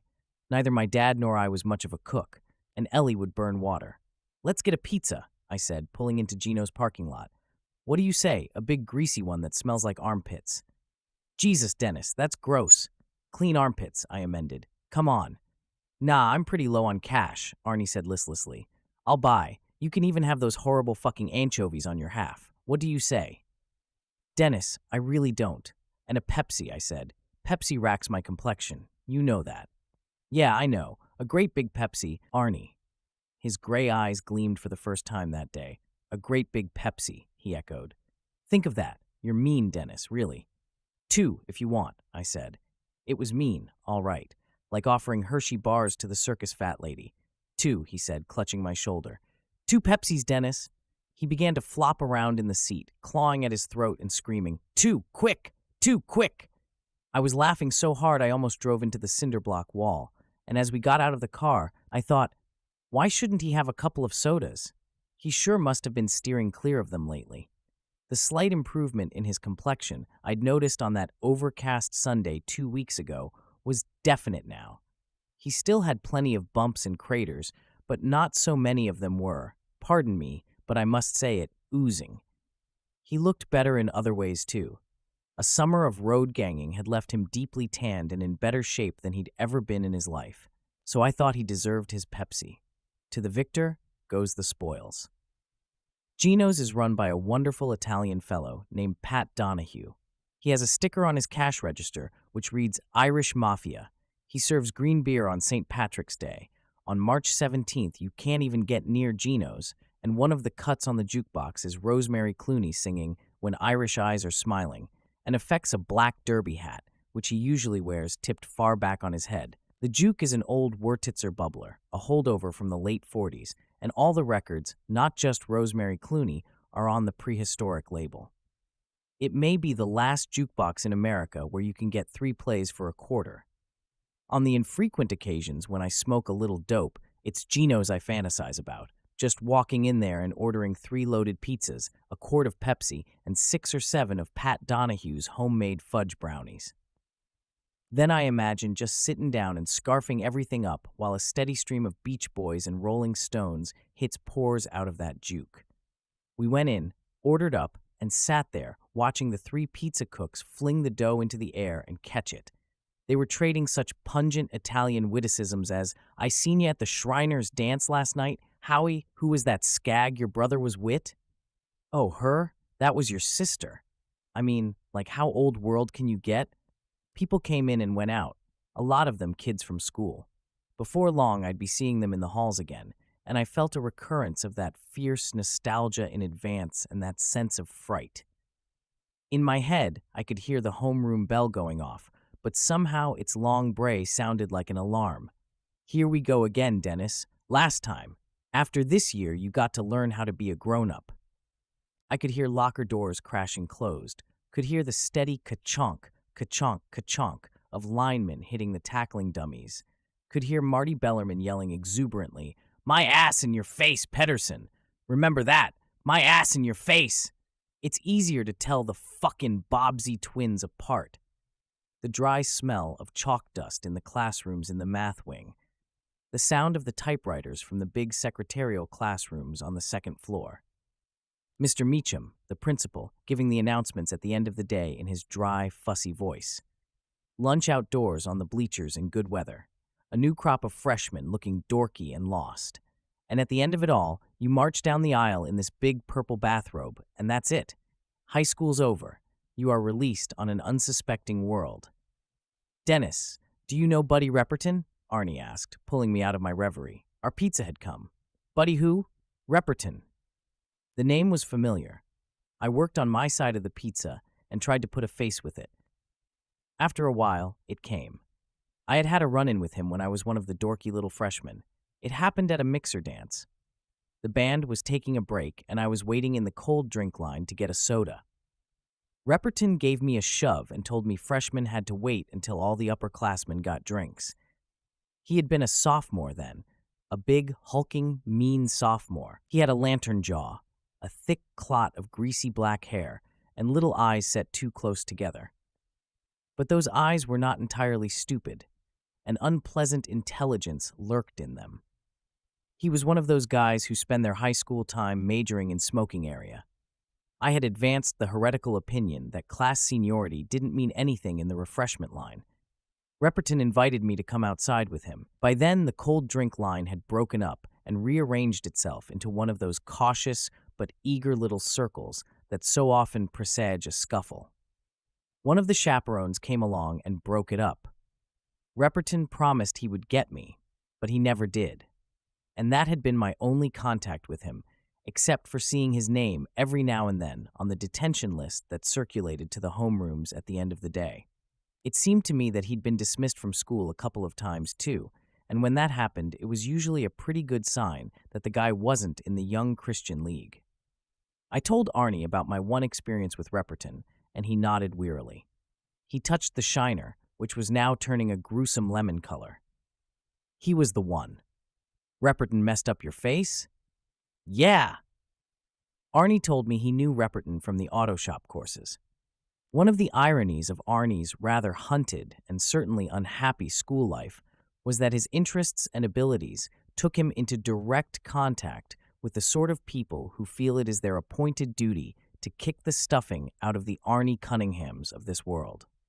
When Arnie was a sophomore and taking a course called Engine Fundamentals, which used to be plain old auto shop before the school got a whole bunch of vocational training money from the federal government, a kid named Roger Gilman beat the living shit out of him.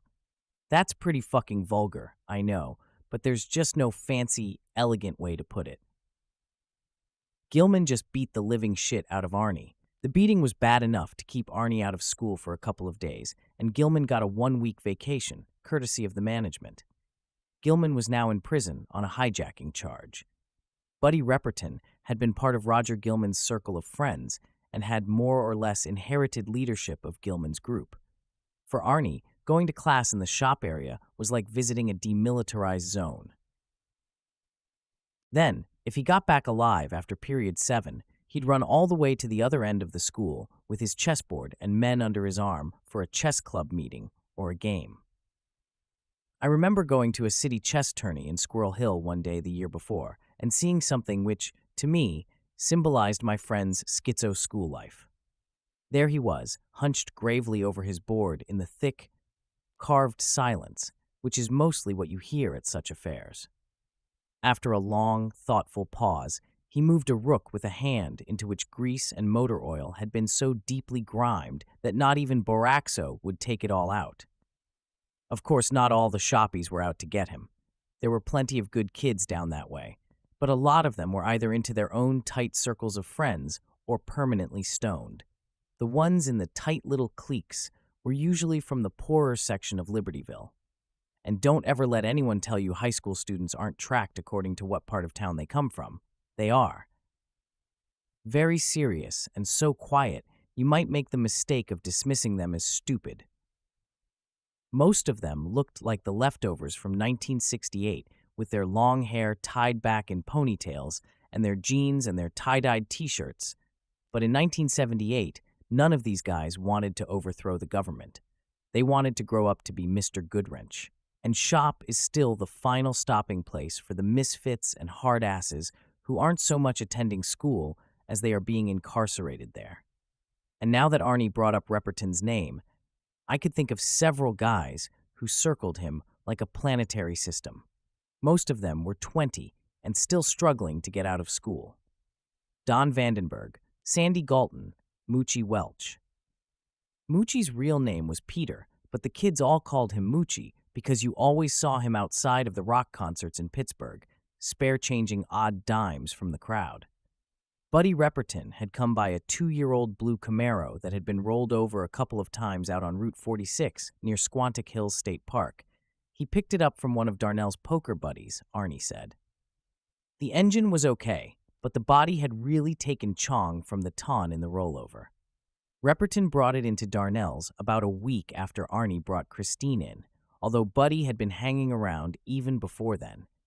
For the first couple of days, Repperton hadn't appeared to notice Arnie at all, and Arnie, of course, was just as happy not to be noticed. Repperton was on good terms with Darnell, though. He seemed to have no trouble obtaining high-demand tools that were usually only available on a reserve basis. Then Repperton had started getting on Arnie's case. He'd walk by on his way back from the Coke machine or the bathroom and knocked a box full of ball-joint wrench attachments that Arnie was using all over the floor in Amy's stall. Or, if Arnie had a coffee on the shelf, Repperton would manage to hit it with his elbow and spill it.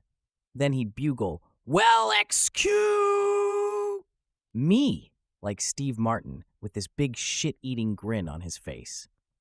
Darnell would holler over for Arnie to pick up those attachments before one of them went through a hole in the floor or something. Soon, Repperton was swerving out of his way to give Arnie a whistling clap on the back, accompanied by a bellowed, "How you doing, cunt face?" Arnie bore these opening salvos with the stoicism of a guy who has seen it all before, been through it all before. He was probably hoping for one of two things: either that the harassment would reach a constant level of annoyance and stop there, or that Buddy Repperton would find some other victim and move on. There was a third possibility as well, one almost too good to hope for. It was always possible that Buddy would get righteously busted for something and just disappear from the scene, like his old buddy Roger Gilman. It had come to blows on the Saturday afternoon just past.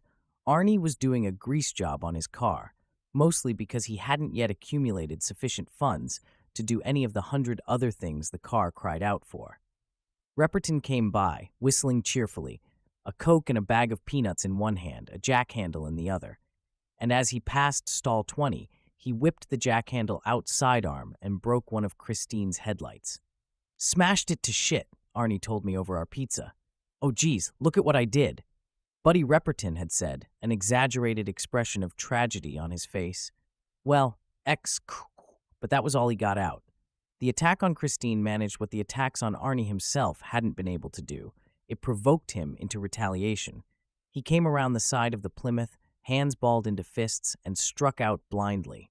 In a book or a movie, he probably would have socked Repperton right on the old knockout button and put him on the floor for a 10 count. Things rarely work out that way in real life. Arnie didn't get anywhere near Repperton's chin. Instead, he hit Repperton's hand, knocked the bag of peanuts on the floor, and spilled Coca-Cola all over Repperton's face and shirt. "All right, you fucking little prick," Repperton cried. He looked almost comically stunned. "There goes your ass." He came for Arnie with the jackhandle. Several of the other men ran over then, and one of them told Repperton to drop the jackhandle and fight fair. Repperton threw it away and waded in. "Darnell never tried to put a stop to it?" I asked Arnie. "He wasn't there, Dennis. He disappeared 15 minutes or half an hour before it started. It's like he knew it was going to happen."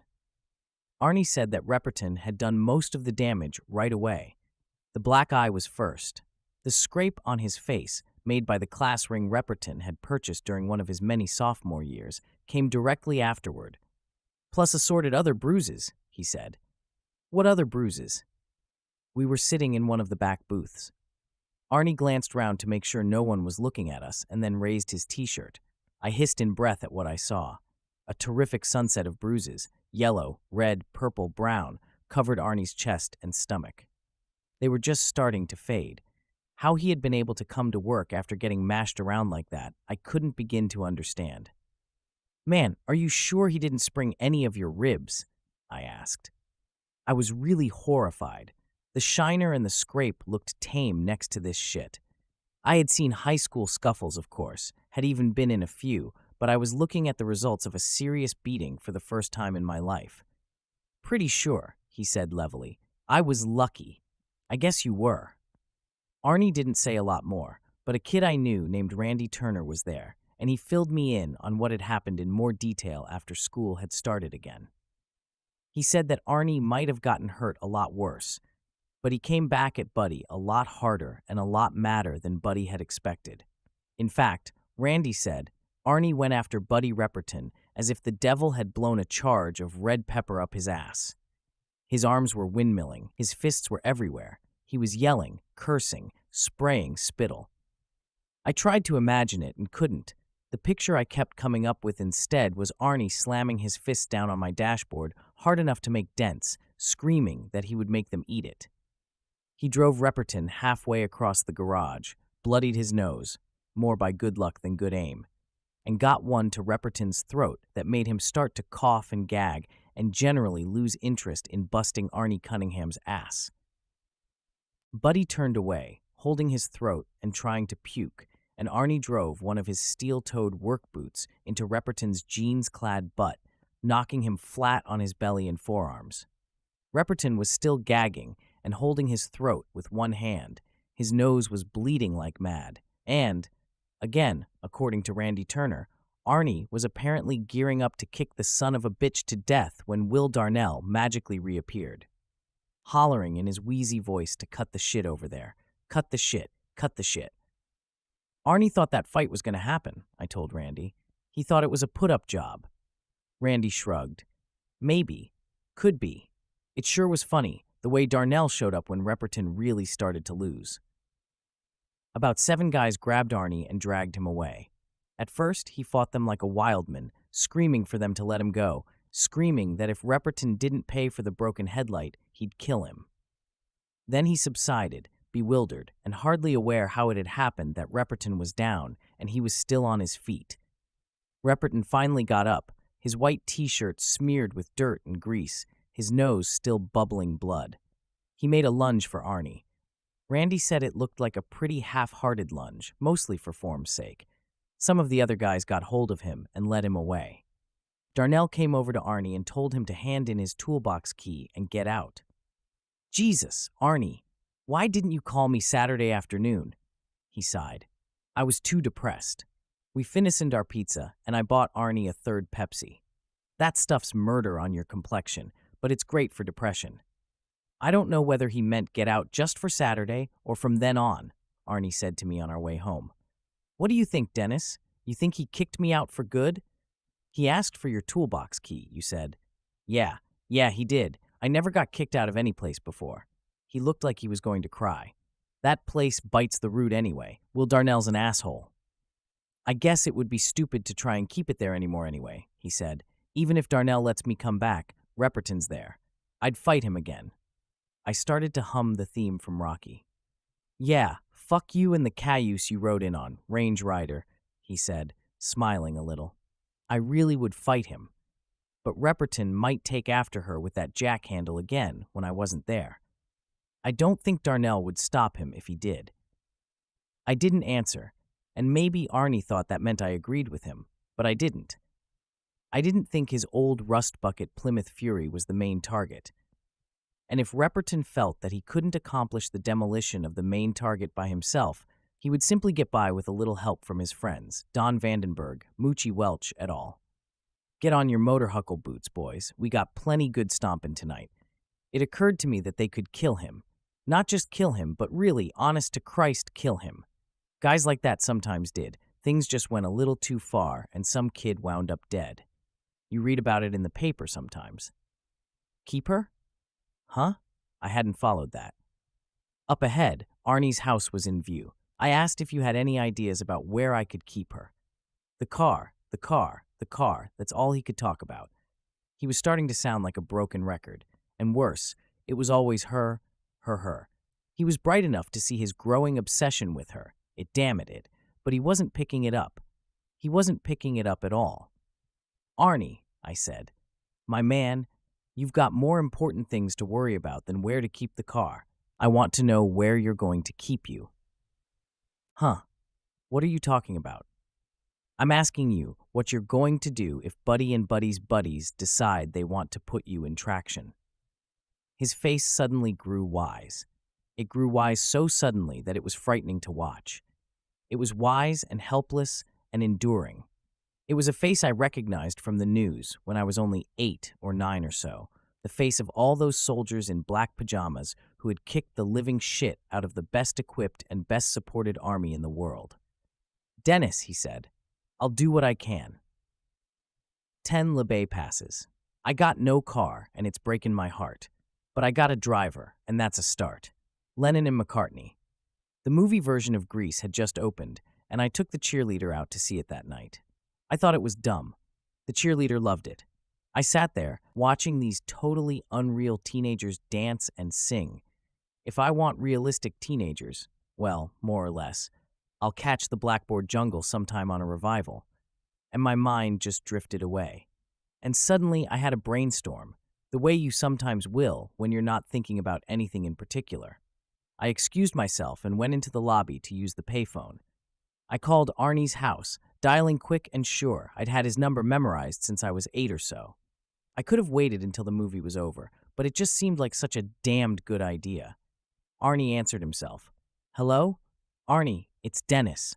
"Oh, Dennis." His voice sounded so odd and flat that I got a little scared. "Arnie, are you all right?" "Huh? Sure. I thought you were taking Roseanne to the movies. That's where I'm calling from." "It must not be that exciting," Arnie said. His voice was still flat and dreary. "Roseanne thinks it's great." I thought that would get a laugh out of him, but there was only a patient, waiting silence. "Listen," I said. I thought of the answer. "Answer?" "Sure," I said. LeBay. LeBay's the answer. Le, he said in a strange, high voice, and then there was more silence. I was starting to get more than a little scared. I'd never known him to be quite this way. Sure, I babbled. LeBay's got a garage, and I got the idea that he'd eat a dead rat sandwich if the profit margin looked high enough. If you were to approach him on the basis of, say, 16 or 17 bucks a week. Very funny, Dennis. His voice was cold and hateful. Arnie, what? He hung up. I stood there, looking at the phone, wondering what the hell it was about. Some new move from his parents? Or had he maybe gone back to Darnell's and found some new damage to his car? Or a sudden intuition, almost a certainty, struck me. I put the telephone back in its cradle and walked over to the concession stand and asked if they had today's paper. The candy and popcorn girl finally fished it out and then stood there snapping her gum while I thumbed to the back where they print the obituaries. I guess she wanted to make sure I wasn't going to perform some weird perversion on it, or maybe eat it. There was nothing at all, or so I thought at first. Then I turned the page and saw the headline.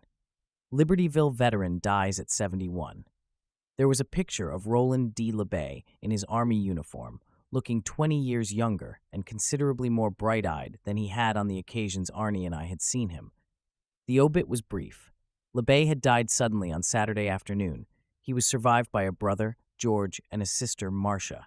Funeral services were scheduled for Tuesday at 2. Suddenly. In the obits, it's always after a long illness, after a short illness, or suddenly. Suddenly can mean anything from a brain embolism to electrocuting yourself in the bathtub. I remembered something I had done to Ellie when she was hardly more than a baby, 3, maybe. I scared the bejesus out of her with a jack-in-the-box. There was the little handle going around in Big Brother Dennis's hand, making music. Not bad, kind of fun. And then, kabonzo! Out comes this guy with grinning face and an ugly hooked nose, almost hitting her in the eye. Ellie went off bawling to find her mother, and I sat there, looking glumly at Jack as he nodded back and forth, knowing I was probably going to get hollered at, knowing that I probably deserved to get hollered at. I had known it was going to scare her, coming out of the music like that, all at once, with an ugly bang. Coming out so suddenly. I gave the paper back and stood there, looking blankly at the posters advertising next attraction and coming soon, Saturday afternoon. Suddenly.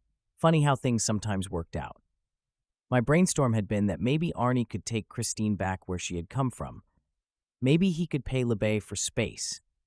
Now it turned out that LeBay was dead. He had died, as a matter of fact, on the same day that Arnie had gotten into it with Buddy Repperton, the same day Buddy had smashed Christine's headlights.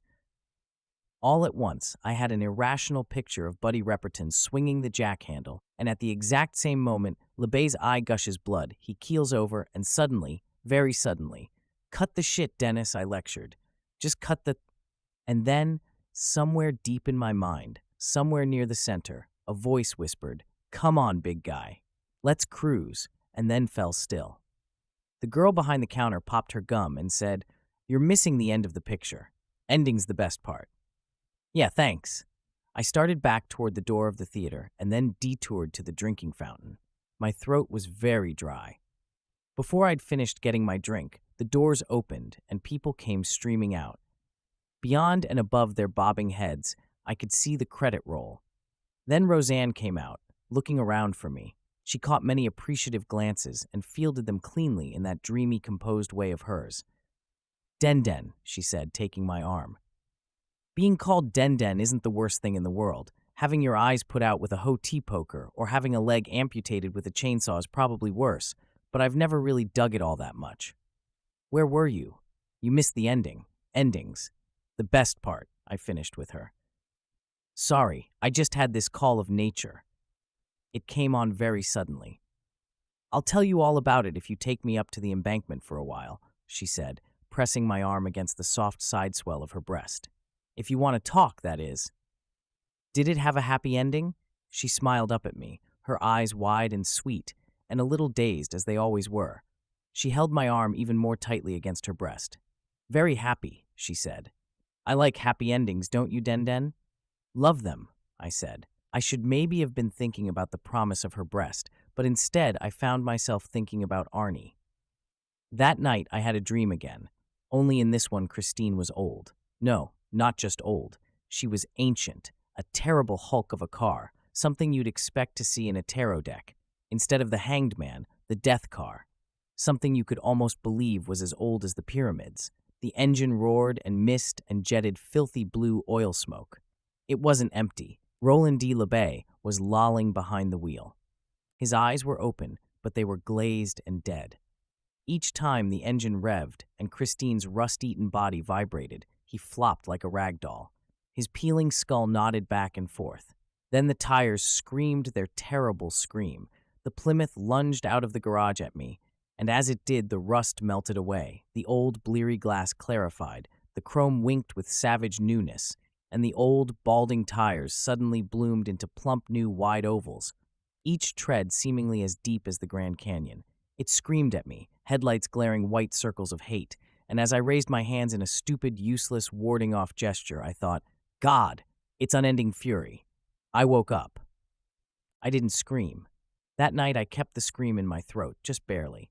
I sat up in my bed. A cold puddle of moonlight caught me in a lapful of sheet, and I thought, died suddenly. That night, I didn't get back to sleep so quickly. 11. The funeral. Eldorado fins, white walls and skirts, rides just like a little bit of heaven here on earth. Well, buddy, when I die, throw my body in the back and drive me to the junkyard in my Cadillac. Bruce Springsteen. Brad Jeffries, our road crew foreman, was in his mid-40s, balding, stocky, permanently sunburned. He liked to holler a lot, particularly when we were behind schedule, but he was a decent enough man. I went to see him during our coffee break to find out if Arnie had asked for part or all of the afternoon off. He asked for 2 hours so he could go to a burying, Brad said. He took off his steel-rimmed glasses and massaged the red spots they had left on the sides of his nose. Now don't you ask. I'm losing you both at the end of the week anyway, and all the jerk-offs are staying. Brad, I have to ask. Why? Who is this guy? Cunningham said he sold him a car, that's all. Christ, I didn't think anyone went to a used car salesman's funeral, except for his family. It wasn't a used car salesman, it was just a guy. Arnie's having some problems about this, Brad. I feel like I ought to go with him. Brad sighed. Okay. You can have 1 to 3, just like him, if you'll agree to work through your lunch hour and stay on till 6 Thursday night. Sure, thanks, Brad. I'll punch you out just like regular, Brad said. And if anybody at Penn DOT in Pittsburgh finds out about this, my ass is going to be grass. They won't. Gonna be sorry to lose you guys, he said. He picked up the paper and shook it out to the sports. Coming from Brad, that was high praise. It's been a good summer for us, too.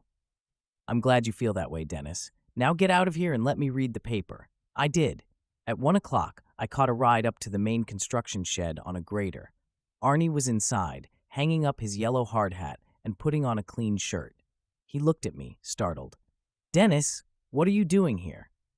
Getting ready to go to a funeral, I said. Same as you.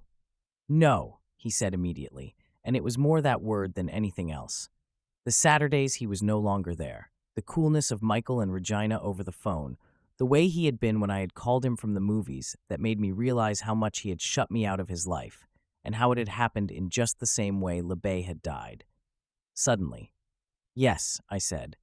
Arnie, I dream about the guy. You hear me talking to you? I dream about him. I'm going.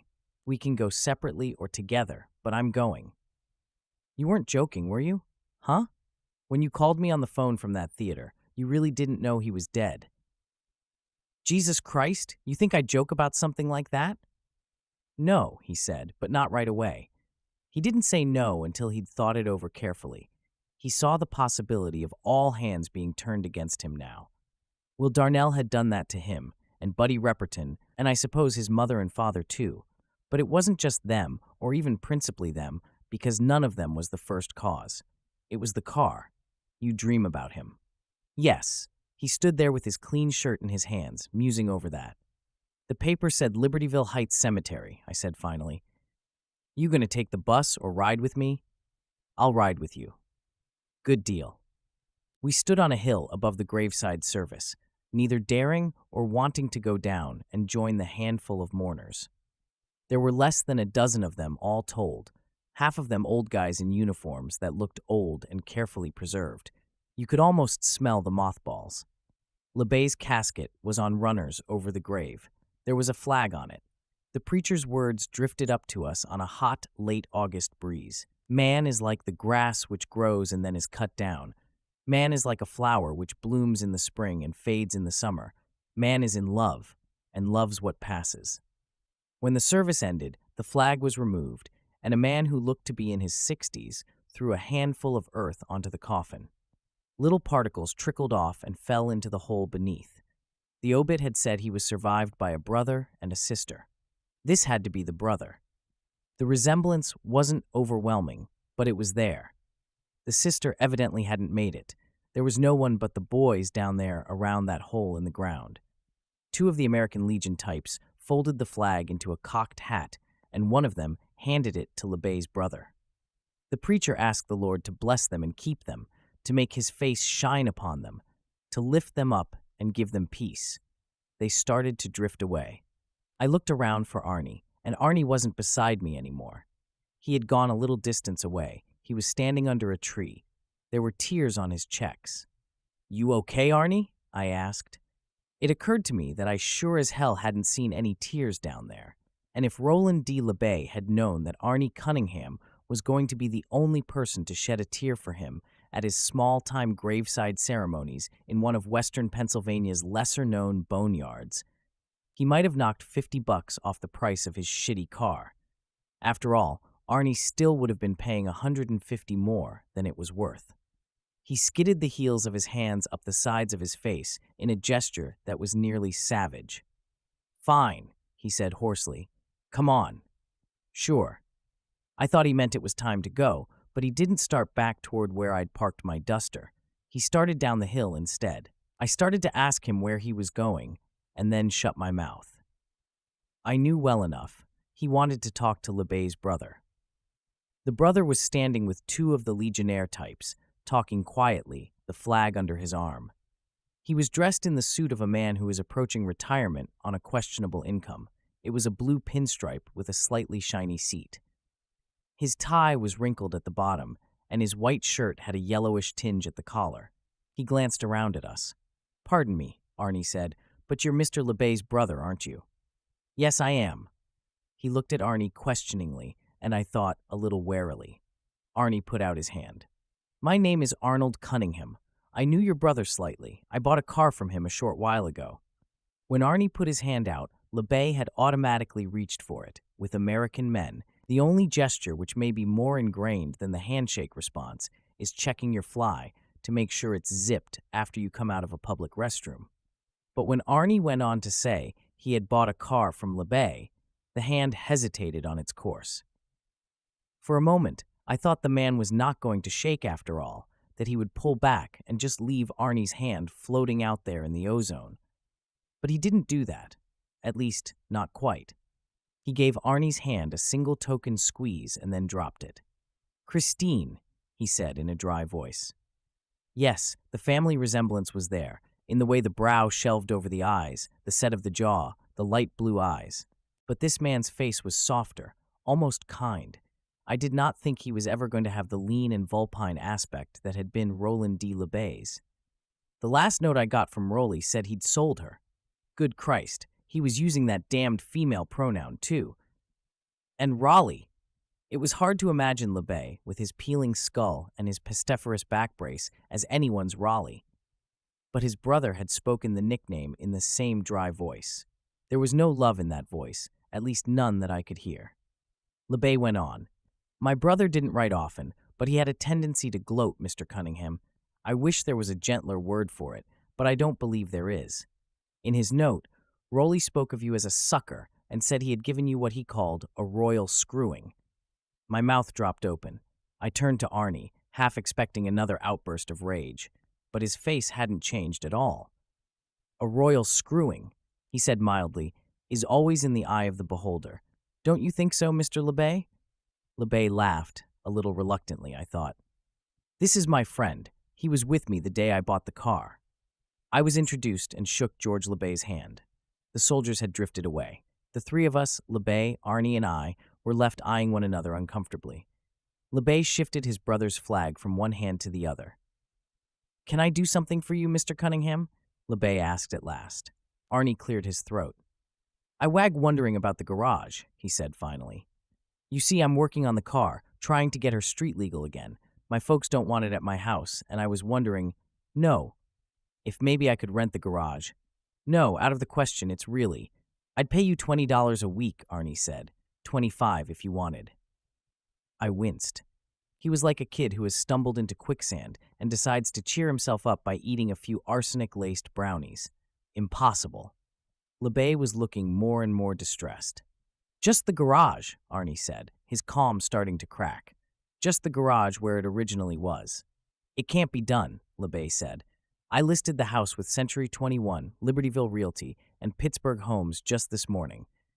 They'll be showing the house. Yes, sure, in time, but until... And it wouldn't do to have you tinkering around. You see, don't you?" He bent toward Arnie a little. "Please don't misunderstand me. I have nothing against teenagers in general. If I did, I'd probably be in a lunatic asylum now because I've taught high school in Paradise Falls, Ohio for almost 40 years. And you seem to be a very intelligent, well-spoken example of the genus adolescent. But all I want to do here in Libertyville is sell the house and split whatever proceeds there may be with my sister in Denver. I want to be shut of the house, Mr. Cunningham, and I want to be shut of my brother's life." "I see," Arnie said. "Would it make any difference if I promised to look after the place? Mow the grass? Repaint the trim? Make little repairs? I can be handy that way." "He really is good at stuff like that," I chipped in. It wouldn't hurt, I thought, for Arnie to remember later that I had been on his side, even if I wasn't. "I've already hired a fellow to keep an eye on the place and do a little maintenance," he said. It sounded plausible, but I knew, suddenly and surely, that it was a lie. And I think Arnie knew it too. "All right. I'm sorry about your brother. He seemed like a very strong-willed man." As he said it, I found myself remembering turning around and seeing LeBay with large, greasy tears on his cheeks. Well, that's that. I'm shut of her, Sonny. "Strong-willed?" LeBay smiled cynically. "Oh, yes, he was a strong-willed son of a bitch." He appeared not to notice Arnie's shocked expression. "Excuse me, gentlemen, I'm afraid the sun has upset my stomach a little." He started to walk away. We stood not far from the grave and watched him go. All at once he stopped, and Arnie's face brightened. He thought LeBay had suddenly changed his mind. For a moment, LeBay just stood there on the grass, his head bent in the posture of a man thinking hard. Then he turned back to us. "My advice to you is to forget the car," he said to Arnie. "Sell her. If no one will buy her whole, sell her for parts. If no one will buy her for parts, junk her. Do it quickly and completely. Do it the way you would quit a bad habit. I think you will be happier." He stood there, looking at Arnie, waiting for Arnie to say something, but Arnie made no reply. He only held LeBay's gaze with his own. His eyes had gone that peculiar slaty color they got when his mind was made up and his feet were planted. LeBay read the look and nodded. He looked unhappy and a little ill. "Gentlemen, good day," Arnie sighed. "I guess that's that." He eyed LeBay's retreating back with some resentment. "Yeah," I said, hoping I sounded more unhappy than I felt. It was the dream. I didn't like the idea of Christine back in that garage. It was too much like my dream. We started back toward my car, neither of us speaking. LeBay nagged at me. Both LeBays nagged at me. I came to a sudden, impulsive decision. God only knows how much different things might have been if I hadn't followed the impulse. "Hey, man," I said, "I gotta go take a whiz. Give me a minute or two, okay?" "Sure," he said, hardly looking up. He walked on, hands in his pockets and eyes on the ground. I walked off to the left, where a small, discreet sign and an even smaller arrow pointed the way toward the restrooms. But when I was over the first rise and out of Arnie's view, I cut to the right and started to sprint toward the parking lot. I caught George LeBay slowly folding himself behind the wheel of an extremely tiny Chevette with a Hertz sticker on the windscreen. "Mr. LeBay," I puffed. "Mr. LeBay?" He looked up curiously. "Pardon me," I said. "Sorry to bother you again." "That's all right," he said, "but I'm afraid what I said to your friend still stands. I can't let him garage the car here." "Good," I said. His bushy eyebrows went up. "The car," I said. "That fury. I don't like it." He went on looking at me, not talking. I don't think it's been good for him. Maybe part of it's being, I don't know. Jealous? He asked me quietly. Time he used to spend with you, he now spends with her? Well, yeah, right, I said. He's been my friend for a long time, but I don't think that's all of it. No? No. I looked around to see if Arnie was in sight, and while I wasn't looking at him, I was finally able to come out with it. Why did you tell him to junk it and forget it? Why did you say it was like a bad habit? He said nothing, and I was afraid he had nothing to say, at least not to me. And then, almost too softly to hear, he asked, Son, are you sure this is your business? I don't know. Suddenly, it seemed very important to meet his eyes. But I care about Arnie, you know. I don't want to see him get hurt. This car has already gotten him into trouble. I don't want to see it get any worse. Come by my motel this evening. It's just off the Western Avenue exit from 376. Can you find that? I hot-patched the sides of the ramp, I said, and held out my hands. Still got the blisters. I smiled, but he didn't smile back. Rainbow Motel. There are two at the foot of the exit. Mine is the cheap one. Thanks, I said awkwardly. Listen, really, It may not be your business or mine, or anyone's, LeBay said in his soft, school-teacherish voice, so different from, but somehow so eerily similar to, his late brother's wild croak. And that's about the finest smell in the world, except maybe for pussy. But I can tell you this much right now. My brother was not a good man. I believe the only thing he ever truly loved in his whole life was that Plymouth Fury your friend has purchased. So the business may be between them and them alone, no matter what you tell me or I tell you. He smiled at me. It wasn't a pleasant smile, and in that instant I seemed to see Roland D. LeBay looking out through his eyes, and I shivered. Son, you're probably too young to look for wisdom in anyone's words but your own, but I'll tell you this, love is the enemy. He nodded at me slowly. Yes, the poets continually and sometimes willfully mistake love. Love is the old slaughterer. Love is not blind. Love is a cannibal with extremely acute vision. Love is insectile. It is always hungry. What does it eat? I asked, not aware I was going to ask anything at all. Every part of me but my mouth thought the entire conversation insane. Friendship, George LeBay said. It eats friendship. If I were you, Dennis, I would now prepare for the worst. He closed the door of the Chevette with a soft chuck and started up its sewing machine engine. He drove away, leaving me to stand there on the edge of the blacktop. I suddenly remembered that Arnie should see me coming from the direction of the comfort stations, so I headed that way as fast as I could. As I went, it occurred to me that the gravediggers, or sextons, or eternal engineers, or whatever they were calling themselves these days, would now be lowering LeBay's coffin into the earth. The dirt George LeBay had thrown at the end of the ceremony would be splattered across the top like a conquering hand. I tried to dismiss the image, but another image, even worse, came in its place. Roland D. LeBay, inside the silk-lined casket, dressed in his best suit and his best underwear, sans smelly yellowing back brace, of course. LeBay was in the ground. LeBay was in his coffin, his hands crossed on his chest. And why was I so sure that a large shit-eating grin was on his face? 12. Some family history. Can't you hear it out in Needham? Route 128, down by the power lines. It's so cold here in the dark. It's so exciting here in the dark. Jonathan Richman and the Modern Lovers. The Rainbow Motel was pretty bad. All right, it was one level high, the parking lot paving was cracked, two of the letters in the neon sign were out. It was exactly the sort of place you'd expect to find an elderly English teacher. I know how depressing that sounds, but it's true. And tomorrow he would turn in his Hertz car at the airport and fly home to Paradise Falls, Ohio. The Rainbow Motel looked like a geriatric ward. There were old parties sitting outside their rooms in the lawn chairs the management supplied for that purpose, their bony knees crossed, their white socks pulled up over their hairy shins. The men all looked like aging alpinists, skinny and tough. Most of the women were blooming with the soft fat of post-50 and no hope. Since then, I've noticed that there are motels which seem filled up with nothing but people over 50. It's like they hear about these places on some oldies but goodies hotline. Bring your hysterectomy and enlarged prostate to the not-so-scenic Rainbow Motel. No cable TV, but we do have magic fingers, just a quarter a shot.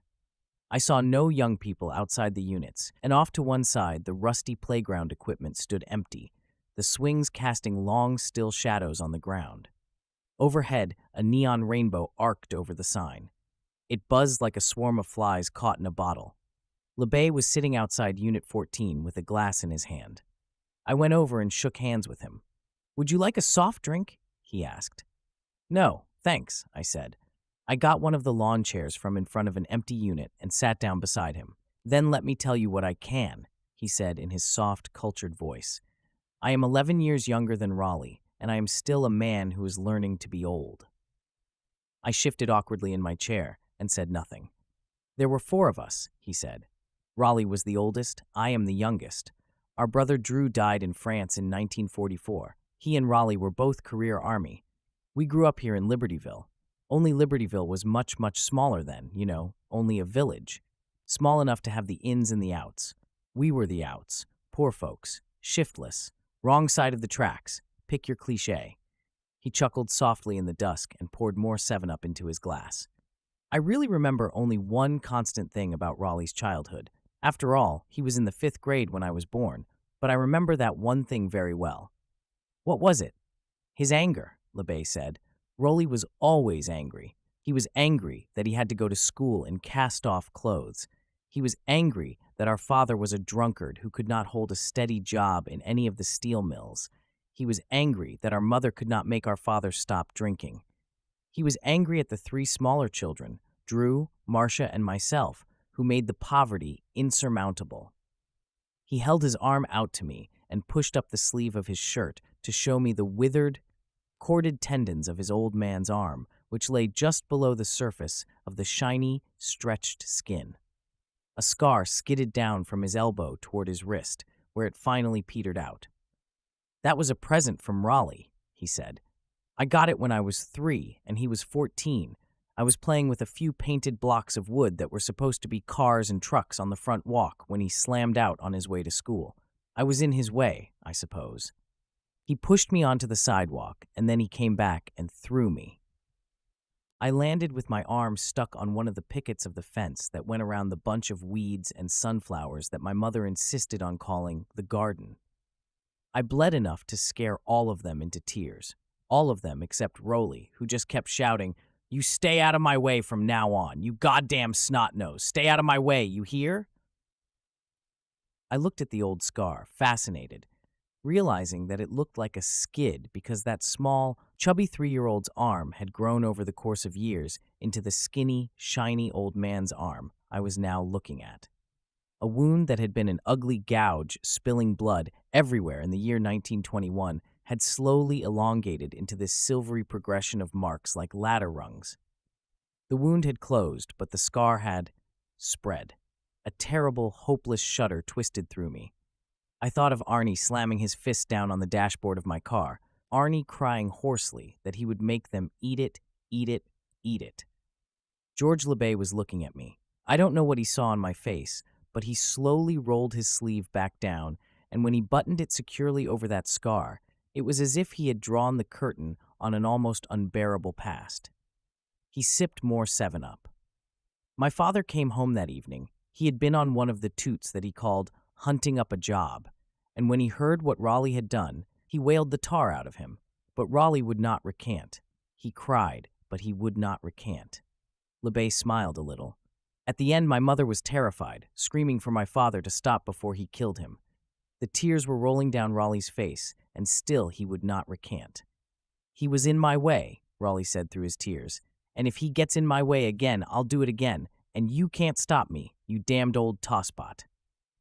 Then my father struck him in the face and made his nose bleed, and Raleigh fell on the floor, with the blood squirting through his fingers. My mother was screaming. Marcia was crying. Drew was cringing in one corner, and I was bawling my head off, holding my bandaged arm. And Raleigh went right on saying, "I'd do it again, you tosspot, damned old tosspot." Above us, the stars had begun to come out. An old woman left a unit down the way, took a battered suitcase out of a Ford, and carried it back into her unit. Somewhere a radio was playing. It was not tuned to the rock sounds of FM 104. His unending fury is what I remember best, LeBay repeated softly. At school, he fought with anyone who made fun of his clothes or the way his hair was cut. He would fight anyone he even suspected of making fun. He was suspended again and again. Finally, he left and joined the army. It wasn't a good time to be in the army, the 20s. There was no dignity, no promotion, no flying flags and banners. There was no nobility. He went from base to base, first in the South and then in the Southwest. We got a letter every 3 months or so. He was still angry. He was angry at what he called the shitters. Everything was the fault of the shatters.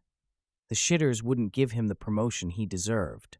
The shitters had canceled a furlough. The shitters couldn't find their own behinds with both hands and a flashlight. On at least 2 occasions, the shitters put him in the stockade. The army held on to him because he was an excellent mechanic. He could keep the old and decrepit vehicles, which were all Congress would allow the army in some sort of running condition. Uneasily, I found myself thinking of Arnie. Arnie, who was so clever with his hands. LeBay leaned forward. But that talent was just another wellspring for his anger, young man. And it was an anger that never ended until he bought that car that your friend now owns. What do you mean? LeBay chuckled dryly. He fixed Army convoy trucks, Army staff cars, Army weapons supply vehicles. He fixed bulldozers and kept staff cars running with spit and baling wire. And once, when a visiting congressman came to visit Fort Arnold in West Texas and had car trouble, he was ordered by his commanding officer, who was desperate to make a good impression, to fix the congressman's prized Bentley. Oh yes, we got a 4-page letter about that particular shitter, a 4-page rant of Rowley's anger and vitriol. It was a wonder the words didn't smoke the page. All those vehicles, but Raleigh never owned a car himself until after World War II. Even then, the only thing he was able to afford was an old Chevrolet that ran poorly and was eaten up with rust. In the 20s and 30s, there was never money enough, and during the war years, he was too busy trying to stay alive. He was in the motor pool for all those years, and he fixed thousands of vehicles for the shitters and never once had one that was all his. It was Libertyville all over again. Even the old Chevrolet couldn't assuage that, or the old Hudson Hornet he bought used the year after he got married. Married? Didn't tell you that, did he? LeBay said.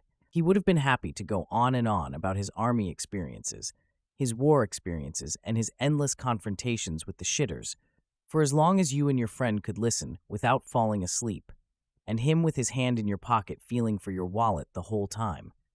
But he wouldn't have bothered to tell you about Veronica or Rita. Who were they? Veronica was his wife, LeBay said. They were married in 1951, shortly before Rowley went to Korea. He could have stayed stateside, you know. He was married, his wife was pregnant, he himself was approaching middle age, but he chose to go. LeBay looked reflectively at the dead playground equipment. It was bigamy, you know. By 1951, he was 44, and he was married already. He was married to the army and to the shitters. He fell silent again. His silence had a morbid quality. Are you all right? I asked finally. Yes, he said, just thinking ill of the dead. He looked at me calmly, except for the eyes. They were dark and wounded. You know, all of his hurts me, young man. What did you say your name was? I don't want to sit here and sing these sad old songs to someone I can't call by his first name. Was it Donald? Dennis, I said. Look, Mr. LeBay, it hurts more than I would have suspected, he went on. But now that it's begun, let's finish it, shall we? I only met Veronica twice. She was from West Virginia, near Wheeling. She was what we then called shirt-tail Southern, and she was not terribly bright. Rowley was able to dominate her and take her for granted, which was what he seemed to want. But she loved him, I think, at least until the rotten business with Rita. As for Raleigh, I don't think he really married a woman at all. He married a kind of wailing wall. The letters that he sent us, well, you must remember that he left school very early. The letters, illiterate as they were, represented a tremendous effort for my brother. They were his suspension bridge, his novel, his symphony, his greatest effort. I don't think he wrote them to get rid of the poison in his heart. I think he wrote them to spread it around. Once he had Veronica, the letters stopped. He had his set of eternal ears, and he didn't have to bother with us anymore. I suppose he wrote letters to her during the 2 years he was in Korea. I only got one during that period, and I believe Marcia got two. There was no pleasure over the birth of his daughter in early 1952, only a surly complaint that there was another mouth to feed at home, and the shitters took a little more out of him. Did he never advance in rank? I asked. The year before, I had seen part of a long TV show, one of those novels for television called Once an Eagle. I had seen the paperback book in the drugstore the next day and had picked it up, hoping for a good war story. As it turned out, I got both war and peace, and some new ideas about the armed services. One of them was that the old promotion train really gets rolling along in times of war. It was hard for me to understand how LeBay could have gone into the service in the early 20s, slogged through 2 wars, and still have been running junk when Ike became president. LeBay laughed. He was like Prewitt in From Here to Eternity. He would advance, and then he would be busted back down for something. Insubordination, or impertinence, or drunkenness. I told you he had spent time in the stockade?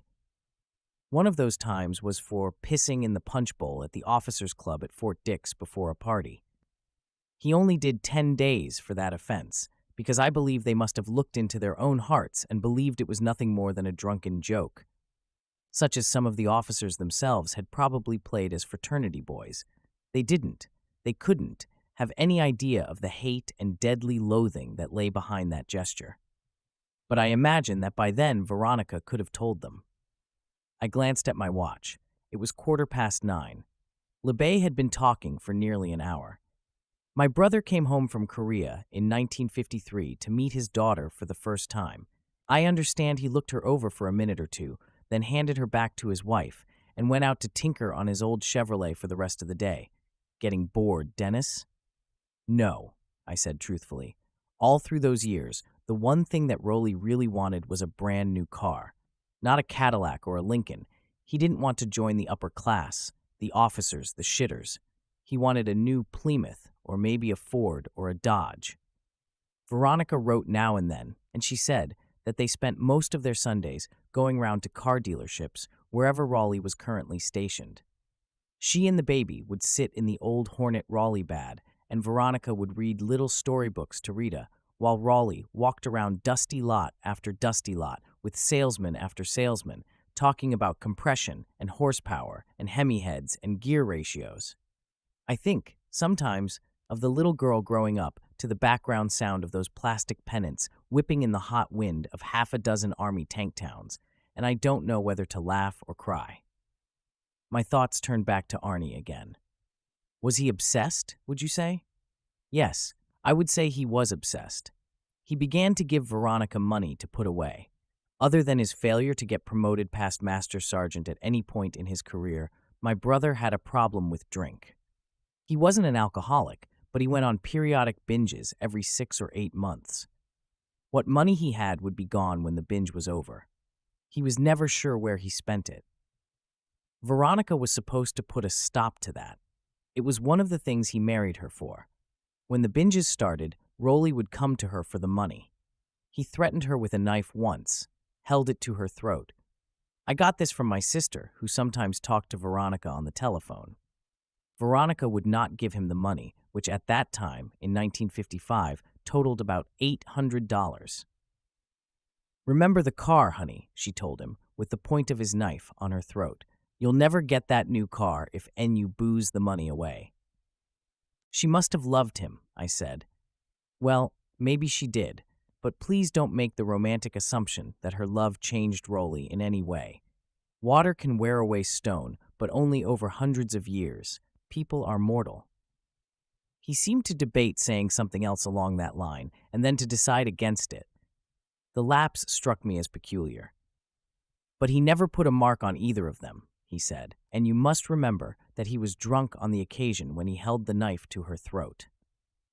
There is a great outcry about drugs in the schools now, and I don't oppose that outcry because I think it's obscene to think of children 15 and 16 years old reeling around full of dope. But I still believe alcohol is the most vulgar, dangerous drug ever invented, and it is legal. When my brother finally left the army in 1957, Veronica had put away a little over $1,200. Adding to it was a substantial disability pension for his back injury. He fought the shitters for it and won, he said. So the money was finally there. They got the house you and your friend visited, but before the house was even considered, of course, the car came. The car was always paramount. The visits to the car dealerships reached a fever pitch, and at last he settled upon Christine. I got a long letter about her. She was a 1958 Fury Sport Coupe, and he gave me all the facts and figures in his letter. I don't remember them, but I bet your friend could cite her vital statistics chapter and verse. Her measurements, I said. LeBay smiled humorlessly. Her measurements, yes. I do remember that he wrote her sticker price was just a tad under $3,000, but he jewed him down, as he put it, to $2,100 with the trade-in.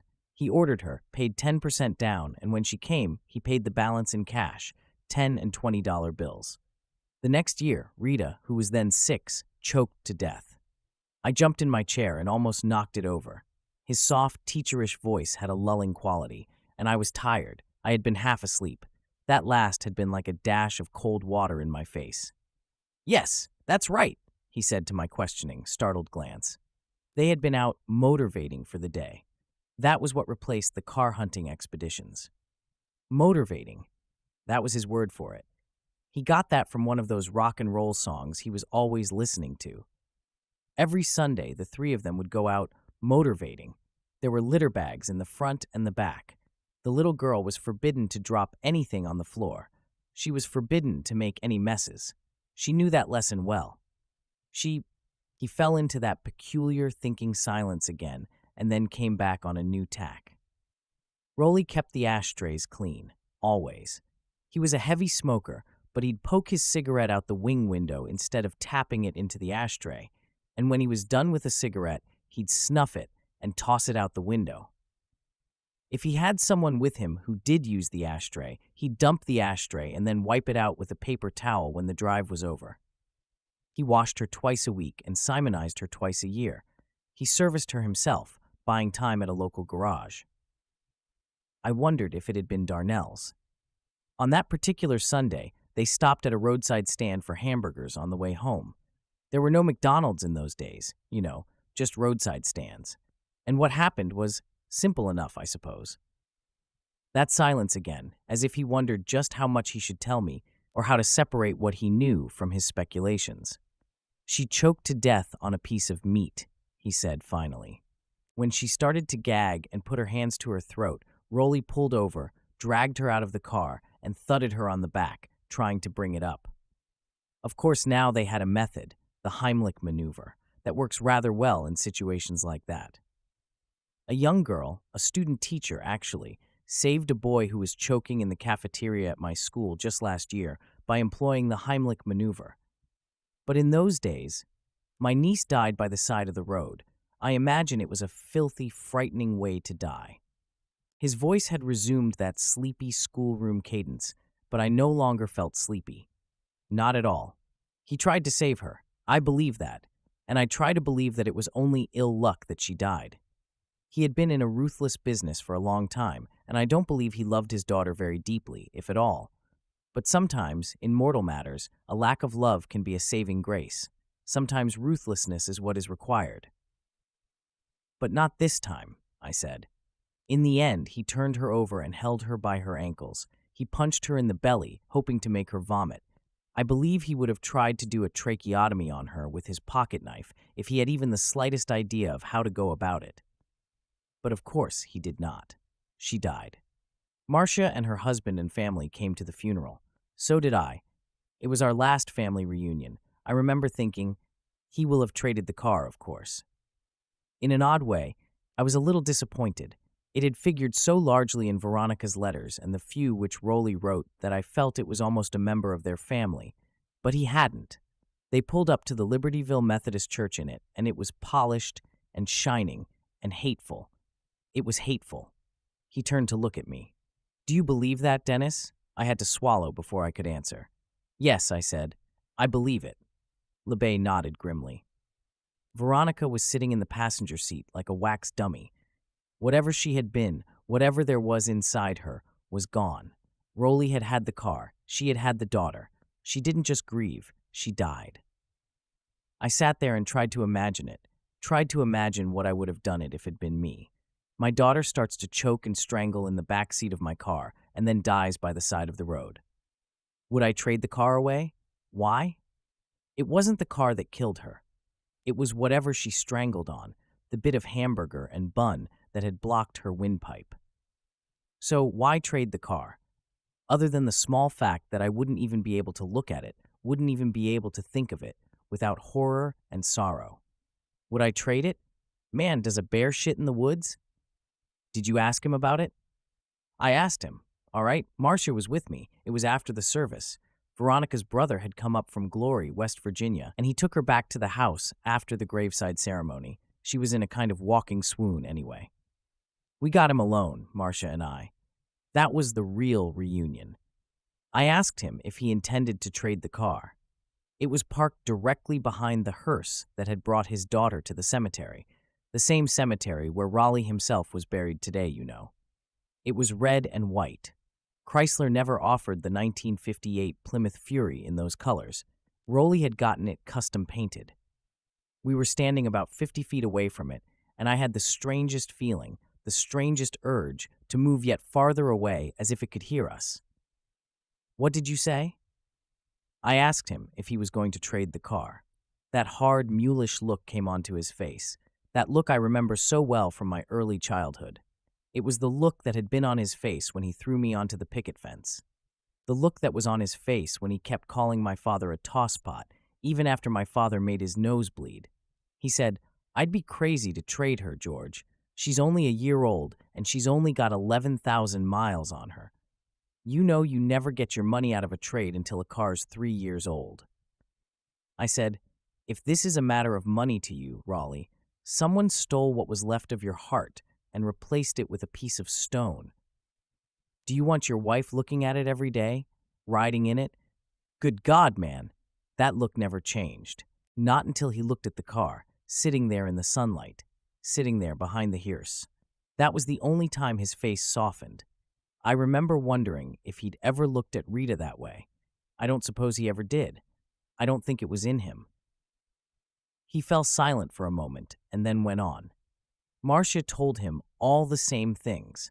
She was always afraid of Raleigh, but that day she was more mad than afraid. She had gotten Veronica's letters, remember, and she knew how much Veronica loved her little girl. She told him that when someone dies, you burn the mattress they slept on, you give their clothes to the Salvation Army, whatever. You put finish to the life any way you can so that the living can get on with their business. She told him that his wife was never going to be able to get on with her business as long as the car where her daughter died was still in the garage. Rolly asked her in that ugly, sarcastic way he had if she wanted him to douse his car with gasoline and touch a match to her just because his daughter had choked to death. My sister started to cry and told him she thought that was a fine idea. Finally, I took her by the arm and led her away. There was no talking to Raleigh, then or ever. The car was his, and he could talk on and on about keeping a car 3 years before you trade it. He could talk about mileage until he was blue in the face. But the simple fact was, he was going to keep her because he wanted to keep her. Marcia and her family went back to Denver on a Greyhound, and so far as I know, she never saw Rolly again or even wrote him a note. She didn't come to Veronica's funeral. His wife. First the kid, and then the wife. I knew, somehow, that it had been just like that. Bang, bang. A kind of numbness crept up my legs to the pit of my stomach. She died 6 months later, in January of 1959. But nothing to do with the car, I said. Nothing to do with the car, right? It had everything to do with the car, he said softly. I don't want to hear it, I thought. But of course I would hear it, because my friend owned that car now, and because it had become something that had grown out of all proportion to what it should have been in his life. After Rita died, Veronica went into a depression. She simply never came out of it. She had made some friends in Libertyville, and they tried to help her find her way again, I guess one would say. But she was not able to find her way. Not at all. Otherwise, things were fine. For the first time in my brother's life, there was plenty of money. He had his army pension, his disability pension, and he had gotten a job as a night watchman at the tire factory over on the west side of town. I drove over there after the funeral, but it's gone. It went broke 12 years ago, I said. I was just a kid. There's a Chinese fast food place there now. They were paying off the mortgage at the rate of 2 payments a month. And of course, they had no little girl to take care of any longer. But for Veronica, there was never any light or impulse toward recovery. She went about committing suicide quite cold-bloodedly, from all that I have been able to find out. If there were textbooks for aspiring suicides, her own might be included as an example to emulate. She went down to the Western Auto Store here in town, the same one where I got my first bicycle many, many years ago, and bought 20 feet of rubber hose. She fitted one end over Christine's exhaust pipe and put the other end in one of the back windows. She had never gotten a driver's license, but she knew how to start the car. That was really all she needed to know. I pursed my lips, wet them with my tongue, and heard my voice, little more than a rusty croak. I think I'll get that soda now. Perhaps you'd be good enough to get me another, he said. It will keep me awake. They always do, but I suspect I'd be awake most of tonight anyway. I suspected I would be too. I went to get the sodas in the motel office, and on my way back I stopped halfway across the parking lot. He was only a deeper shadow in front of his motel unit, his white socks glimmering like small ghosts. I thought, maybe the car is cursed. Maybe that's what it is. It sounds like a ghost story. All right. There's a signpost up ahead. Next stop, the Twilight Zone. But that was ridiculous, wasn't it? Of course it was. I went on walking again. Cars didn't carry curses any more than people carried them. That was horror movie stuff. Sort of amusing for a Saturday night at the drive-in, but very, very far from the day-to-day facts that make up reality. I gave him his can of soda and heard the rest of his story, which could be summed up in one line. He lived unhappily ever after. The one and only Roland D. LeBay had kept his small tract house, and he had kept his 1958 Plymouth.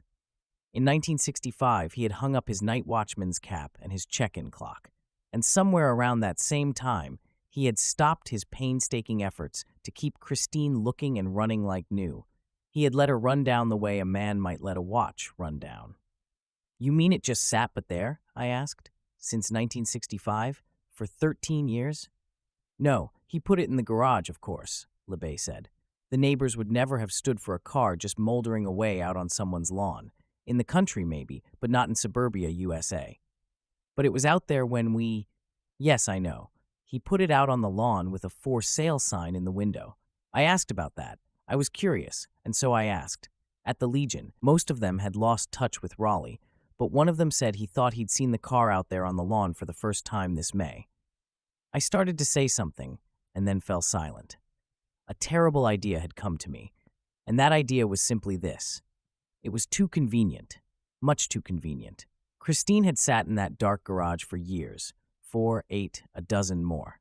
Then, a few months before Arnie and I came alone, and Arnie saw it, Roland LeBay had suddenly hauled it out and stuck a for sale sign on it. Later on, much later, I checked back through issues of the Pittsburgh papers and the Libertyville paper, the Keystone. He had never advertised the Fury, at least not in the papers, where you usually hawk a car you want to sell. He just put it out on his suburban street, not even a thoroughfare, and waited for a buyer to come along. I did not completely realize the rest of the thought then, not in any logical, intellectual way, at least, but I had enough of it to feel a recurrence of that cold, blue feeling of fright. It was as if he knew a buyer would be coming, if not in May, then in June, or July, or August, sometime soon. No, I didn't get this idea logically or rationally. What came instead was a wholly visceral image, a Venus flytrap at the edge of a swamp, its green jaws wide open, waiting for an insect to land. The right insect. I remembering thinking he must have given it up because he didn't want to take a chance of flunking the driver's exam, I said finally. After you get so old, they make you take one every year or two. The renewal stops being automatic. George LeBay nodded. That sounds like Rowley, he said. But what? I remember reading somewhere, and I can't remember who said it or wrote it for the life of me, that there are times in human existence that when it came to be steam engine time, a dozen men invented steam engines. Maybe only one man got the patent or the credit in the history books, but all at once there they were, all those people working on that one idea. How do you explain it? Just that it's steam engine time. LeBay took a drink of his soda and looked up at the sky. Comes the Civil War, and all at once it's ironclad time. Then it's machine gun time. Next thing you know, it's electricity time and wireless time. And finally, it's atom bomb time. As if those ideas all come not from individuals, but from some great wave of intelligence that always keeps flowing, some wave of intelligence that is outside of humanity. He looked at me. That idea scares me if I think about it too much, Dennis. There seems to be something, well, decidedly unchristian about it. And for your brother there was sell Christine time? Perhaps. Ecclesiastes says there's a season for everything. A time to sow, a time to reap, a time for war, a time for peace, a time to put away the sling, and a time to gather stones together. A negative for every positive. So if there was Christine time in Rolly's life, there might have come a time for him to put Christine away as well. If so, he would have known it. He was an animal, and animals listen very well to their instincts. Or maybe he finally just tired of it, LeBay finished. I nodded that might be it, mostly because I was anxious to be gone, not because that explained it to my complete satisfaction. George LeBay hadn't seen that car on the day Arnie had yelled at me go back. I had seen it, though.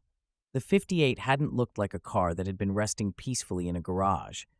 It had been dirty and dented, the windscreen cracked, one bumper mostly torn away. It had looked like a corpse that had been disinterred and left to decay in the sun. I thought of Veronica LeBay and shivered. As if reading my thoughts, part of them anyway, LeBay said. I knew very little about how my brother may have lived or felt during the last years of his life, but I'm quite sure of one thing, Dennis. When he felt, in 1965 or whenever it was, that it was time to put the car away, he put it away. And when he felt it was time to put it up for sale, he put it up for sale. He paused. And I don't think I have anything else to tell you, except that I really believe your friend would be happier if he got rid of that car. I looked at him closely, your friend. He didn't look like a particularly happy young man at the present. Am I wrong about that? I considered his question carefully. No, happiness wasn't exactly Amy's thing, and never had been. But until the thing had begun with the Plymouth, he had seemed at least content, as if he had reached a modus vivendi with life. Not a completely happy one, but at least a workable one. No, I said, you're not wrong. I don't believe my brother's car will make him happy. If anything, just the opposite. And as if he had just read my thoughts of a few minutes before, he went on. I don't believe in curses, you know, nor in ghosts or anything precisely supernatural, but I do believe that emotions and events have a certain lingering resonance. It may be that emotions can even communicate themselves in certain circumstances, if the circumstances are peculiar enough. The way a carton of milk will take the flavor of certain strongly spiced foods if it's left open in the refrigerator. Or perhaps that's only a ridiculous fancy on my part. Possibly, it's just that I would feel better knowing the car my niece choked in and my sister-in-law killed herself in had been pressed down into a cube of meaningless metal. Perhaps all I feel is a sense of outraged propriety. Mr. LeBay, you said you'd hired someone to take care of your brother's house until it was sold. Was that true? He shifted a little in his chair. No, it wasn't. I lied on impulse. I didn't like the thought of that car back in that garage, as if it had found its way home. If there are emotions and feelings that still live on, they would be there, as well as in the car herself. And very quickly he corrected himself. Itself. Not long after, I said my goodbyes and followed my headlights home through the dark, thinking over everything LeBay had told me. I wondered if it would make any difference to Arnie if I told him one person had had a mortal accident in his car and another had actually died in it. I pretty well knew that it wouldn't. In his own way, Arnie could be every bit as stubborn as Roland LeBay himself. The lovely little scene over the car with his parents had shown that quite conclusively. The fact that he went on taking auto shop courses down there in the Libertyville High version of the DMZ showed the same thing. I thought of LeBay saying, "I didn't like the thought of that car back in that garage," as if it had found its way home. He had also said that his brother took the car someplace to work on it, and the only do-it-yourself garage in Libertyville now was Will Darnell's. Of course, the might have been another back in the 50s, but I didn't believe it. In my heart, what I believed was that Arnie had been working on Christine in a place where she had been worked on before. Had been. That was the operant phrase. Because of the fight with Buddy Repperton, Arnie was afraid to leave it there any longer, so maybe that avenue to Christine's past was blocked off as well. And, of course, there were no curses. Even LeBay's idea about lingering emotions was pretty far-fetched. I doubted if he really believed it himself. He had shown me an old scar, and he had used the word vengeance, and that was probably a lot closer to the truth than any phony supernatural bullshit. Of course. No, I was 17 years old, bound for college in another year, and I didn't believe in such things as curses and emotions that linger and grow rancid, the spilled milk of dreams. I would not have granted you the power of the past to reach out horrid dead hands toward the living, but I'm a little older now. Later that evening, as I was motorvating over the hill, I saw Maybelline in a Coupe de Ville, Cadillac rolling down the open road, but nothing outrun my VS Ford, Chuck Berry. My mother and Elaine had gone to bed, but my dad was up, watching the 11 o'clock news on TV. "Where you been, Dennis?" he asked. "Bowling," I said, the lie coming naturally and instinctively to my lips. I didn't want my father to know any of this. Peculiar as it was, it really wasn't peculiar enough to be more than moderately interesting. Or so I rationalized. "Arnie called," he said. "Asked me to have you call back if you got in before 11:30 or so." I glanced at my watch. It was only 11:20. But hadn't I had enough of Arnie and Arnie's problems for one day? Well, what? "Are you going to call him?" I sighed. "Yeah, I guess I will." I went into the kitchen, slapped together a cold chicken sandwich, poured myself a glass of Hawaiian punch, gross stuff, but I love it, and dialed Arnie's house. He picked up the phone himself on the second ring. He sounded happy and excited. "Dennis, where you been?" "Bowling," I said. "Listen, I went down to Darnell's tonight, and this is great, Dennis. He gave Repperton the boot. Repperton's gone, and I can stay." That sensation of unformed dread in my belly again. I put my sandwich down. Suddenly, I didn't want it anymore. "Arnie, do you think taking it back there is really such a good idea?" "What do you mean? Repperton's gone. That doesn't sound like a good idea to you?" I thought about Darnell ordering Arnie to turn off his car before it polluted his cruddy garage, Darnell telling Arnie he didn't take any shit from kids like him.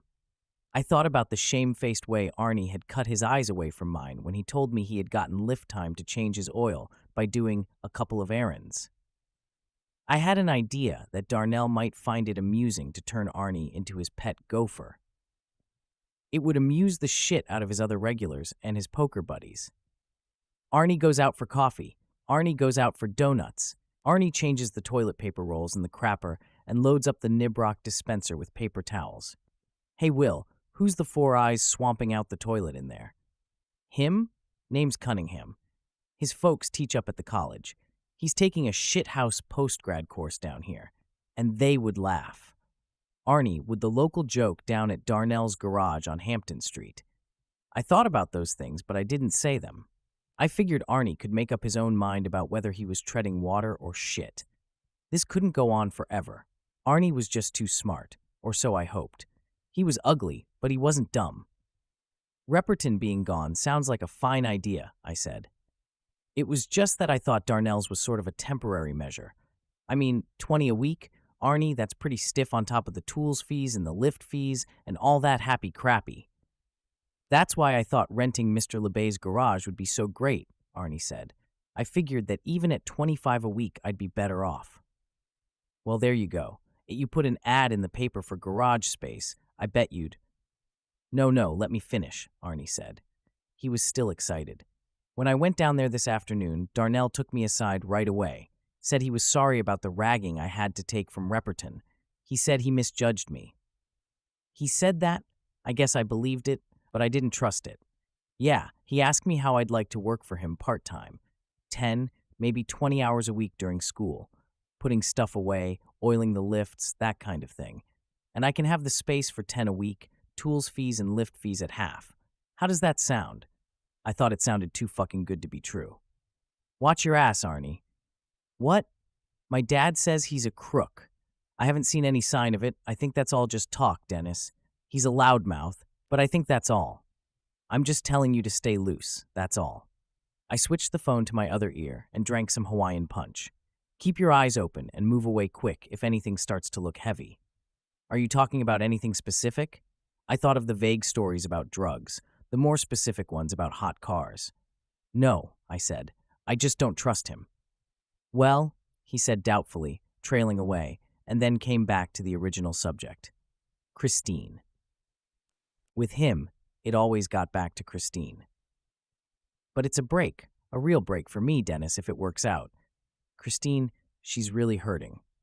I've been able to do some things with her, but for everything I do, it looks like there's 4 more. Some of it I don't even know how to do, but I'm going to learn. Yeah, I said, and took a bite out of my sandwich. After my conversation with George LeBay, my enthusiasm for the subject of Arnie's best girl, Christine, had passed 0 and entered the negative regions. She needs a front-end alignment. Hell, she needs a new front end, and new brake shoes, a ring job. I may try to regrind the pistons, but I can't do any of that stuff with my $54 Craftsman toolkit. You see what I mean, Dennis? He sounded like he was pleading for my approval. With a sinking in my stomach, I suddenly remembered a guy we had gone to school with. Freddie Darlington, his name had been. Freddie was no ball of fire, but he was an okay kid with a good sense of humor.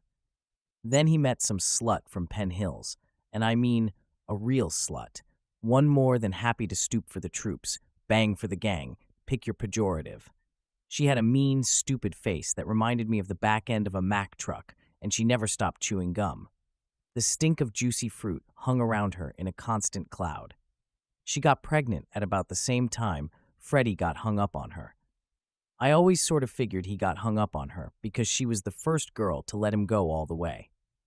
So what happens is, he drops out of school, gets a job in a warehouse, the princess has the baby, and he shows up with her at a party after the junior prom last December, wanting everything to seem the same when nothing is the same.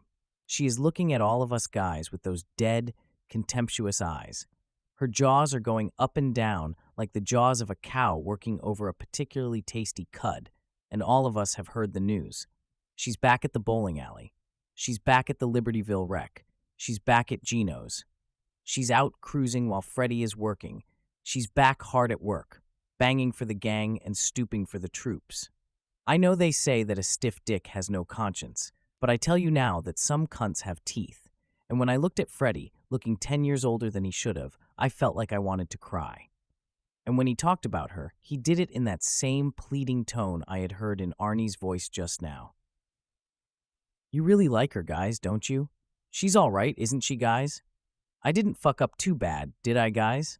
I mean, this is probably just a bad dream, and I'll wake up pretty soon, right? Right? Sure, I said into the telephone. That whole stupid, ugly Freddie Darlington business had gone through my mind in maybe 2 seconds. I see what you mean, Arnie. Good, he said, relieved. Just watch out for your ass. And that goes double when you get back to school. Keep away from Buddy Repperton. Yeah, you bet. Arnie? What? I paused. I wanted to ask him if Darnell had said anything about Christine being in his shop before, if he had recognized her. Even more, I wanted to tell him what had happened to Mrs. LeBay and to her small daughter, Rita. But I couldn't. He would know right away where I had gotten the information.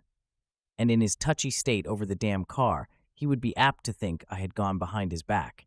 And in a way I had. But to tell him I had might well mean the end of our friendship. I had had enough of Christine, but I still cared for Arnie, which meant that door had to be closed for good. No more creeping around and asking questions. No more lectures. Nothing, I said. I was just going to say that I guess you found a home for your rust bucket. Congratulations. Dennis, are you eating something? Yeah, a chicken sandwich. Why? You're chewing in my ear. It really sounds gross. I began to smack as loudly as I could. Arnie made puking sounds. We both got laughing, and it was good. It was like the old days before he married that numb fucking car. You're an asshole, Dennis. That's right. I learned it from you. Get bent, he said, and hung up. I finished my sandwich and my Hawaiian punch, rinsed the plate and the glass, and went back into the living room, ready to shower and go to bed. I was beat.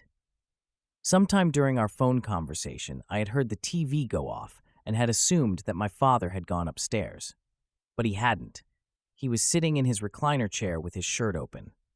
I noticed with some unease how gray the hair on his chest was getting, and the way the reading lamp beside him shone through the hair on his head and showed his pink scalp. Getting thinner up there. My father was no kid. I realized with greater unease that in 5 years, by the time I would theoretically finish college, he would be 50 and balding, a stereotype accountant. 50 in 5 years if he didn't just drop dead of another heart attack. The first one had not been bad.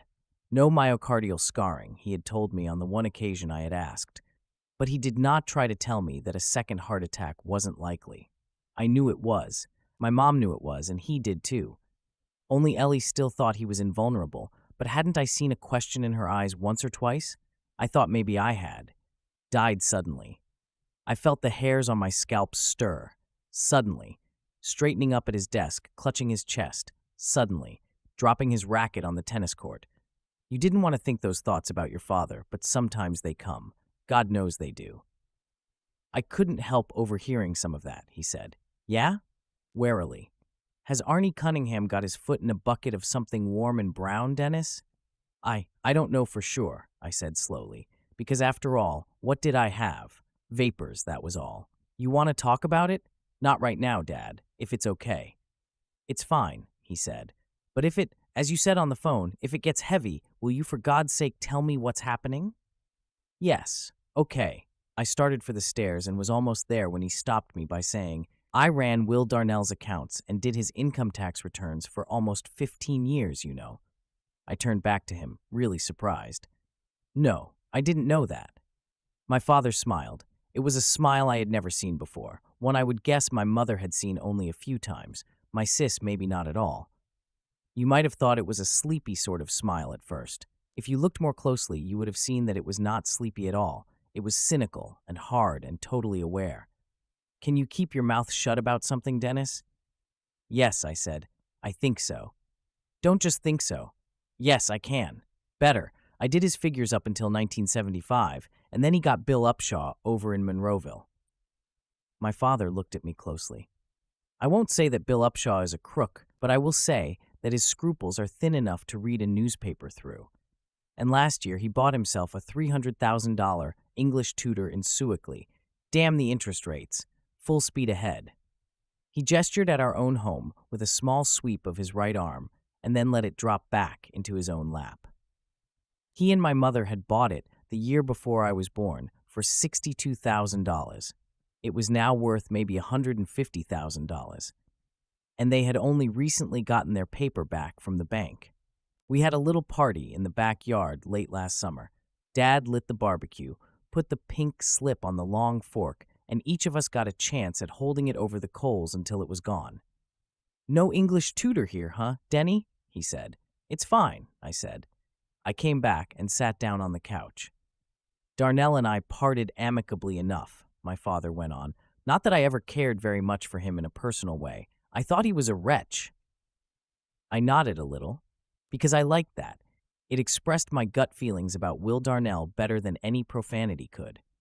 But there's all the difference in the world between a personal relationship and a business relationship. You learn that very quickly in this business, or you give it up and start selling Fuller brushes door to door. Our business relationship was good, as far as it went, but it didn't go far enough. That was why I finally called it quits. I don't get you. Cash kept showing up, he said. Large amounts of cash with no clear ancestry. At Darnell's direction, I invested in 2 corporations, Pennsylvania Solar Heating and New York Ticketing, that sounded like 2 of the dummiest dummy corporations I've ever heard of. Finally, I went to see him because I wanted all my cards on the table.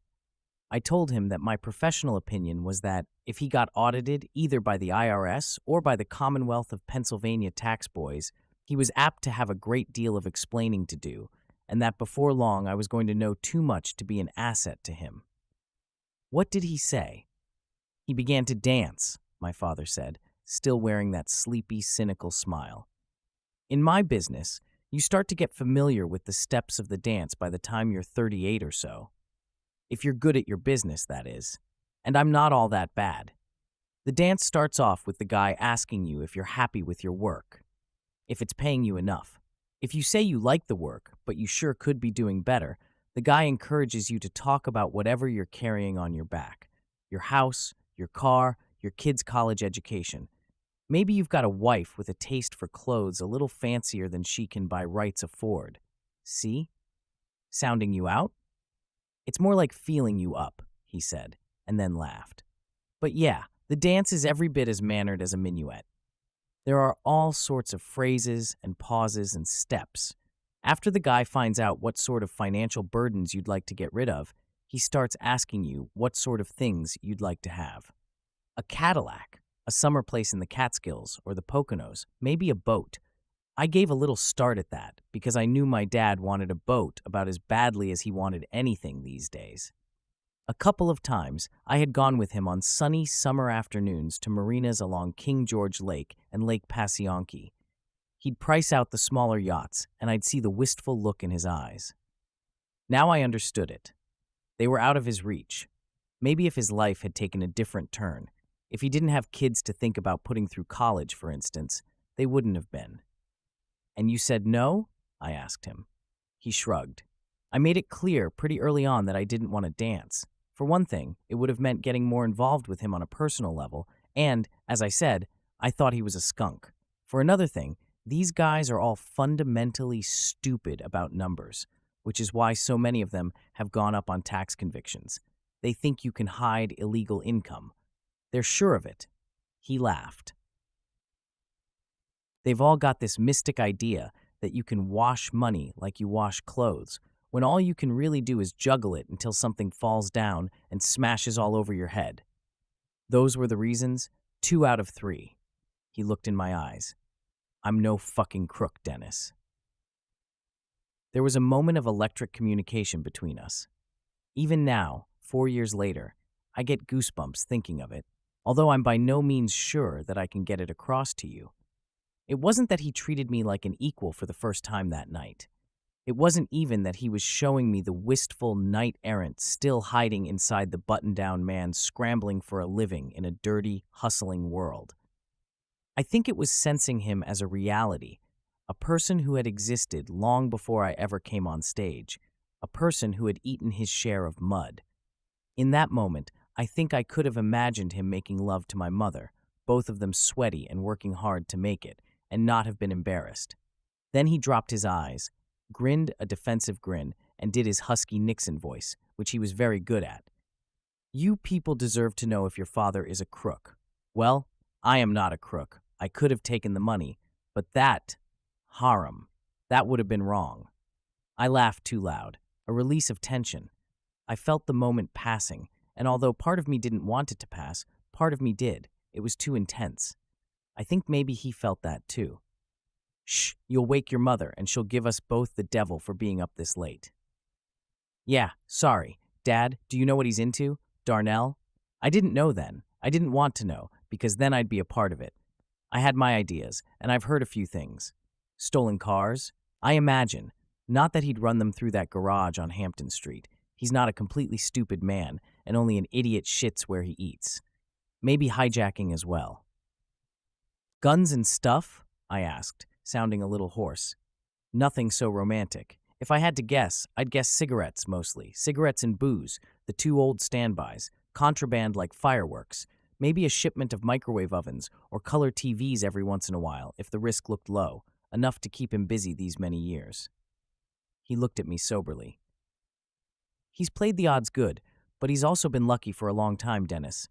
Oh, maybe he hasn't really needed luck here in town. If it was just Libertyville, I guess he could go on forever, or at least until he dropped dead of a heart attack.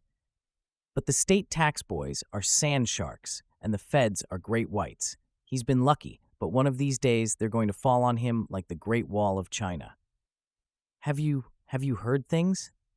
Not a whisper, nor am I apt to. But I like Arnie Cunningham a great deal, and I know you've been worried about this car thing. Yeah, he's not acting healthy about it, Dad. Everything's the car, the car, the car. People who have not had a great deal tend to do that, he said.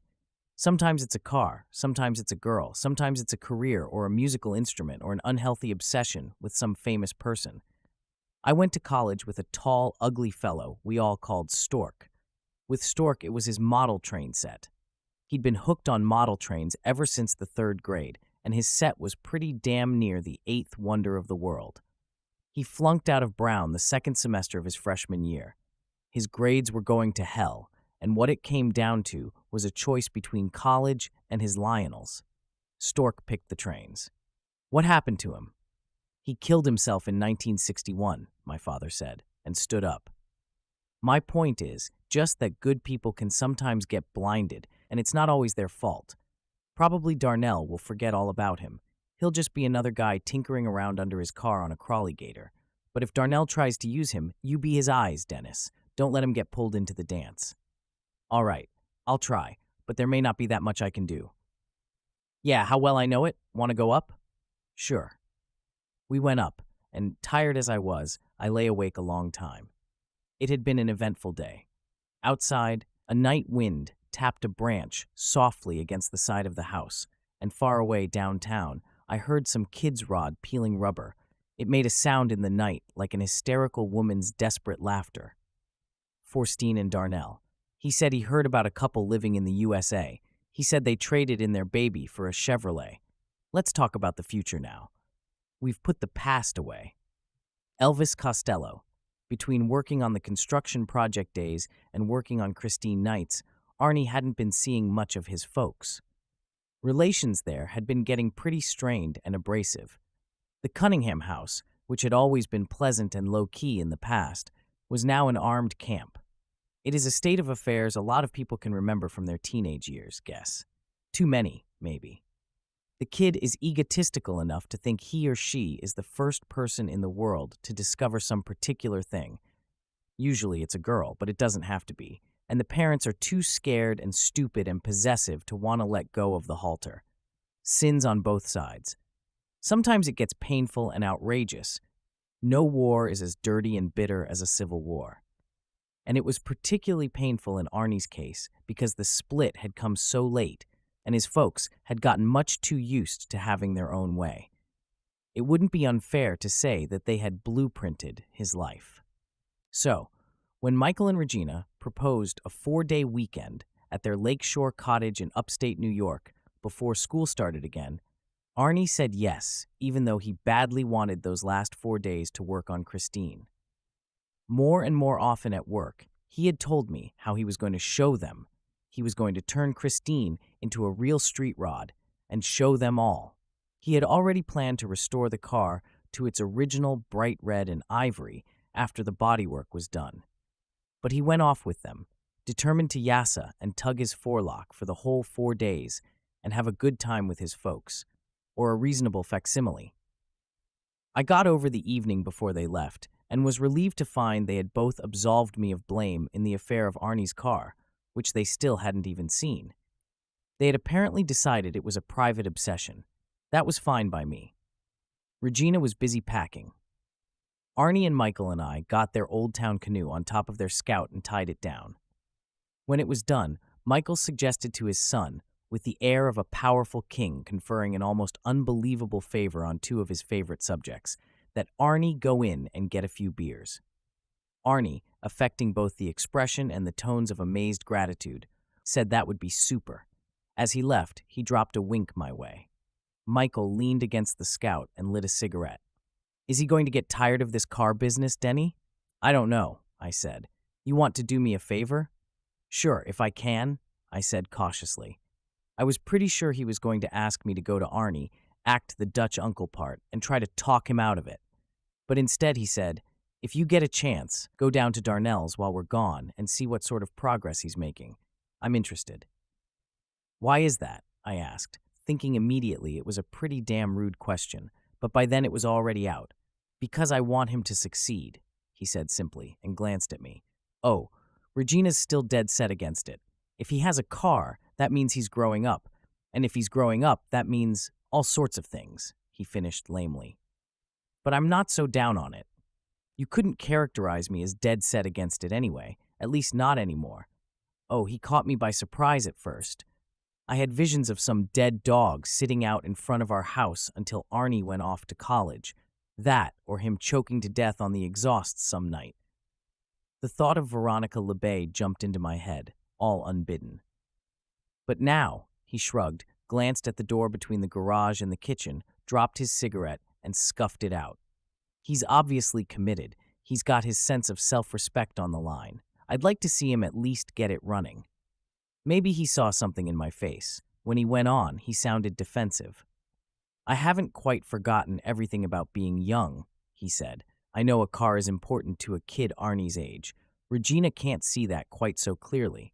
She always got picked up. She was never faced with the problems of being the picker-upper. I remember that a car is important, if a kid's ever going to have any dates. So that's where he thought it was at. He saw Christine as a means to an end, rather than as the end itself.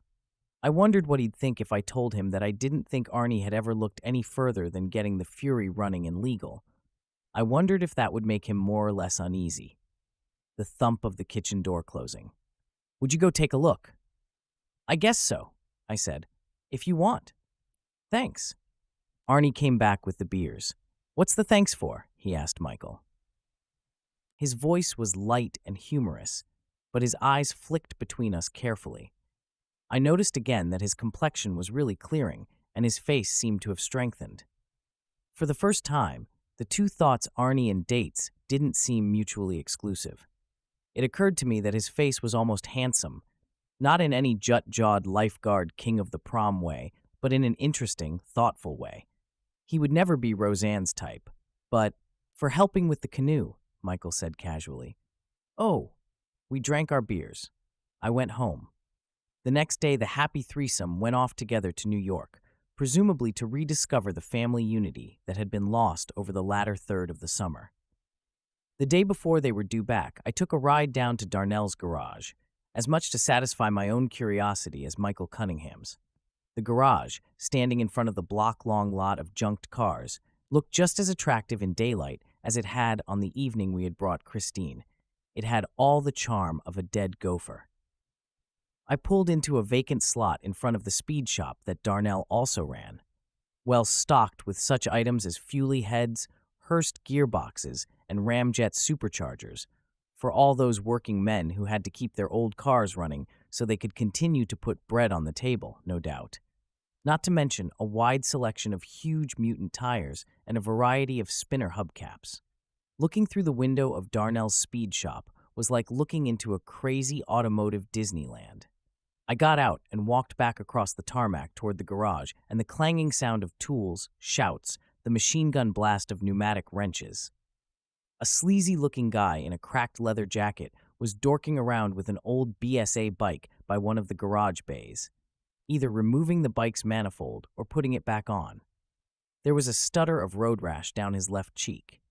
The back of his jacket displayed a skull wearing a green beret and the charming motto, "Kill 'em all and let God sort 'em out." He looked up at me with bloodshot and lunatic Rasputin eyes, then looked back at what he was doing. He had a surgical array of tools spread out beside him, each one die-stamped with the words, Darnell's Garage. Inside, the world was full of the echoey, evocative bang of tools and the sound of men working on cars and hollering profanity at the rolling iron they were working on. Always the profanity, and always female in gender. "Come off of there, you bitch. Come loose, you cunt. Come on over here, Rick, and help me get this twat off." I looked around for Darnell and didn't see him any place. No one took any particular notice of me, so I walked over to stall 20 where Christine sat, now pointing nose out, just like I had every right in the world to be there.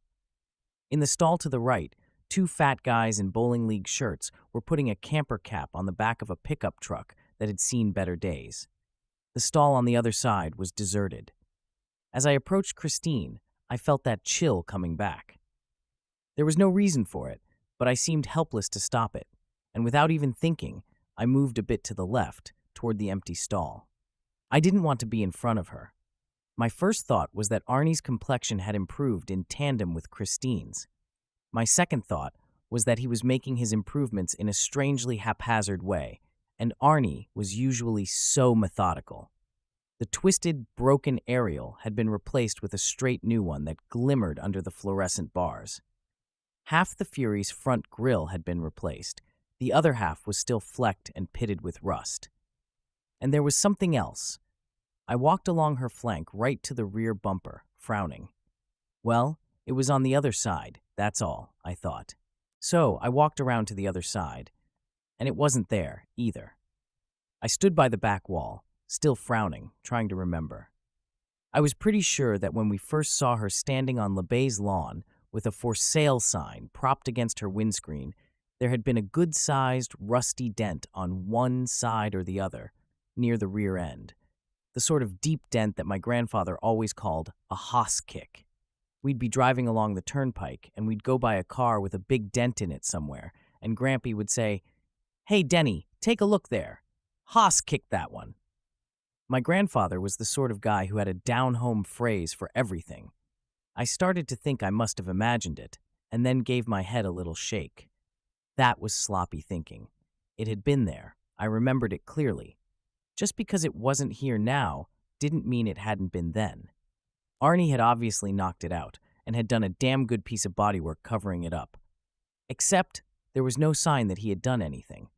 There was no primer paint, no gray body fill, no flaked paint, just Christine's dull red and dirty white. But it had been there. God damn it. A deep dimple filled with a snarl of rust on one side or the other.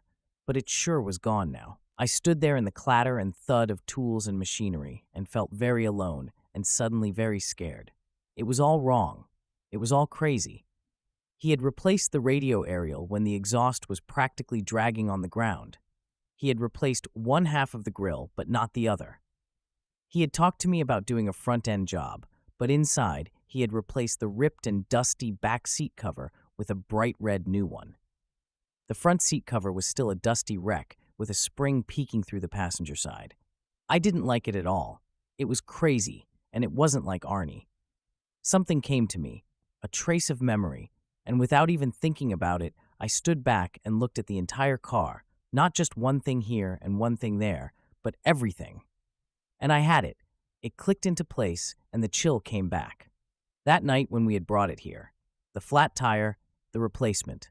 I had looked at that new tire on that old car and thought it was as if a little bit of the old car had been scratched away, and that the new car, fresh, resplendent, just off the assembly line, in a year when Ike had been president and Batista had still been in charge of Cuba, was peeking through. What I was seeing now was like that. Only instead of just a single new tire, there were all sorts of things. The aerial, a wink of new chrome from the grille, one taillight that was a bright deep red, that new seat cover in the back. In its turn, that brought back something else from childhood. Arnie and I had gone to vacation Bible school together for 2 weeks each summer, and every day the teacher would tell a Bible story and leave it unfinished. Then she would give each kid a blank sheet of magic paper. And if you scraped the edge of a coin or the side of your pencil over it, a picture would gradually emerge out of the white, the dove bringing the olive branch back to Noah, the walls of Jericho tumbling down, good miracle stuff like that. It used to fascinate both of us, seeing the pictures gradually emerge. At first just lines floating in the void, and then the lines would connect with other lines they would take on coherence, take on meaning. I looked at Arnie's Christine with growing horror, trying to shake the feeling that in her I was seeing something terribly similar to those magic miracle pictures. I wanted to look under the hood. Suddenly, it seemed very important that I look under the hood. I went around to the front. I didn't like to stand in front of it. No good reason why not. I just didn't, and fumbled around for the hood release. I couldn't get it. Then I realized that it was probably inside. I started to go around, and then I saw something else, something that scared me shitless. I could have been wrong about the hoss kick, I suppose. I knew I wasn't, but at least technically. But this was something else entirely. The web of cracks in the windscreen was smaller. I was positive it was smaller. My mind raced back to that day a month ago when I had wandered into LeBay's garage to look at the car while Arnie went into the house with the old man to do the deal. The entire left side of the windscreen had been a spider's web of cracks radiating out from one central, zigzagging fault that had probably been caused by a flying stone. Now the spider's web seemed smaller, simpler. You could see into the car from that side, and you hadn't been able to before. I was sure of that. Just a trick of the light, that's all, my mind whispered. Yet I had to be wrong, because it was impossible. Simply impossible. You could replace a windscreen. That was no problem if you had the money. But to make a webbing of cracks shrink, I laughed a little. It was a shaky sound, and one of the guys working on the camper cap looked up at me curiously and said something to his buddy. It was a shaky sound, but maybe better than no sound at all. Of course it was the light, and nothing more.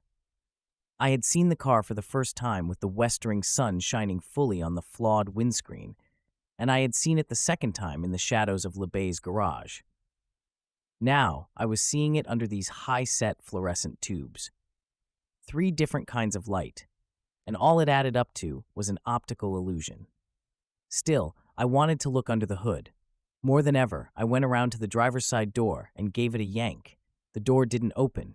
It was locked. Of course it was. All 4 of the door lock buttons were down. Arnie wouldn't be apt to leave it unlocked in here, so anybody could get inside and poke around. Maybe Repperton was gone, but Genus Creepus was weed common.